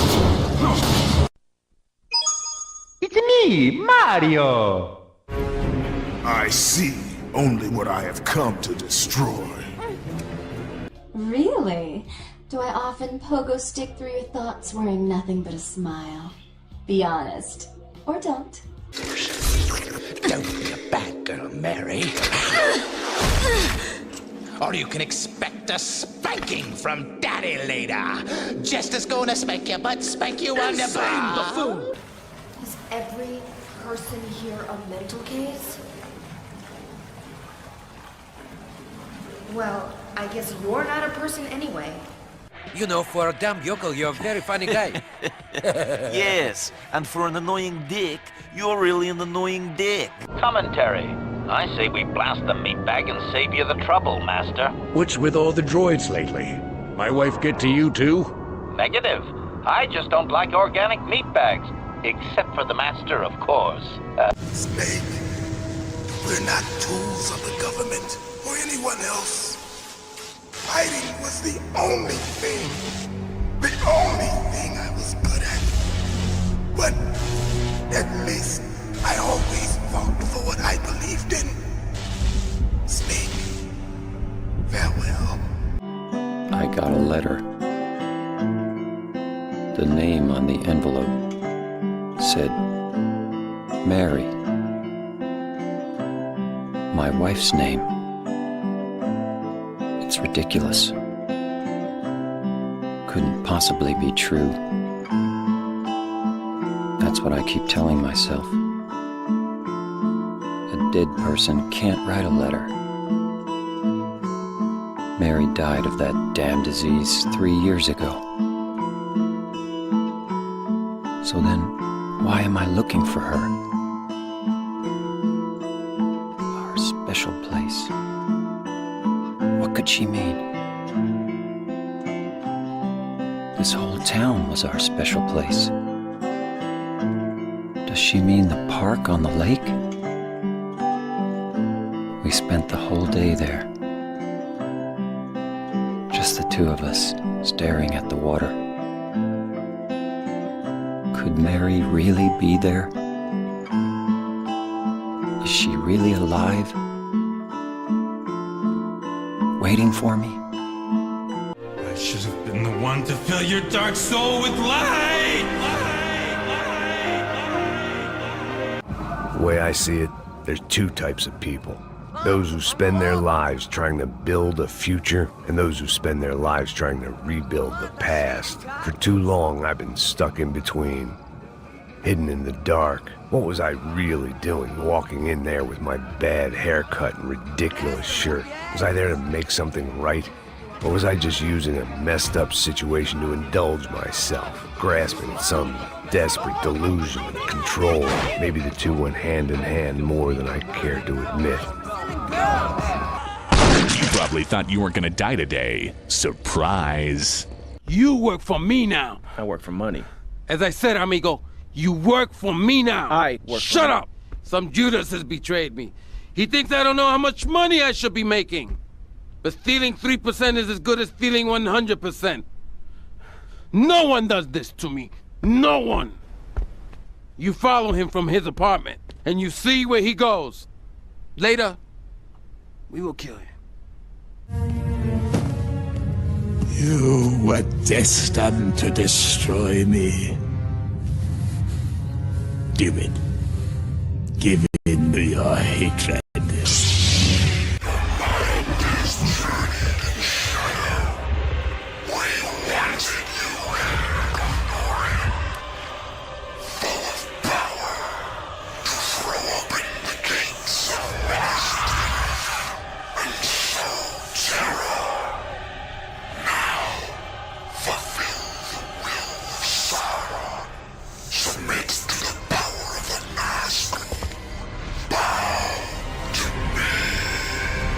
Listening? Okay. Grass grows, birds fly, sun shines, and brother, I hurt people. Boink! I'm a force of nature. Bonk! If you were from where I was from, you'd be fucking dead. Woo!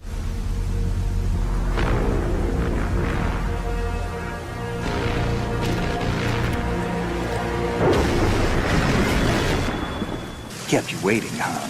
We are the sons of Sparta. Within each of us flows his blood. But more importantly, his soul!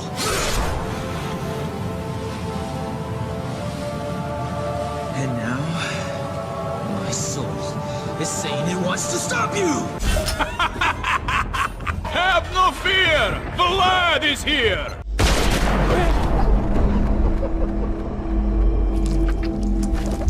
No! Stay with me, Grant! Please, don't die! Hold on, Grant, hold on! No! Grant! Grant! I like that. No, I respect that. I'm gonna give you 30 seconds. And if the jungle doesn't eat you up alive, I will. Fucking death! I said, get the fuck out of here, you chicken fuck! Run, Forrest! Run! Run, Forrest! Run!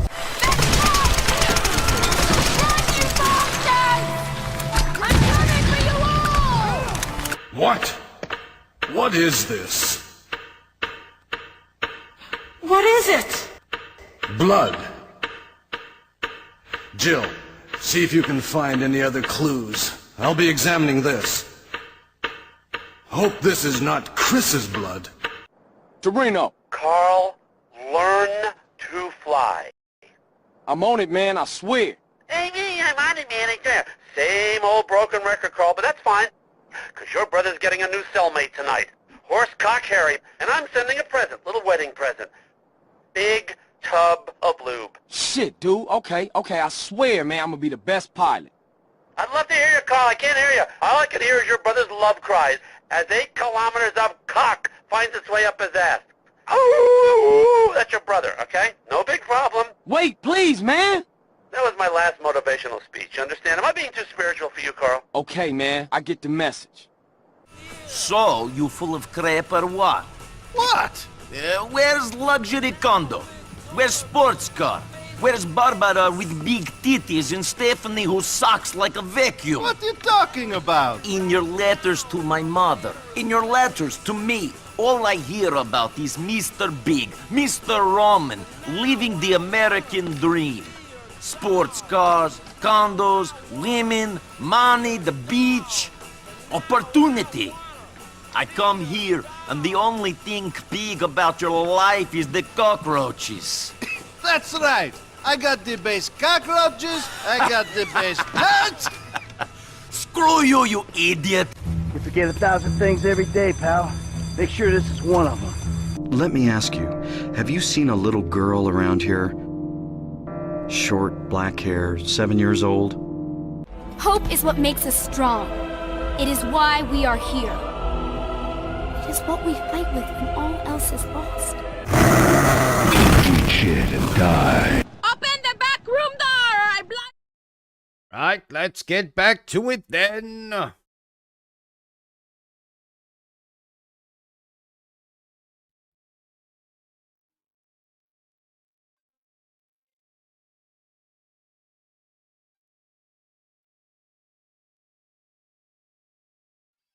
Let's do this, Aqua.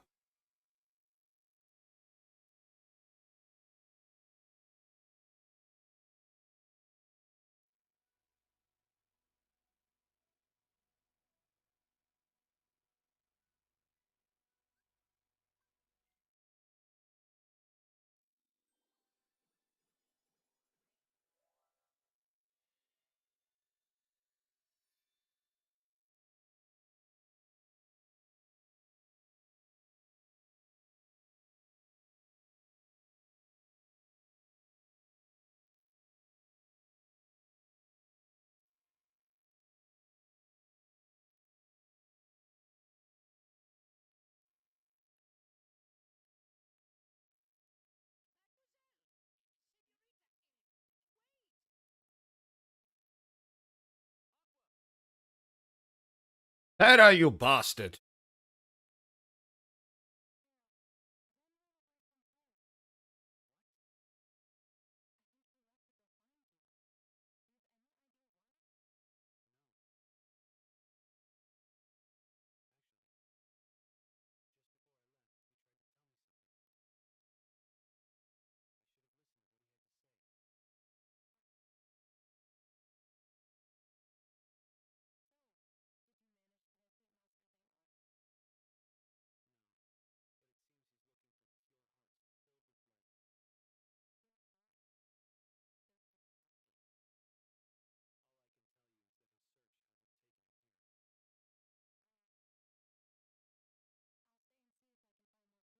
You do that, Aqua.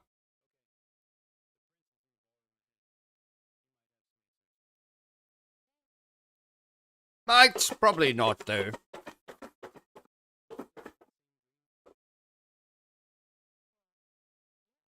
Well, yes, of course.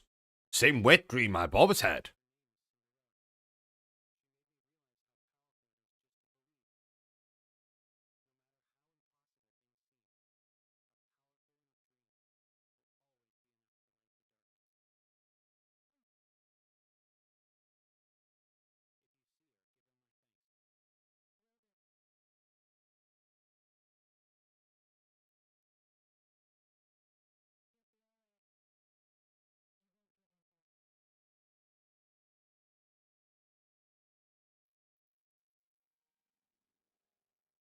That's what you think, Aqua.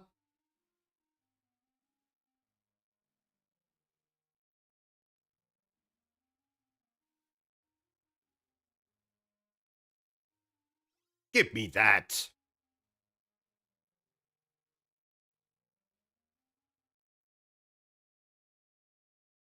Oh, it's these bitches.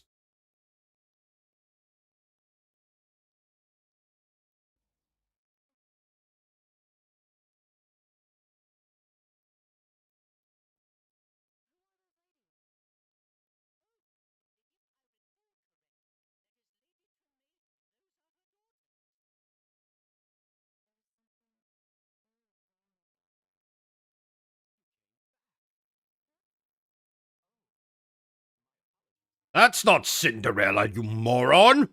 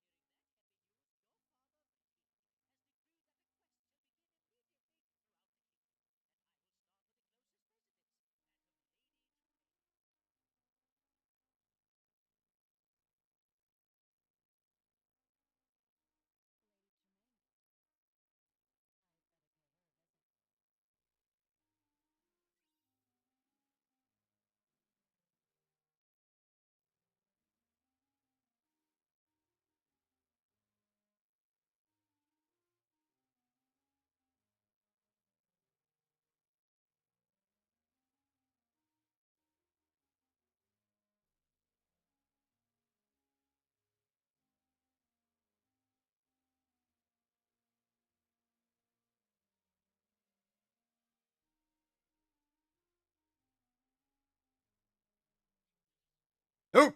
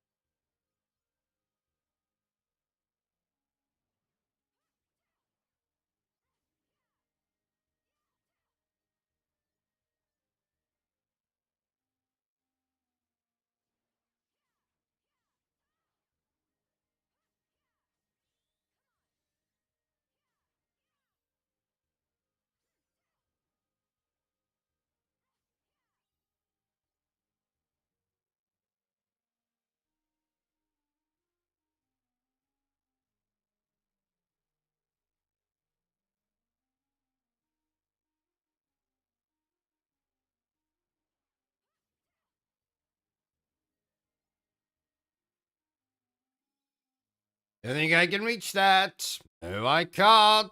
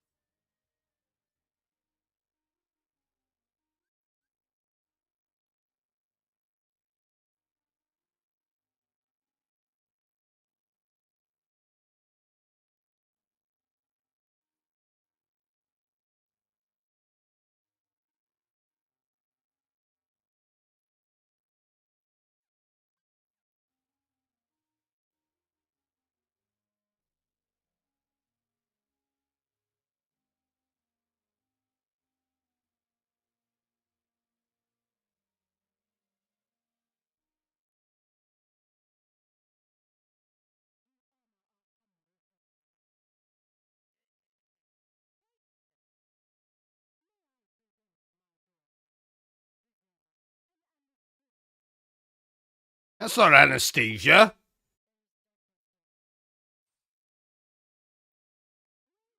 That is anesthesia. She needs to be left outside alone.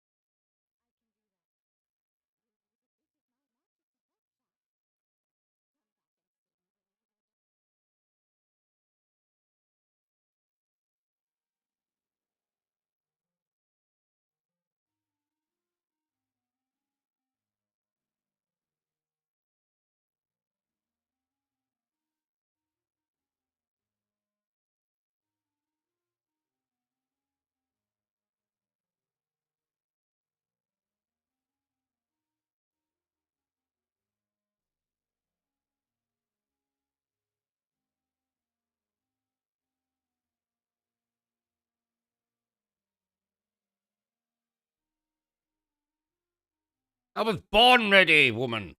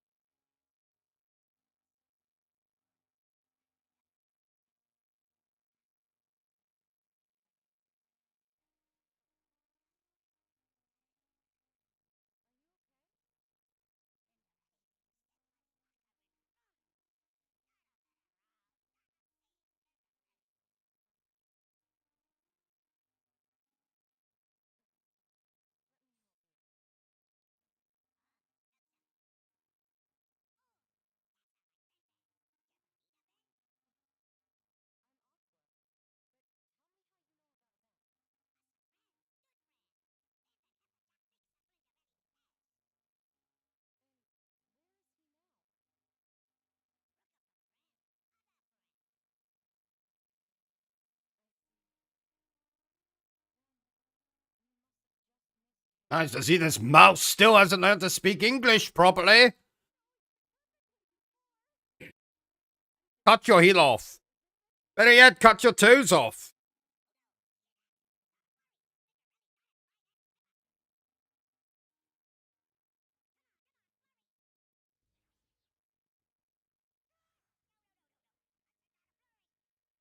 That mouse just called me a furry.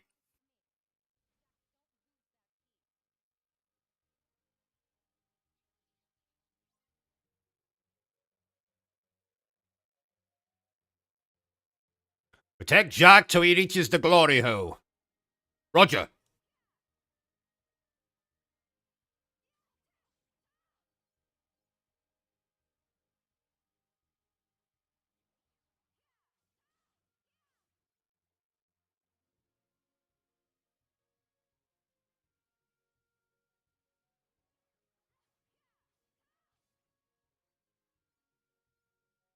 Come on, Jack. Get to the glory hole.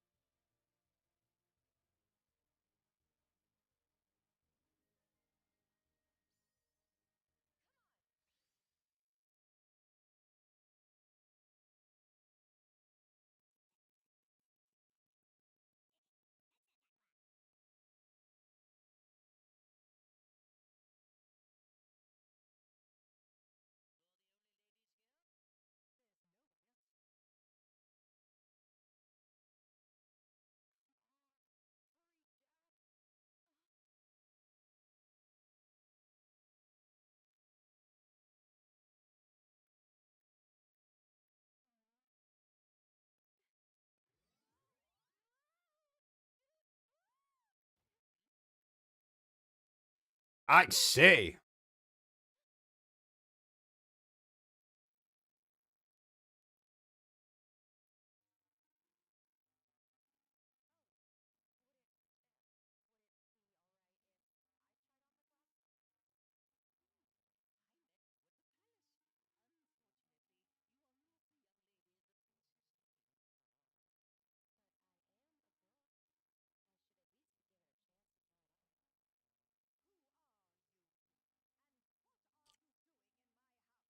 I'm the pest controller.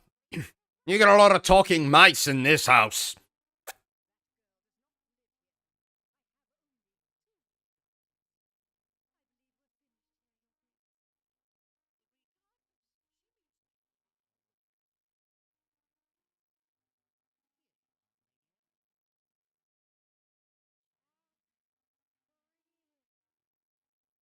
Spending a lot of time in that glory hole is Jack.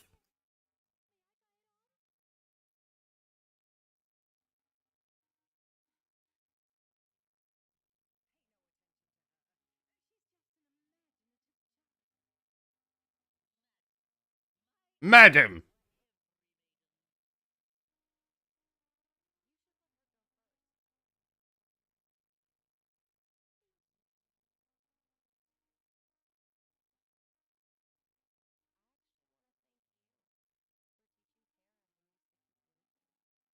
Don't stop believing.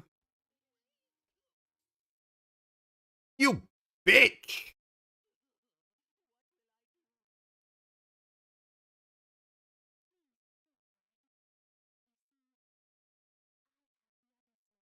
Ha ha. Serves you right, you old bitch.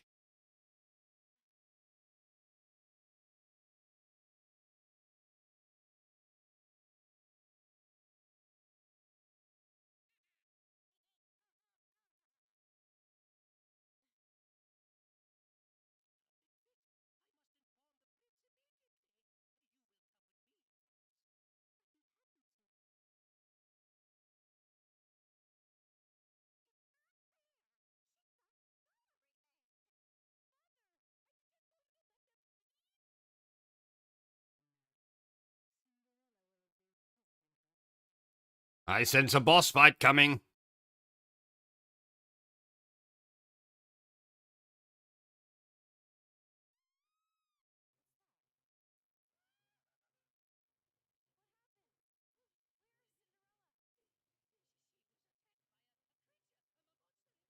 And you just left her in there on her own? You coward, sir.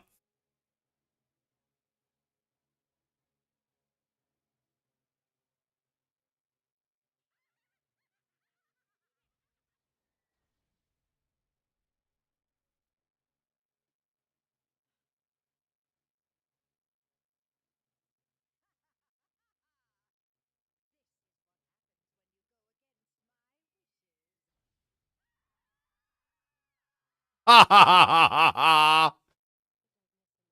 Bitches.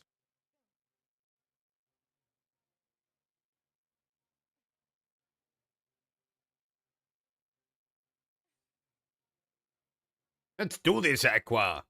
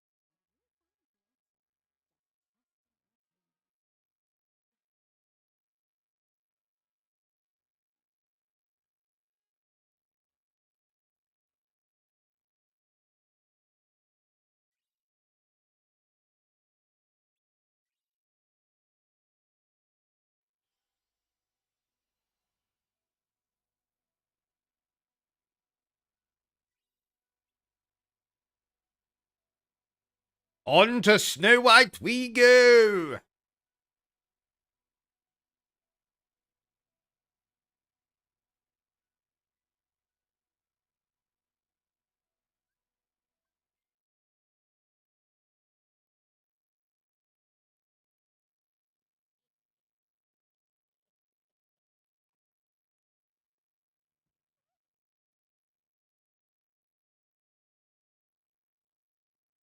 Come on, Snow White, do what any self-respecting female would do to an elderly woman trying to abuse them on the bus.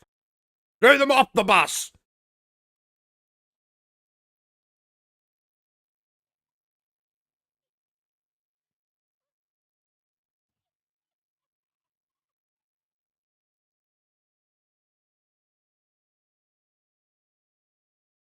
The real question is, why does the evil queen use a poison in the apple that just puts Snow White to sleep? Why doesn't she use one that kills her? I love this piece of music.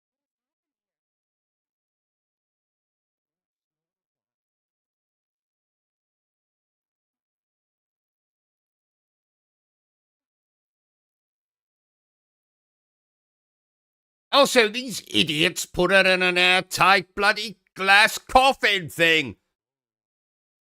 She wasn't dead before, she'll be dead after no time in there. I do love this music, though.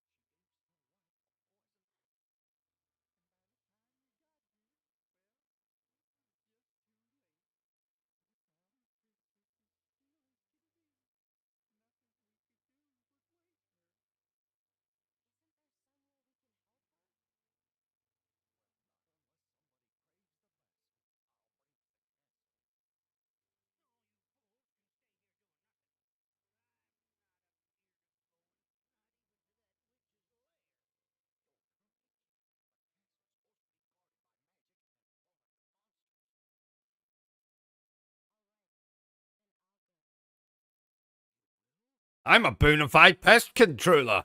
I took care of those talking mice. I can handle one evil bitch who likes to dress up as an old woman for reasons.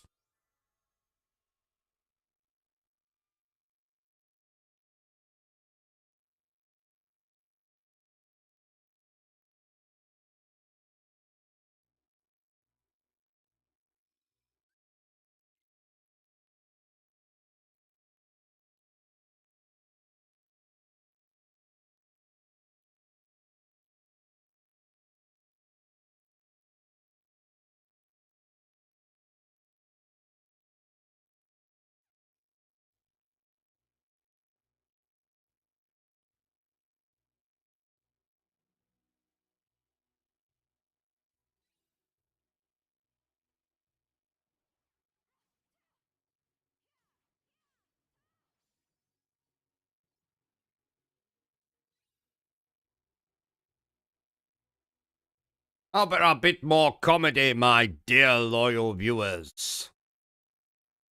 OCG? OCG? Yes. What is it, Bertram? Can't you see I'm trying to play the bloody game? I've got a question. Fine. What's your question, Bertram? What is God? Ah, that's a particularly deep question for the middle of a live stream of a video game. Okay. What is God? Well, some people say he's the big fellow who created the planet and all the people in it and all the grass and all the animals and all the sex toys and all that fun stuff. Other people say he's a figment of your imagination, just something made up in a fictional book for people to feel good about themselves and believe that there's something after death and not just an eternity of darkness and being worm food. Oh, and what do you believe, OCG? Well, what I believe is the only god round here is me. Ha ha ha! Oh, so you don't believe? No, I do believe in God. I believe in me. Ha ha ha! Oh, and what if there was a way that I could prove that God exists? Okay, Bertram, I don't really know where you're going with this, but yes, okay, what if there was a way that you could prove? Then I suppose I would have to become a believer. Okay. Now, where is God? What? Where is God? Well, how the hell should I know where I don't know where he is. Well, in the Bible, they say that God is everywhere, all at once. Everywhere? Does that mean he could be here? Yes. Sure. Why not, Bertram? Okay, I'm off to find God then. You do that, Bertram. No, I don't think you're going to find God hiding under my bed, Bertram. Or in my underpants drawer. Today, we're going to do something a little bit different, dear viewers. I thought that today it could be rather enlightening / amusing to tell you all what it is like to be a true gaming addict. So yes, dear viewers, I, Ruben Crowley, OCG, Obsessive Compulsive Gamer, am indeed a gaming addict. That means that I spend the majority of my day, you guessed it, playing video games. Retro games, new releases, if I can afford them, more on that in a moment. Games I played once, games I played 100 times before, games I promised I would never play ever again. Hello, Skyrim, how the hell are you doing? A hernia, you say? Oh, that's too bad. In fact, I would go so far as to say that apart from gaming and, of course, editing videos for this channel, I do very little else during the day. And this isn't just 1 day a week, or 2 days a week, or 3 days a week, or even 4 days a week. No, I would pretty much say this is a consistent 7 days a week kind of habit of mine. Rather like sleeping, or going to the toilet, or complaining about the amount of money in my bank account. Those are also activities I do daily. And while I do absolutely adore my gaming, which you would think I would because I pretty much spend the majority of my time doing that, it does have the odd negative effect on me. For example, as someone who is not abundant in money, trying to buy the latest games as well as the latest indie video games, the latest new releases, can be quite a burden. And when there is games I am unable to afford or cannot buy because I can't afford it, so I suppose that's still the same thing as what I was saying 2 seconds ago, I become mighty irritated. In fact, some might say I become a spoiled child, which is not realistic because the last time I checked, I'm not a child. Unless, of course, when they say behaving like a child, they don't mean I am literally a child. I'm just behaving like a child would behave. I don't know. So yes, it does affect my mood. Just the same as if I'm being forced to go somewhere I really do not want to go, like to the supermarket, or to my psychiatrist, or to deliver groceries to the old bastard who lives 3 houses down. with the weird growth on his arsehole. I do miss my gaming, and I can become quite irritable. So let's recap. Lack of money, lack of sleep because I spend so often gaming, lack of appetite because sometimes I completely forget to eat while I am gaming. Sometimes I even forget to go to the bathroom, but we're not here to discuss that. Oh, that reminds me. Must go and empty that bucket once I've exported this video. Now, you might think I'm making this video to act as a kind of warning to all you would-be gaming addicts out there, but, no, that's not why I made this video at all. I absolutely love being a gaming addict, and I wouldn't change it for the world. No, I just made this video as a little experiment to see if all you commoners out there would like to hear me talk about this kind of thing. That's all. I'm not complaining about being a gaming addict. Though it is mighty bloody annoying when I can't afford to get every single new game that comes out that I want. I love gaming, and long may it continue. Unless, of course, a masked maniac breaks into my house and murders me while I've got my back turned to him, but, the odds of that happening are very slim. Aren't they? What was that noise? Hello? Hello? I must warn you, sir, I know karate and taekwondo, and I'm a pretty decent ballet dancer as well. Oh, sorry, did I say ballet dancer? I meant belly dancer. Belly dancer. Ah, Halloween. A very spooky time. A time for trick-or-treating, horror movies, and, of course, my favorite hobby of making love to corpses. What? So, I thought it would be rather fun to give you 10 video games that I recommend you play this Halloween season, dear viewers.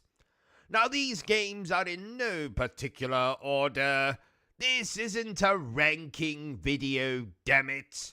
It's simply a little video to reward you, my loyal viewers, on my favorite day of the year, Halloween.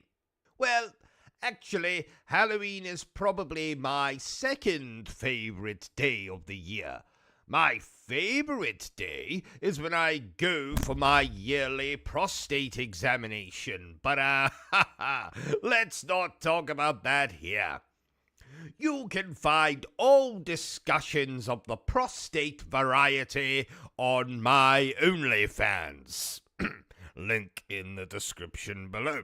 So, without further ado, here is the top 10 games I recommend you play this Halloween season, in no particular order. Number 10, Retro Realms. A fairly new release here, and while it is more frustrating than trying to sell a baby shark on eBay, damn you animal rights activists, it does feature a video game version of the movie Halloween, which takes place on Halloween, which obviously makes it ideal to play on, you guessed it, Halloween. There's even a bloody Ash vs. Evil Dead game thrown in for good measure. Speaking of which, number 9, Evil Dead the Game. A fun online multiplayer game in which you can play as a hero, or a demon, or a cross-dressing nun. Maybe not that last one. A pretty difficult single-player story campaign thingy in which you play through events from all the bloody Evil Dead movies. You get to shoot enemies, drive cars, draw naughty pictures in the Necronomicon. Maybe not that last one, but this is a great online multiplayer game thingy, as is our next game on this list. Number 8, Friday the 13th, the game. Similar to the Evil Dead game, but starring everyone's favorite hockey mask-wearing mummy's boy, Jason Voorhees. This game perfectly captures the movie franchise. Without the gratuitous nudity, sadly. And while this game will soon be taken offline, damn you, I'm sure you'll still be able to play this game offline. Ha ha! Won't you? Won't you? Number 7, Peppa Pig. It wouldn't be Halloween without a bit of Peppa Bloody Pig. I jest. Ha ha! For number 7, I have in fact chosen Totally Normal Journey. What? This game is fucking terrifying. Just take a look at this. See? Terrifying. And strangely arousing. Number 6, Resident Evil Village. It wouldn't be a list of horror games without a Resident Evil game, but why this particular one? Well, because it has the most in common with Halloween in my opinion. There's werewolves, there's vampires, there's a weird sea monster thing, there's a baby uglier than Quasimodo. What? If you like your horror of the Hammer variety, see what I did there? Hammer horror. Ha ha! Then you'll love Resident Evil Village. And that baby is still ugly. Ugh. Number 5. What the hell was number 5 again? Bertram, what was number 5 again? You're useless, Bertram. Was it Outlast? No, I hate that bloody game. Amnesia? No, don't remember anything about that particular game. Oh, yes!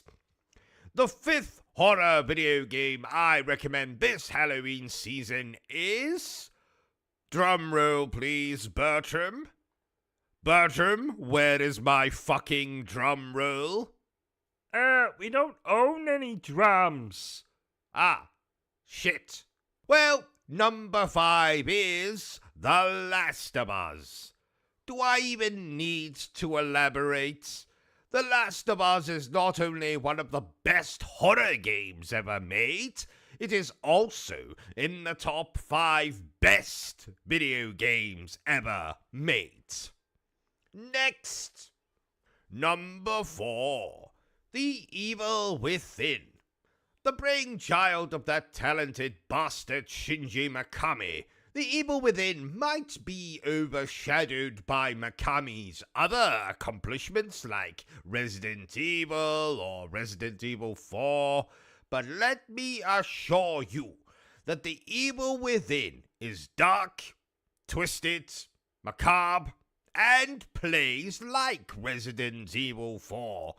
Not only that, but in my humble opinion, it is better than the original Resident Evil 4. Ha, there, I said it. Bertram, put that gun down. And when you're done playing The Evil Within, go and play the sequel, the appropriately titled The Evil Within 2. You won't regret it. Seriously, Bertram, put the gun down. Number 3. Now, while this isn't a particularly scary game, The Order 1886 features werewolves, vampires, and even Jack the Ripper. So that makes it a horror game in my eyes. Not only that, but it is one of the most criminally underrated video games of all time. The Order 1886 is still, 10 years later, a bloody gorgeous video game. And it is beautifully written, acted, and is an absolute blast to play. Is it the longest game in the world? No. But thanks to the dickheads who reviewed the game negatively, we will probably never get the sequel, which I can only surmise would have topped the original game in almost every conceivable way. Buy it, dear viewer. Play it, and let me know what you think in the comments below. Number 2. The Dead Space Remake. Outer space, plus monsters, plus a badass protagonist armed with a whole manner of fun weaponry that can slice, cut, eviscerate, decapitate, and turn enemies to mulch, and you have a damn good time. Not only that, but it is scarier than letting Stevie Wonder drive you to the ornithologists. And don't stop with the remake, dear viewers. Play the originals as well. Yes, even the third one. There's absolutely nothing wrong with the third one. Bertram, put that gun down. And last, but most certainly not least, we have every single horror game from Supermassive Games. Whether it's Until Dawn, its remake, Man of Medan, Little Hope, House of Ashes, The Devil in Me, or the recently released casting of Frank Stone, Supermassive has proven that they are masters when it comes to narrative-driven horror games. Now, while some of their games are better than others, I have absolutely no qualms in recommending every single horror game they have ever made. Play them all. Make a weekend of it. Get in some snacks, drinks, and engage in my favorite pastime of making love to corpses. What?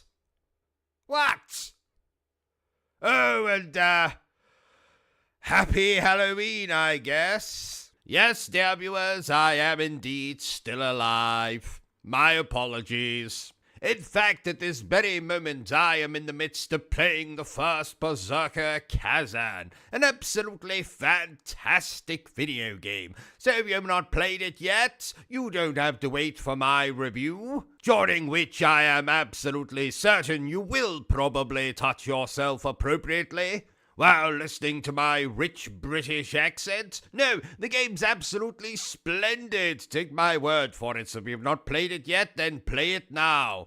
And it got me thinking, dear viewers. Well, first of all, I took a break from playing the game and I went and bought a cream egg. You know, those cream egg things that come around once a year. And they have a kind of tagline. How do you eat yours? I like to ingest mine rectally. Thank you for asking. And it got me thinking, why don't I make a video explaining how exactly I play Souls games? So that's what we're doing right now. And it's quite simple, dear viewers. I'm not very good at these kinds of games. So much in the way of old-fashioned RPGs, I spend quite a lot of my time in these particularly difficult video games, grinding out levels. But I do that in a way that I find kind of, sort of enjoyable, so I don't just go into a level and grind out levels for hours and hours on end. No, I'll play through the game normally, get to a boss that will probably kick my backside. I'll go back, replay all the previous stages I've already played in the game. Subsequently, that will get me leveled up. Subsequently, that will give me better gear, better upgrades, etc. And then I'll go in and I'll try the boss again. Now, what this does, dear viewers, is number one, it gets me very familiar with the video game because I am essentially replaying the video game countless amounts of times. Because let's face it, there's very few bosses I'm going to get to and finish on my first try. Though it has happened in games like Code Vein, maybe a couple of the Bloodborne bastards. Thus far in the first Berserker Kazan, I've managed to take down 3 bosses on my first try. As well as becoming overly familiar with the game, it also makes my playthroughs rather lengthy. So I'm only 39% through the first Berserker Kazan, yet I have been playing the game for the grand total of 71 hours. I'm level 90, I think, and yes, before anyone asks, I am still finding the game to be rather difficult. No change there. This might even top my playthrough for Black Myth Wukong, which took me round about 90 hours to get through in my first playthrough. So the key for me in conquering these particularly difficult video games is simply to grind out levels. Try, and then try again. With better gear, a higher level count, and more violent weaponry than you would find in the average closet of your average American / serial killer / postal worker. So if you excuse me, dear viewers, I'm going to get back to playing the last Kazan? That's not the name of the bloody game. The first Berserker Kazan. And you can expect my review, sometime before 2047, I imagine. So tell me, dear viewer, how do you play Souls games? And in this video, I'm going to tell you how to succeed on YouTube without even trying. So, dear viewer, before I do that, don't you dare forget to subscribe to this channel and like this video. So, I see you sitting at home. You've just downed your 25th beer of the day, or you pulled your trousers back up because you're finished masturbating or whatever, and you've got an idea in your head. You want to start a YouTube channel. Well, I'm here to tell you how you can be a success on YouTube without even trying. Number 1, if you're a girl. That's all I need to say about that. Number 2, if you're an attractive girl. That's all I have to say about that. Number 3, if you're an attractive girl who just so happens to be an ex-porn star. That's all I'm going to say about that. Number 4, if you're an attractive girl who just so happens to be a porn star who still does pornography from time to time, or has an OnlyFans, or is a cam girl when she's not streaming on YouTube. That's all I have to say about that. Number 5, if you're a boy who used to do pornography and is fairly attractive. Number 6, if you're a lovable idiot. And by lovable idiot, what do I mean by that? Well, I mean someone who might stream horror games and might react very, very over the top, but you might say to yourself, they're annoying as all hell, but boy are they cute. That kind of lovable idiot. Now, I promised myself I wasn't going to name any particular channels in this video, and I'm not going to. You can make up your own mind to who I'm talking about in each of these reasons on how you can be a success on YouTube. What number were we at? I've completely forgotten now. Oh, who cares? Let's abandon the numbers and just give the bloody reasons. You can also expect to succeed on YouTube if you stream garbage like Fortnite, Call of Duty Online, and if you happen to be particularly good at either of those garbage games. You can also expect to be a success if you, get caught masturbating in a live stream, constantly beg for money in your live streams, constantly tell people how much of a victim you are, constantly bitch about how unengaged people are in your streams when you've gone to all the trouble of purchasing a particular game to play for their behalf. And yes, all those reasons I just said there did relate to one particular person. You can also expect to be a success if you agree what every other bloody YouTuber says. For example, a big video game comes out. Universally, it seems to be not liked very much. So every single one of the big popular YouTubers jumps on the bloody bandwagon, and they all have to agree with each other. If you're willing to do that, then you might just so be a success on YouTube.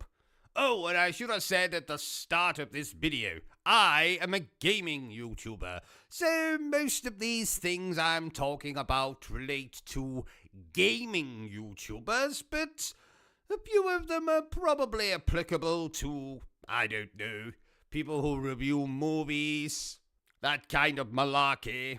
You can also expect to be a success on YouTube if you get a sponsorship from some bullshit company that sells energy powder or makeup or a VPN or makes its own custom-made sex dolls or whatever. You can also expect to be a success on YouTube if you have your tongue planted firmly up Bethesda's arse, or From Software's arse, or CD Projekt Red's arse, or Capcom's arse. You can also expect to be a success on YouTube if you talk constantly about PC fucking specifications when you're reviewing a particular game, especially if you refer to crap like frame rate and anti-aliasing and ray tracing and all that other garbage. You can also expect to be a successful gaming YouTuber if you spend most of your video explaining the bloody mechanics as opposed to whether you actually enjoyed the game or not. You can also expect to be a successful YouTuber if you've been on the platform for longer than Tom fucking Holland has been alive. You can also expect to be a successful YouTuber if you list any of the following games as your quote-unquote favorite game of all time: Skyrim, Fallout 4, The Witcher 3, Silent Hill 2, Arkham City, Assassin's Creed 4 Black Flag. I could say others, but those are the main ones that are coming to mind at the moment. Now, this reason probably goes back to the first couple that I said, the first couple of reasons that are probably going to get me the most amount of hate on this video. Well, we might as well continue this hate train. If you're a kind of dickhead who likes to shout into his webcam, you'll probably be successful on YouTube. If you're the kind of dickhead who not only shouts into his webcam, but has two other people that agree with your opinion, and you now all review movies together, you're probably going to be one of the most successful people on YouTube. Reason number 125. If you're a girl. Yes, I know it was the very first reason I gave back at the start of the video, but it's a fucking fact. So I've given you a lot of reasons for how you can be a successful YouTuber. Let me give you now a couple of other reasons on how you cannot be a successful YouTuber. You can be my channel, which is fronted by probably one of, if not the funniest people on YouTube. It has content coming out of the wazoo. There's a live stream every single bloody day. The channel actually exists to entertain you as opposed to just bombard you with facts about video games. You'll get an actual opinion on this channel that's not affected by whether the publisher invited you to their studios and made you play the game for 3 days, while they keep you sweet by throwing sushi and call girls at you every 5 minutes. If you have an actual niche that most other YouTube channels do not have, if you have something unique to offer, that way you will not succeed on YouTube. So if you'll excuse me, ladies and gents, I'm going to get back to not succeeding on YouTube.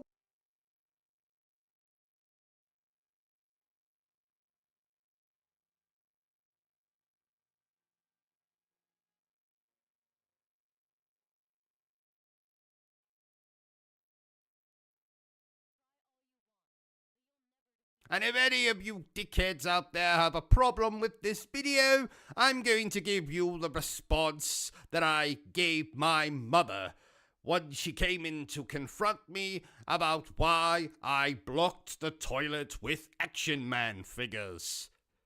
It's just a joke. Calm down. Pull your pants on.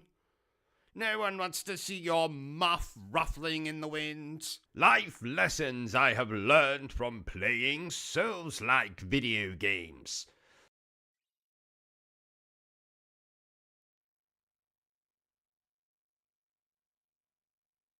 Now, I'm sure I don't have to tell most, if not all of you watching this, what a Souls-like video game is.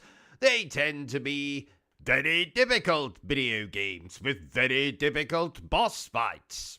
They also tend to be devoid of difficulty options. Damn you, From Software. But they're also some of the most respected video games in our modern age. Games like the Dark Souls series, Bloodborne, Neo, Lies of P, Code Vein, and the recently released AI Limit, and the first Berserker Kazan. But what life lessons have I learned from playing these types of video games, WL? Well, I'm so glad you asked. Let's get started with number 5. Nothing is impossible. Just highly improbable, unlikely, just out of reach. Let's say, dear viewer, there's a boss you want to kill. Let's say it's some Lovecraftian abomination in Bloodborne, or a waifu in Sekiro. Well, with a bit of hard work, you can conquer these boss fights. You can cut that Lovecraftian abomination in half. You can cut that waifu into 1,000,000 pieces, making sure you keep her head. That'll make a nice prop to scare the children this Halloween. Now, if you can't accomplish that goal by polishing your skills, learning the boss's attack patterns, then do what I did when I first played Sekiro. Cheat! Get yourself to max level, get infinite shuriken, get unlimited souls, whatever the hell you want. Actually, that's the lesson, dear viewers. In real life, when hard work doesn't do it for you, cheat. Forget what I said at the start of this section. Ha! Hard work. No one wants to do something that's hard. Well, apart from maybe that waifu I mentioned earlier. She likes it really hard. Actually, never mind. Number 4. Angry is sometimes a good thing. Have you ever got angry playing a Souls-like game, dear viewer? You have? Amazing! Me too! Let's have lunch sometime. You're paying. Anyway, that rage you get when you've attempted a boss fight 1,236 times is exactly what you need to take out into the real world. There's lots of exciting opportunities for angry people. For example, you could get a job as the Incredible Hulk or as someone's private security. Actually, I need a bodyguard. You can work for me. Ha ha, but you're paying. Souls-likes have taught us that sometimes anger can be, albeit rather rarely, a good asset. So next time you're playing Elden Ring and decide to hurl your computer out of a window, just think you could take that anger and come and work for OCG as his own personal bodyguard. You'll have the nicest lunches, the best uniform. You can pick out your own uniform. If you want to dress up as a bloody gimp, you can. If you want to dress up as a ninja, well, you can. You'll be paying for the uniform, of course. Number 3. Don't be afraid to call upon a friend/frenemy. Most Souls-likes will let you summon a chum to assist you on those oh-so-difficult boss fights, and you shouldn't be ashamed to do just that. Why, that's something you can put to great use in your everyday life. Let's say you're at work, and the secretary with the squinty eye and the funny walk is coming on to you in the elevator. She's not your type, or he's not your type. Gentlemen can be secretaries, I think. Anyway, the gruesome secretary is coming on to you. You're not interested, but you're in an elevator, a confined space. They are pressing themselves against you very suggestively. This is most definitely a boss fight now. You need help. When lo, an idea. Yes, you can call up your chum, who just so happens to be downstairs at this very moment. You're sure this hideous secretary is just their type, so you can summon them to the elevator to take over the fight, so to speak. And don't worry, the secretary probably won't notice. They have a squinty eye, after all. Number 2. Loved ones are most definitely not fireproof. In games like Dark Souls, bonfires are places of respite, where you can rest, upgrade your character, all of that bollocks. But pay heed, dear viewer. In real life, bonfires can be dangerous places, and certainly not somewhere you want to upgrade or hide from enemies, as I myself learned back in 2018, when I decided to stop at such a bonfire with my wife at the time. We were in the middle of a particularly realistic Dark Souls LARPing session, and thought we'd warm ourselves by the fire. Now my wife, the frankly stupid human being that she was, proceeded to build some handy Molotov cocktails that we could use to fend off the enemies in this oh-so-realistic Dark Souls LARPing session event thing.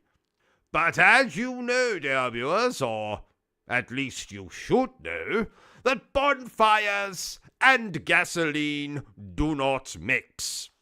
So long story short, my wife most definitely did not leave that bonfire upgraded or even alive. Hell, she wasn't even recognizable by the time the firemen got there and put her out. All that was left of that unfortunate stupid bitch was a pile of ashes. So, remember what I've said, dear viewers. Rest at a bonfire in Dark Souls. Yes, in real life, maybe stay away from the bloody things. And finally, number 1. Not that these were in any particular order, of course. My number 1 life lesson that I learned from playing Souls-like video games is to try and try and try and try again. Let's say there's a girl or boy or zoo animal that you're in love with.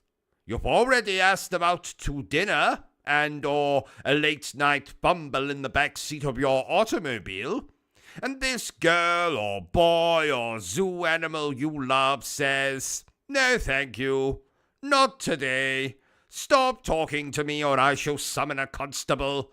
Do you accept defeat? In the words of a very intoxicated Mother Teresa, fuck no. If Souls-likes have taught us anything, dear viewers, it's to never give up, never surrender. Try and try and try again. Keep asking out that boy or girl or zoo animal. And if they still say no, well then, hit them with a frying pan. I jest, of course. I would never recommend you do something so rude and brutal. Instead, just tell them to go fuck themselves, and then buy yourself a new video game or 7. That always cheers me up. Bertram, stop playing with that mouse. But this isn't just any mouse, this is Mickey Mouse. I don't give a rat's ass if it's Minnie Mouse. Will you please kindly stop playing with him? But why? Well, for a start, I don't think Mickey Mouse appreciates you fondling his genitals. Oh. Would you? Don't even finish the end of that sentence, Bertram. I'm too sexy for my shirt. Too sexy for my shirt. So sexy, yeah. I'm too sexy for this game. Too sexy for this game. Too sexy, yeah. Ah, you clicked on the video. Good for you, dear viewer.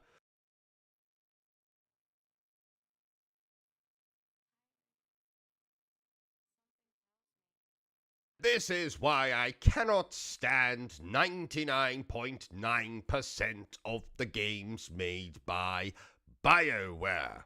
But before we get to the nuts and bollocks of the video, I would be remiss if I didn't tell you a little bit about BioWare. So who the hell are they? Well, they are a Canadian video game developer based in Edmonton, Alberta.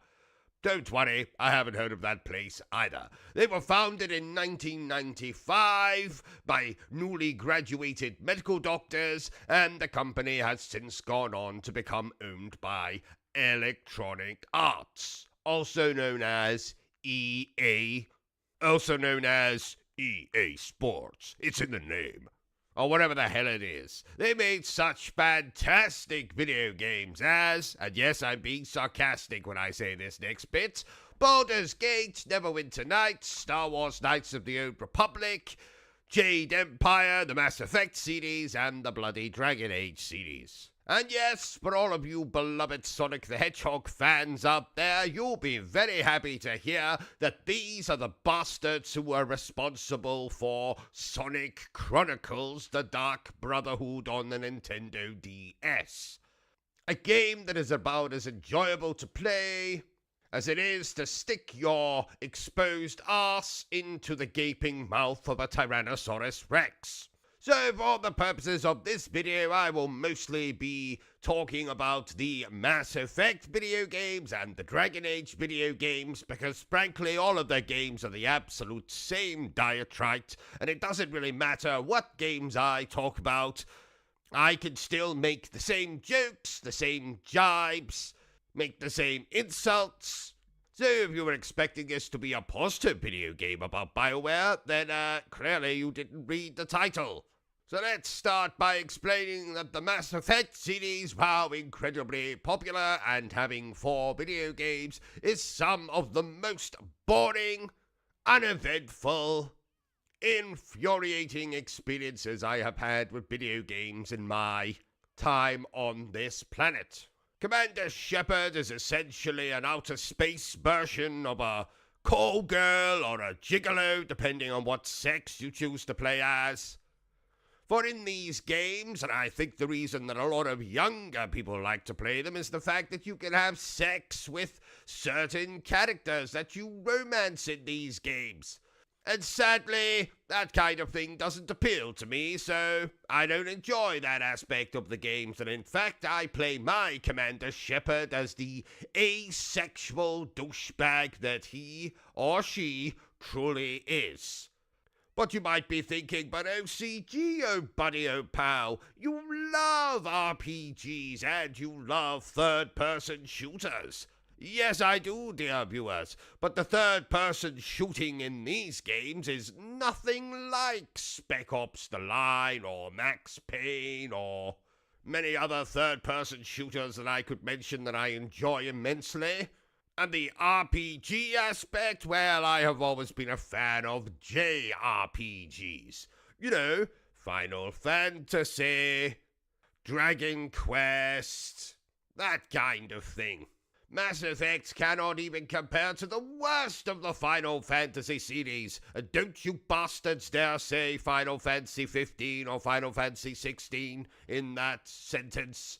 I'm talking about things like the retro looking like ass Final Fantasies of yesteryear, like Final Fantasy 1, Final Fantasy 2, Final Fantasy 3, Final Fantasy 4, Final Fantasy 5, Final Fantasy 6. Yes, I'm trying to offend as many people as I can in this video. I don't like Final Fantasy 6, so do with that information what you must. But we are not here to talk about Final Fantasy 6, we are here to talk about Mass Effect. So the third-person shooting, dull, doesn't belong in a game like this. RPG aspects, dull. You can't play as different classes. You don't gain particularly exciting powers. You cannot summon monsters. Mass Effect cannot even compare to some of the epic storylines of my beloved Final Fantasy games like Final Fantasy 15 or Final Fantasy 16 or Final Fantasy 7 Remake. It doesn't have the likable characters of those particular games. Though I suppose I kind of enjoy Seth Green in these Mass Effect video games. And if you don't know who Seth Green is, well, then I suggest you go and check out a little movie called Idle Hands or a little television show called Buffy the Vampire Slayer. Don't even get me started on the visuals in these games. Mass Effect 1 looks like arse now. Mass Effect 2 looks like arse now. Mass Effect 3 looks like arse now. Plus, Mass Effect 3 has the distinction of having that absolutely bloody appalling ending. Mass Effect Andromeda, which is probably the best of all the Mass Effect games. Yes, you're damn right I just said that. For all the hate that Mass Effect Andromeda got, I actually think it's the best one of the entire Mass Effect series, so... And why, you might ask? Because we didn't have to play as that absolute douchebag known as Commander Shepard. Who, while he's supposed to be, or... she is supposed to be off saving the galaxy, is instead more interested in dancing at nightclubs, or seducing members of your team, or doing absolutely appalling side quests for said members of the team. And don't even get me started on how badly the animations are done in these games. You literally walk up to someone, engage in a conversation, and then just stand and stare at them for the next 15 or so minutes, while dialogue choices appear on the screen, making you think that any of these choices are actually going to fucking matter in your playthrough. While the Dragon Age games are kind of the same, though they do follow the more RPG format of different classes and mythical creatures and monsters and stuff. It still follows the same bullshit point of, while you can be off saving the land from some fucking dragon or something, you can actually walk up to said dragon, engage in conversation with it, do a couple of quests, and then before you know it, lo and behold, you're having sex with the fucking thing. Seems to me that these games are more sex simulators than they are action games. This is not the kind of action I have signed up for, BioWare. So let's go through BioWare's games, and I'll tell you the ones that I like and the ones that I dislike. So, Shattered Steel, never played it. Baldur's Gate, wouldn't dare play it. MDK2, absolute piece of shit. Baldur's Gate 2, Shadows of Am, haven't played it. Neverwinter Nights, piece of shit. Star Wars Knights of the Old Republic, piece of shit. Yes, you're damn right I just said that. Plays exactly like the fucking Mass Effect games, except without the sex. And what's the point? Because the whole point of the Mass Effect games, as far as I'm concerned, is to go off and have sex with as many creatures as you can, and accrue as many STIs as you can, from as many creatures in the galaxy as you can. So Star Wars Knights of the Old Republic not having that is bullshit. Yes, it's got some crap plot twist at the end of it, but the game looks like complete and utter arse now, and I'm not having anyone tell me otherwise. Jade Empire, piece of shit. Mass Effect, piece of shit. Sonic Chronicles The Dark Brotherhood, piece of shit. Mass Effect Galaxy, piece of shit. Dragon Age Origins, piece of shit. Mass Effect 2, piece of shit. Dragon Age 2, piece of shit. Dragon Age Legends, piece of shit. Star Wars The Old Republic, piece of shit. Mass Effect 3, piece of shit with a terrible ending. Warhammer Online, Wrath of Heroes, haven't played it, don't want to play it, wouldn't dare play it. Command & Conquer Generals 2, haven't played it, wouldn't want to play it, wouldn't dare play it. Dragon Age Inquisition, piece of shit. Shadow Realms, piece of shit. Mass Effect Andromeda, best of the Mass Effect games. Anthem, the best game that BioWare's ever made. You're damn right I just said that. I don't care how many of you don't like Anthem. I fucking love Anthem. Has a good story, has a little bit of comedy, has a cheesy bad guy, has a great, open world thing that you can fly around in. Absolutely stupendous. Best game BioWare ever made. And lo and behold, it's the game that no one plays anymore. Mass Effect Legendary Edition. Well, it's just Mass Effect 1, 2, and 3 stuck into one little package. Piece of shit. Dragon Age The Veilguard. Haven't played it. Don't want to play it. Will never play it. And the new Mass Effect game that they're making. Haven't played it, obviously.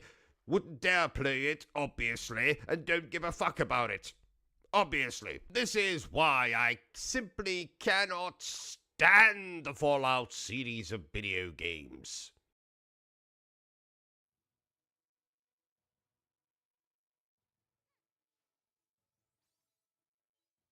So I will be remiss, dear viewers, if before I tear the Fallout games a new butthole, if I didn't tell you a little bit about these games. So let's do that in the only way I know how. Badly. Fallout first appeared all the way back in 1997, a year I remember fondly as the year the movie Titanic came out.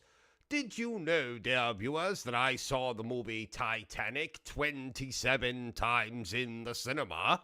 And managed to inconspicuously masturbate, cry my eyes out, during 17 of those particular cinema screenings. In fact, that's the very reason I have a criminal record today. But we're not here to talk about that. We are here to talk about the bollocks that is the Fallout series of video games. So, the first one released in 1997, the second one released in 1998, Fallout 3 released in 2008, New Vegas, which appears to be everyone's favorite game in the series, released in 2010, and Fallout 4 released in 2015. Now please note, most of my criticisms to this series of video games will be thrown at Fallout 4, because it is the game that I very unfortunately, very sadly, sank 70 hours of my precious time into. Time that would have been better served interfering with myself anally, using a copy of the Sun newspaper. And for those of you abroad who don't know what the Sun newspaper is, it is, well, a newspaper that used to have naked women on page 3. Sadly, it doesn't have that anymore because there was an epidemic of old gentlemen masturbating in their local newsagents.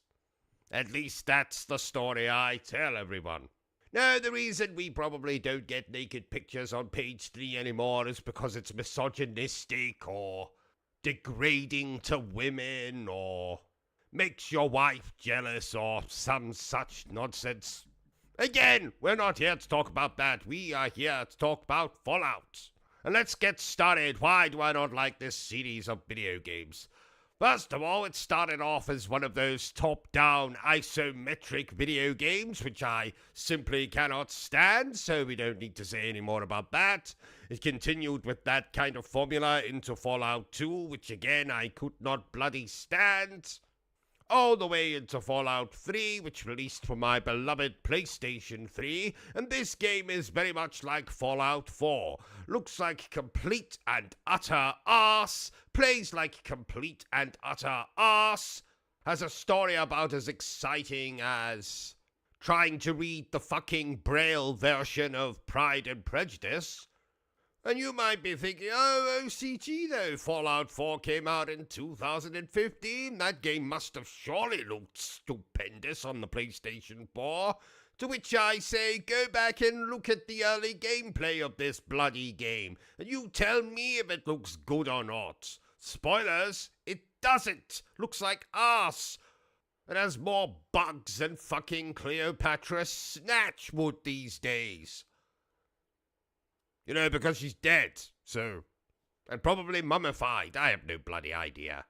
So these games all deal with the same old bullshit, there's some nuclear holocaust or some such nonsense. You wake up and then have to team up with certain factions, including men wearing armor, and a detective who somehow fucking lost his nose, and some such ruffian groups. I don't pay attention. So these games have you traipsing over some quote-unquote open world, talking to characters, which plays out very much the way that the Mass Effect cutscenes do, where your character just stands fucking still, looking like a mannequin, talking to some other geezer who was also standing still, looking like a mannequin, and you can make little dialogue choices which may or may not make a difference to the game. In my case, it makes absolutely no difference whatsoever, because it doesn't make the story any more exciting, it doesn't make the visuals any more better, and it doesn't make my time with the game feel like anything but a complete and utter waste of my bloody time. Yes, you can customize a character, yes, you can play as a man or a woman, but you can do that in a million other video games. That's not something that Fallout invented. I'll tell you what else Fallout didn't invent. The toaster. Because that was invented by some Mr. Toaster back in the 18th century. I have no bloody idea. What I'm trying to say is the Fallout games do absolutely nothing different. Nothing revolutionary. Nothing groundbreaking. They just simply are. Fallout 3 came out, people loved it. Fallout New Vegas came out, people seem to love that even more, but I'm not playing it. Fallout 4 came out at a time when we had such amazing looking video games like the Batman Arkham series and Metal Gear Rising Revengeance and Max Payne 3 and Bayonetta. And then along comes this archaic looking piece of shit, Fallout 4, which looks in worse condition than my grandmother's snatch after she attended that orgy all the way back in 1899. And don't even get me started on that other piece of shit that Bethesda made, the Elder Scrolls V Skyrim or whatever the hell it's called. We will get to that piece of shit in another video. I'm probably losing more and more of you as this video goes on. So, let's wrap up. Do I enjoy the visuals of these games? No. Do I enjoy the stories of these games? No. Do I enjoy the dialogue choices in these games? No. Do I enjoy the shooting in these games? No. Do I enjoy having to team up with different factions in these games? No. Do I enjoy the characters in these games? No. Are you seeing where I'm going with this? Fallout, Fallout 2, Fallout 3, Fallout 4, and probably any future Fallout game that they release will no doubt be a complete and utter piece of dog shit. Why I love gaming. There's a question I always get asked at gaming conventions, dear viewer. Why do you love video games, OCG? And that's a very good question. And it is one with a very long, very drawn out, very profanity-ridden answer. So indulge me, dear viewer, as over the next 1,234 videos, I will try to answer that very question. I'll share with you anecdotes, little comedy skits, terrible jokes that would make even your dead relatives groan, and most importantly, I'll tell you stories about my life, and I promise that at least some of them will be actually true.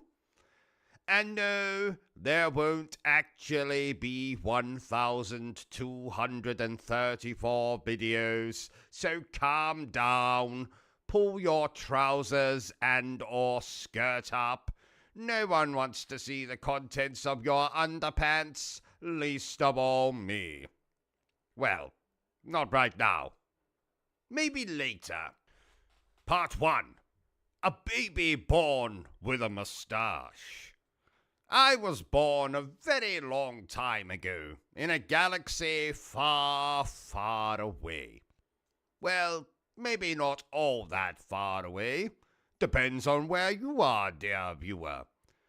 There was nothing that remarkable about my birth, apart from the fact that I had the smallest, largest set of genitals the midwife had ever seen, and sported a wonderful mustache. Yes, just like the baby in Addams Family Values. Great movie. If you haven't seen it, rectify that right now. Yes, that's what I said, Bertram. Rectify.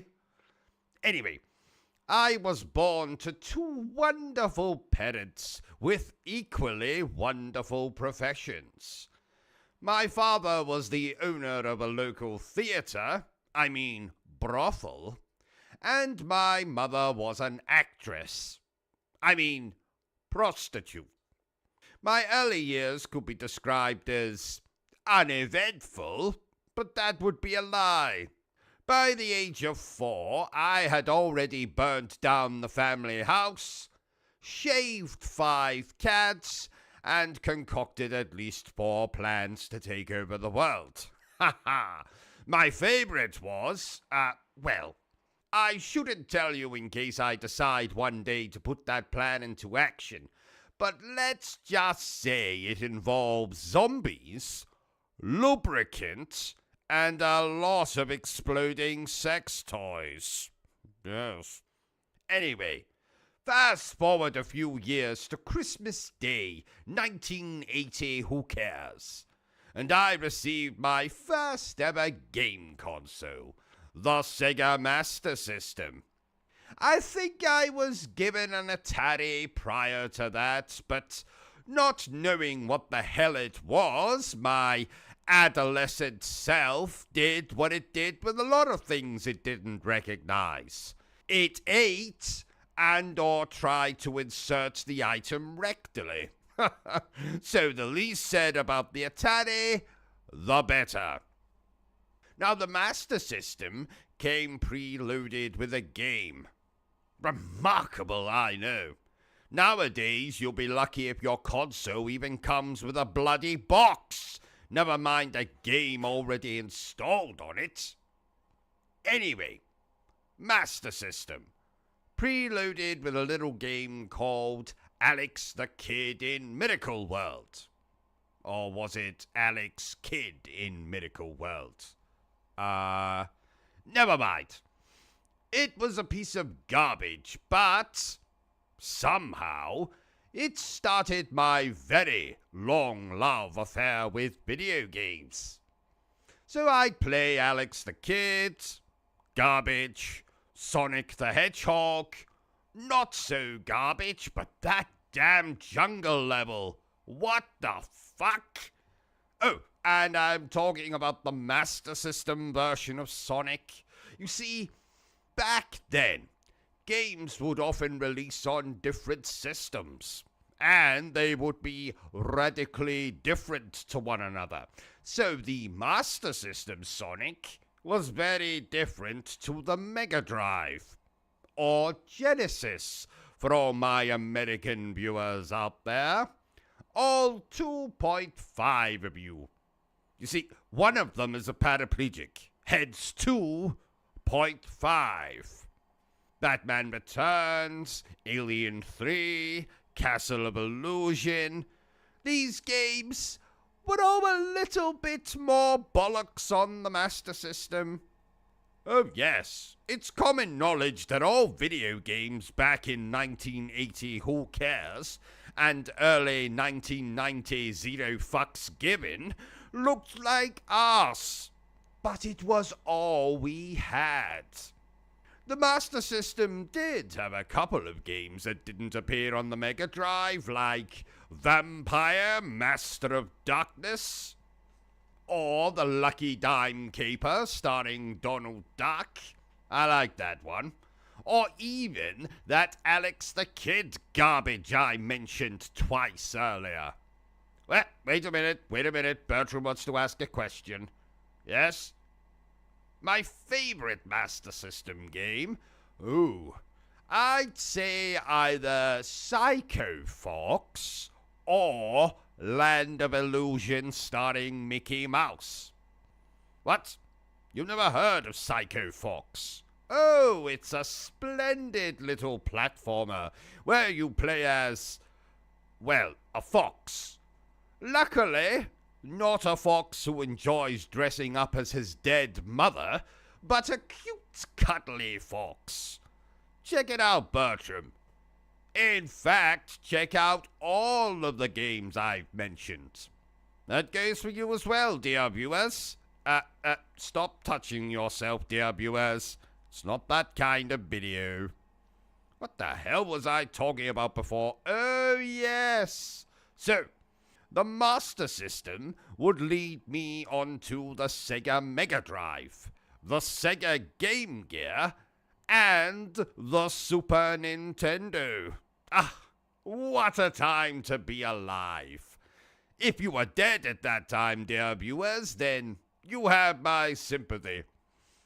Games like Sonic, Disney's Aladdin, Super Mario World, World of Illusion, The Lion King, The Adventures of Batman and Robin, Streets of Rage, Golden Axe, Shinobi, oh my god, Shinobi, Maximum Carnage, Earthworm Jim, RoboCop vs. the Terminator. Video games took over my life. I didn't want to go outside and play with the peasants. I wanted to stay cooped up in my room, like the antisocial little bastard I was. I mean, I did let Edwin play occasionally. Oh, so sorry. Should have said, Edwin is my older brother. He's a prick with a penchant for having sex with other people's cattle, but apart from that, he's splendid. I did have other hobbies like drawing or painting or writing, but video games, video games were what got me up early in the morning or make me go to bed at all hours of the night. In fact, sometimes I'd stay up for 36 hours doing nothing but playing video games. Though, that's happened more when I got into my teenage years. Curse my prepubescent body and its need to rest. Now, I had the usual childhood struggles like what was better, Cocoa Pops or Frosties? Or sometimes I'd lock myself in my room and wonder, where the hell did Father get that chainsaw? And why was he trying to flush Mother's head down the toilet? But you see, dear viewers, video games distracted me from thinking about all of that. Oh, by the way, on a serious note, if you have any information regarding the disappearance of my mother, you can contact Scotland Yard on 0800 360 something something something. The point I'm making is, I was hooked. Some children love sports, some love crafts, some love torturing insects, but I loved video games. Video games couldn't hurt me, or betray me, or make me do the dishes, or make me cry myself to sleep at night. Not that I ever did that. Well, not that often. Maybe only 8 times a week. What do you mean there's only 7 days in a week, Bertram? Bollocks! Don't you dare lie to me, Bertram.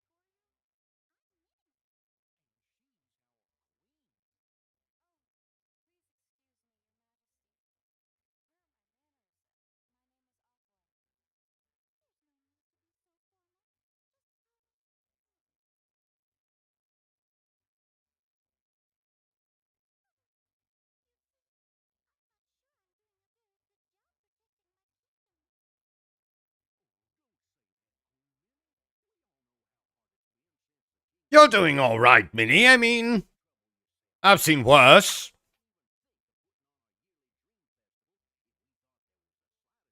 Dream Festival? Wet Dream Festival, you mean? Horace!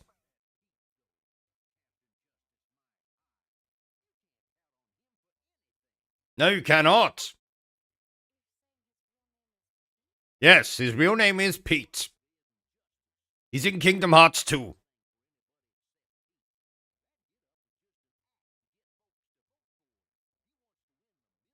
He's a moron.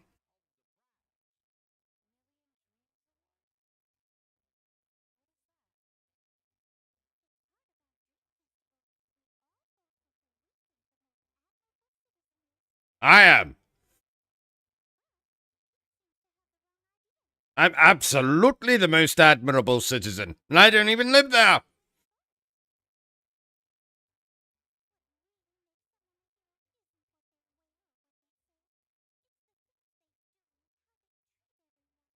Quite right. No, wait, I don't agree with that at all.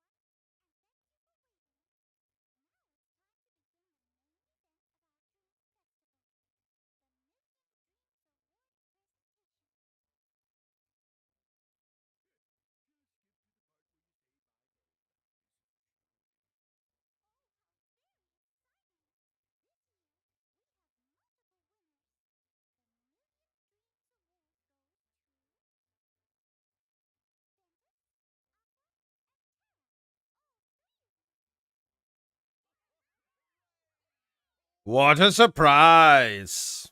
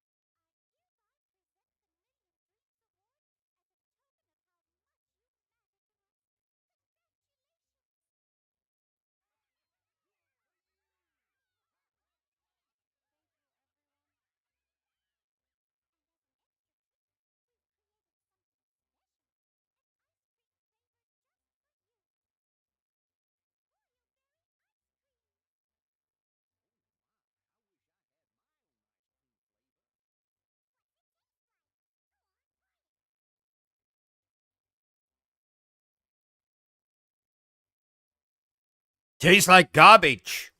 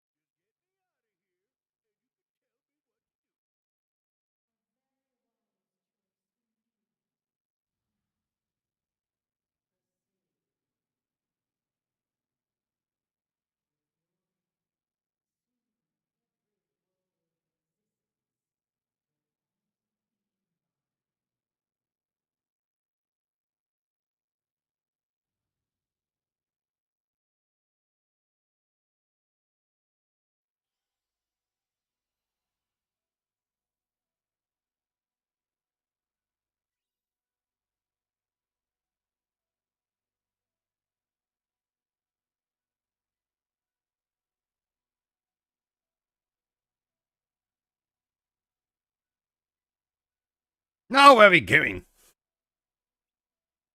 Bloody Dream Festival. I'll give you Dream Festival.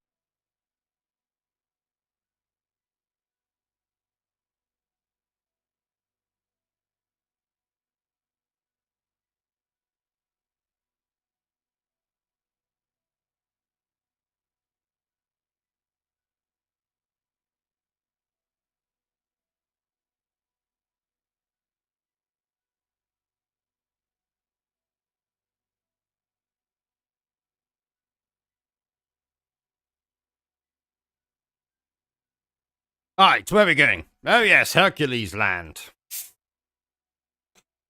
Olympus Coliseum, whatever. Hercules Land. The land of Hercules. All that jazz.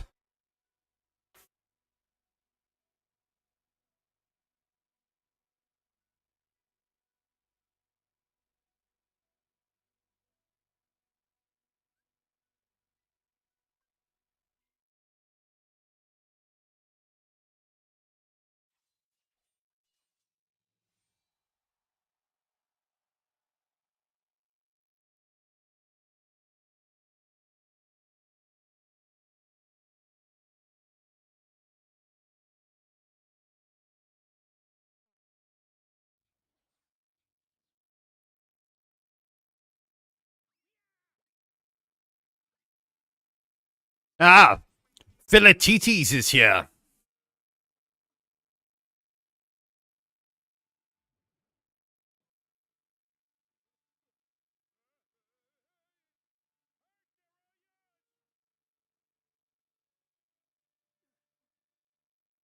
Herc the Jerk.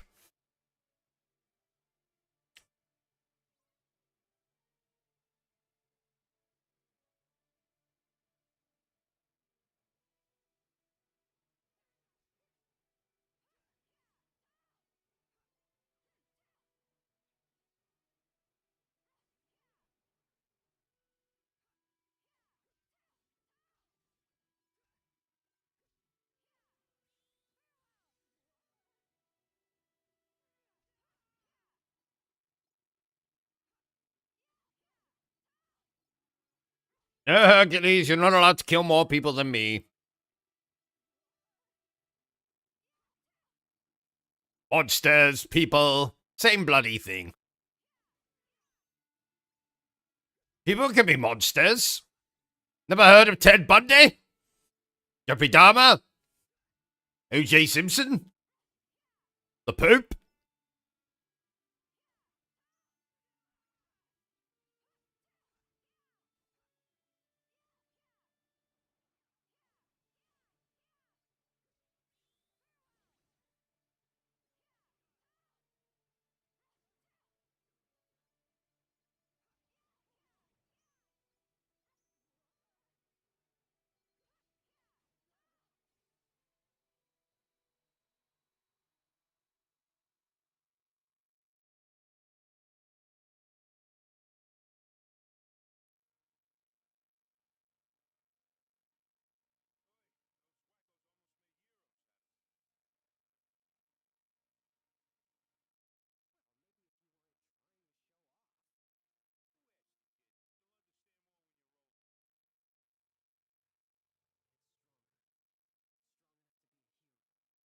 Yeah.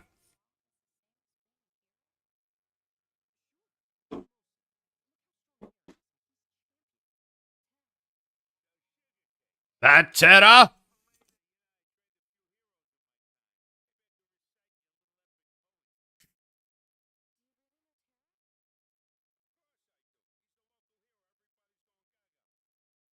Lady Gaga for.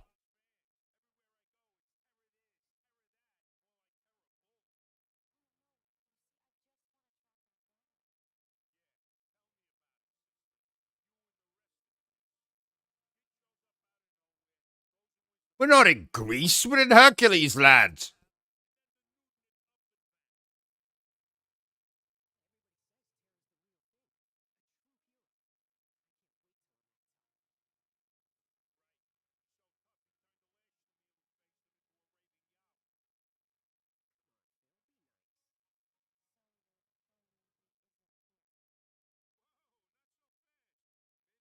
Whoa.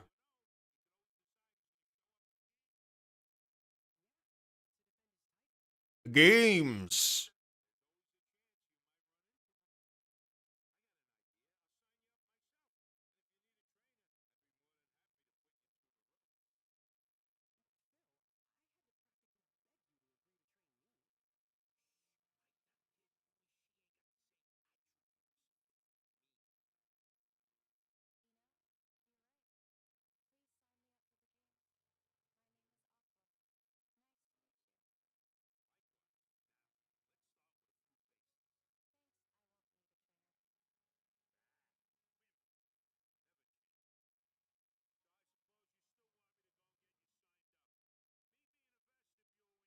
Yes, you do that, Phil.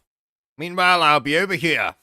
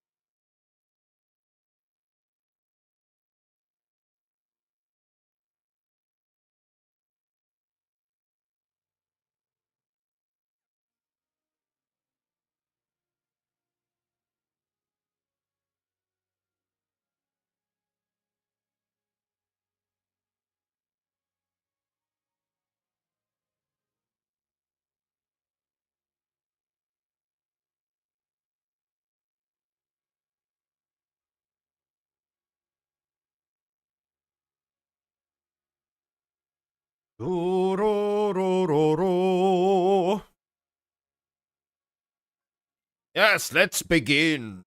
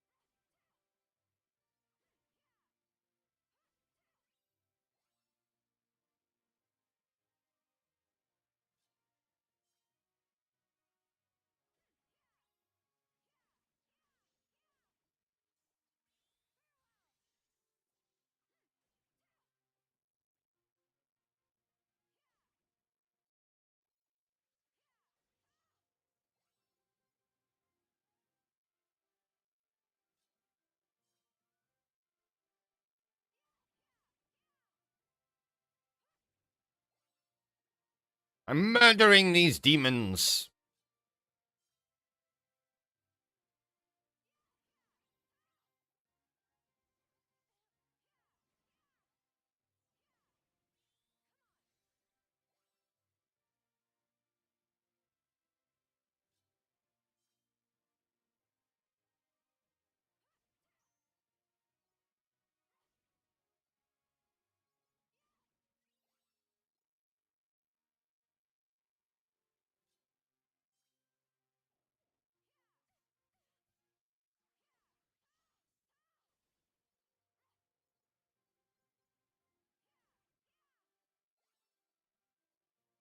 Yeah, yeah.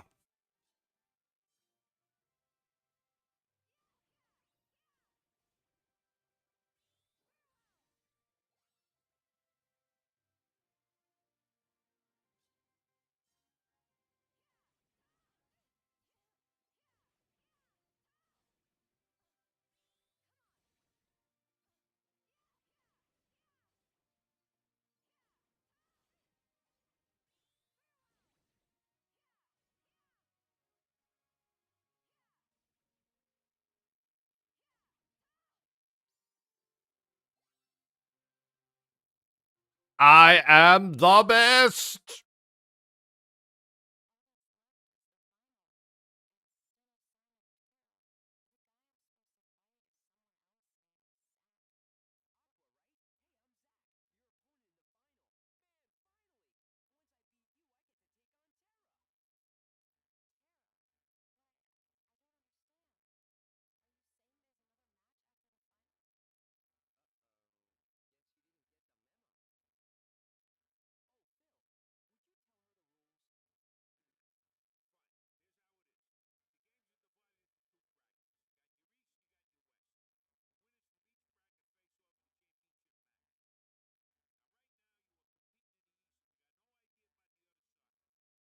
The East?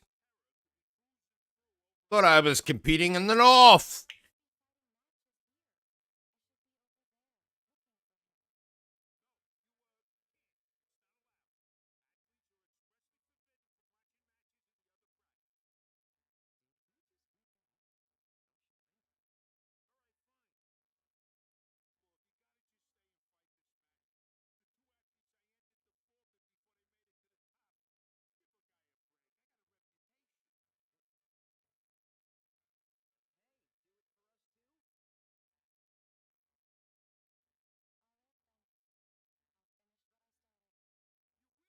Oh, done, Aqua.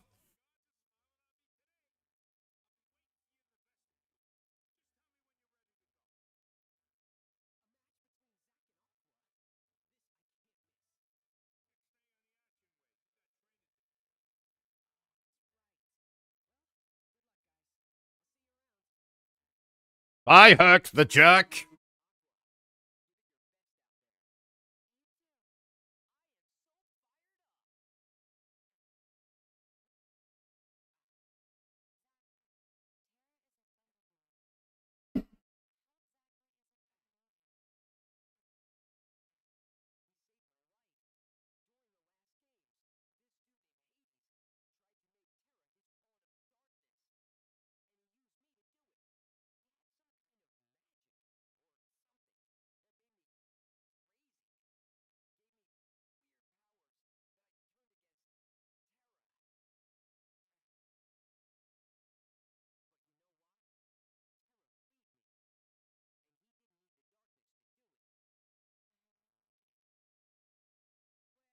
Aqua, can you speak up a bit? You're whispering a bit too much for my liking. Your voice is a bit too quiet, Aqua.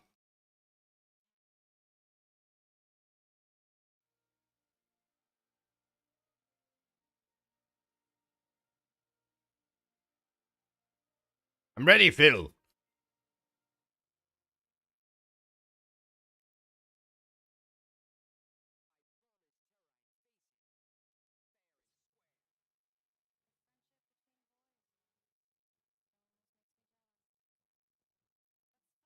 Almost, of course.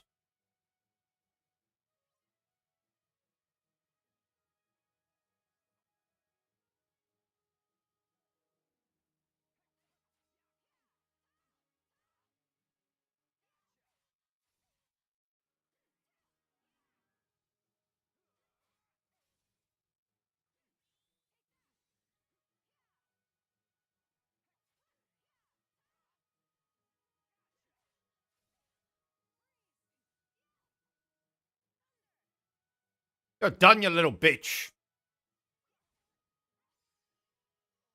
Go back to Crisis Core.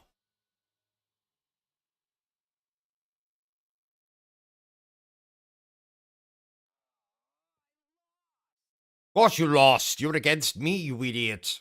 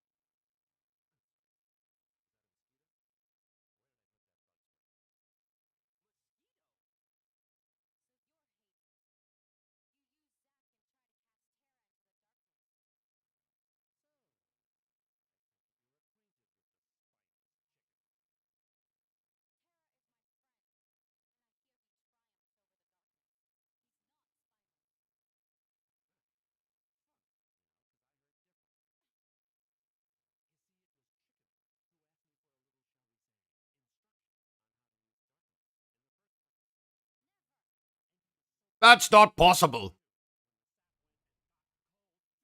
That's totally possible.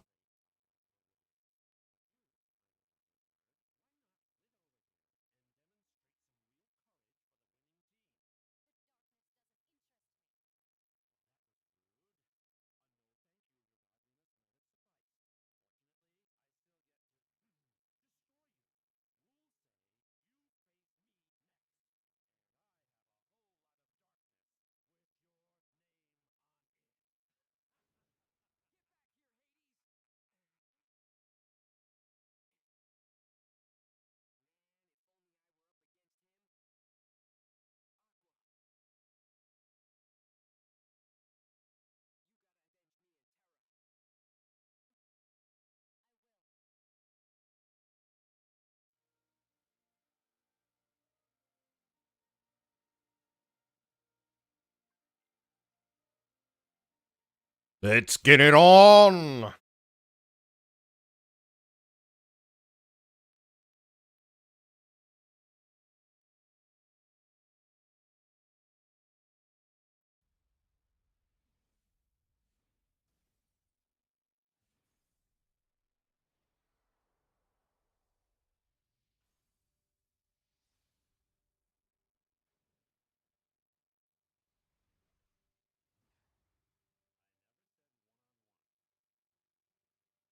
You cheating bastard.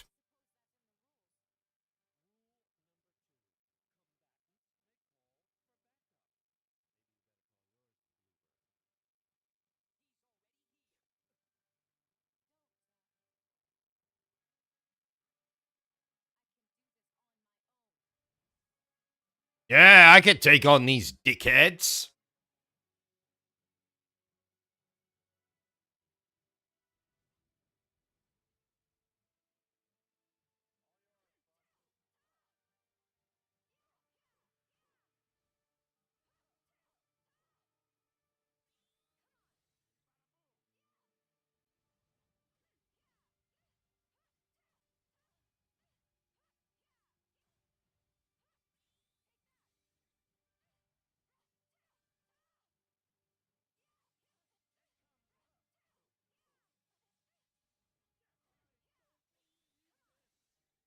Die, Hades!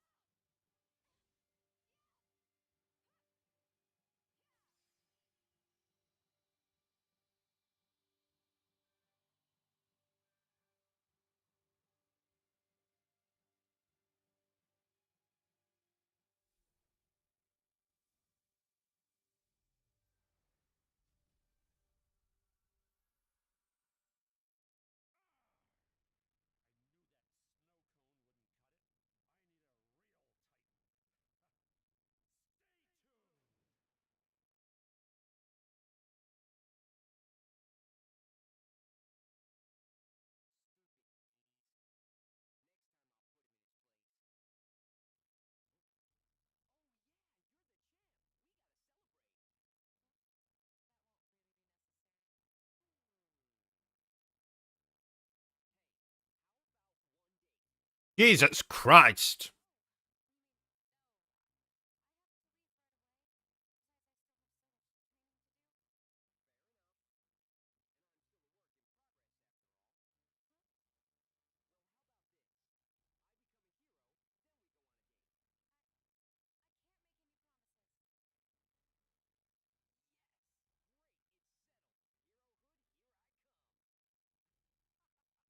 Bloody hell.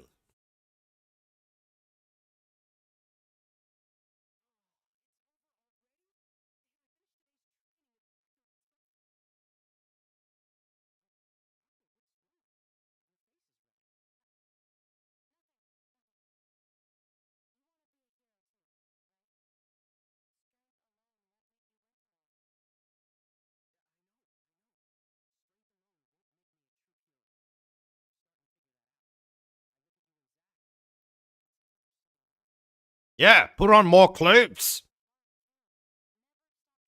I'm tired of looking at your nipple, boy.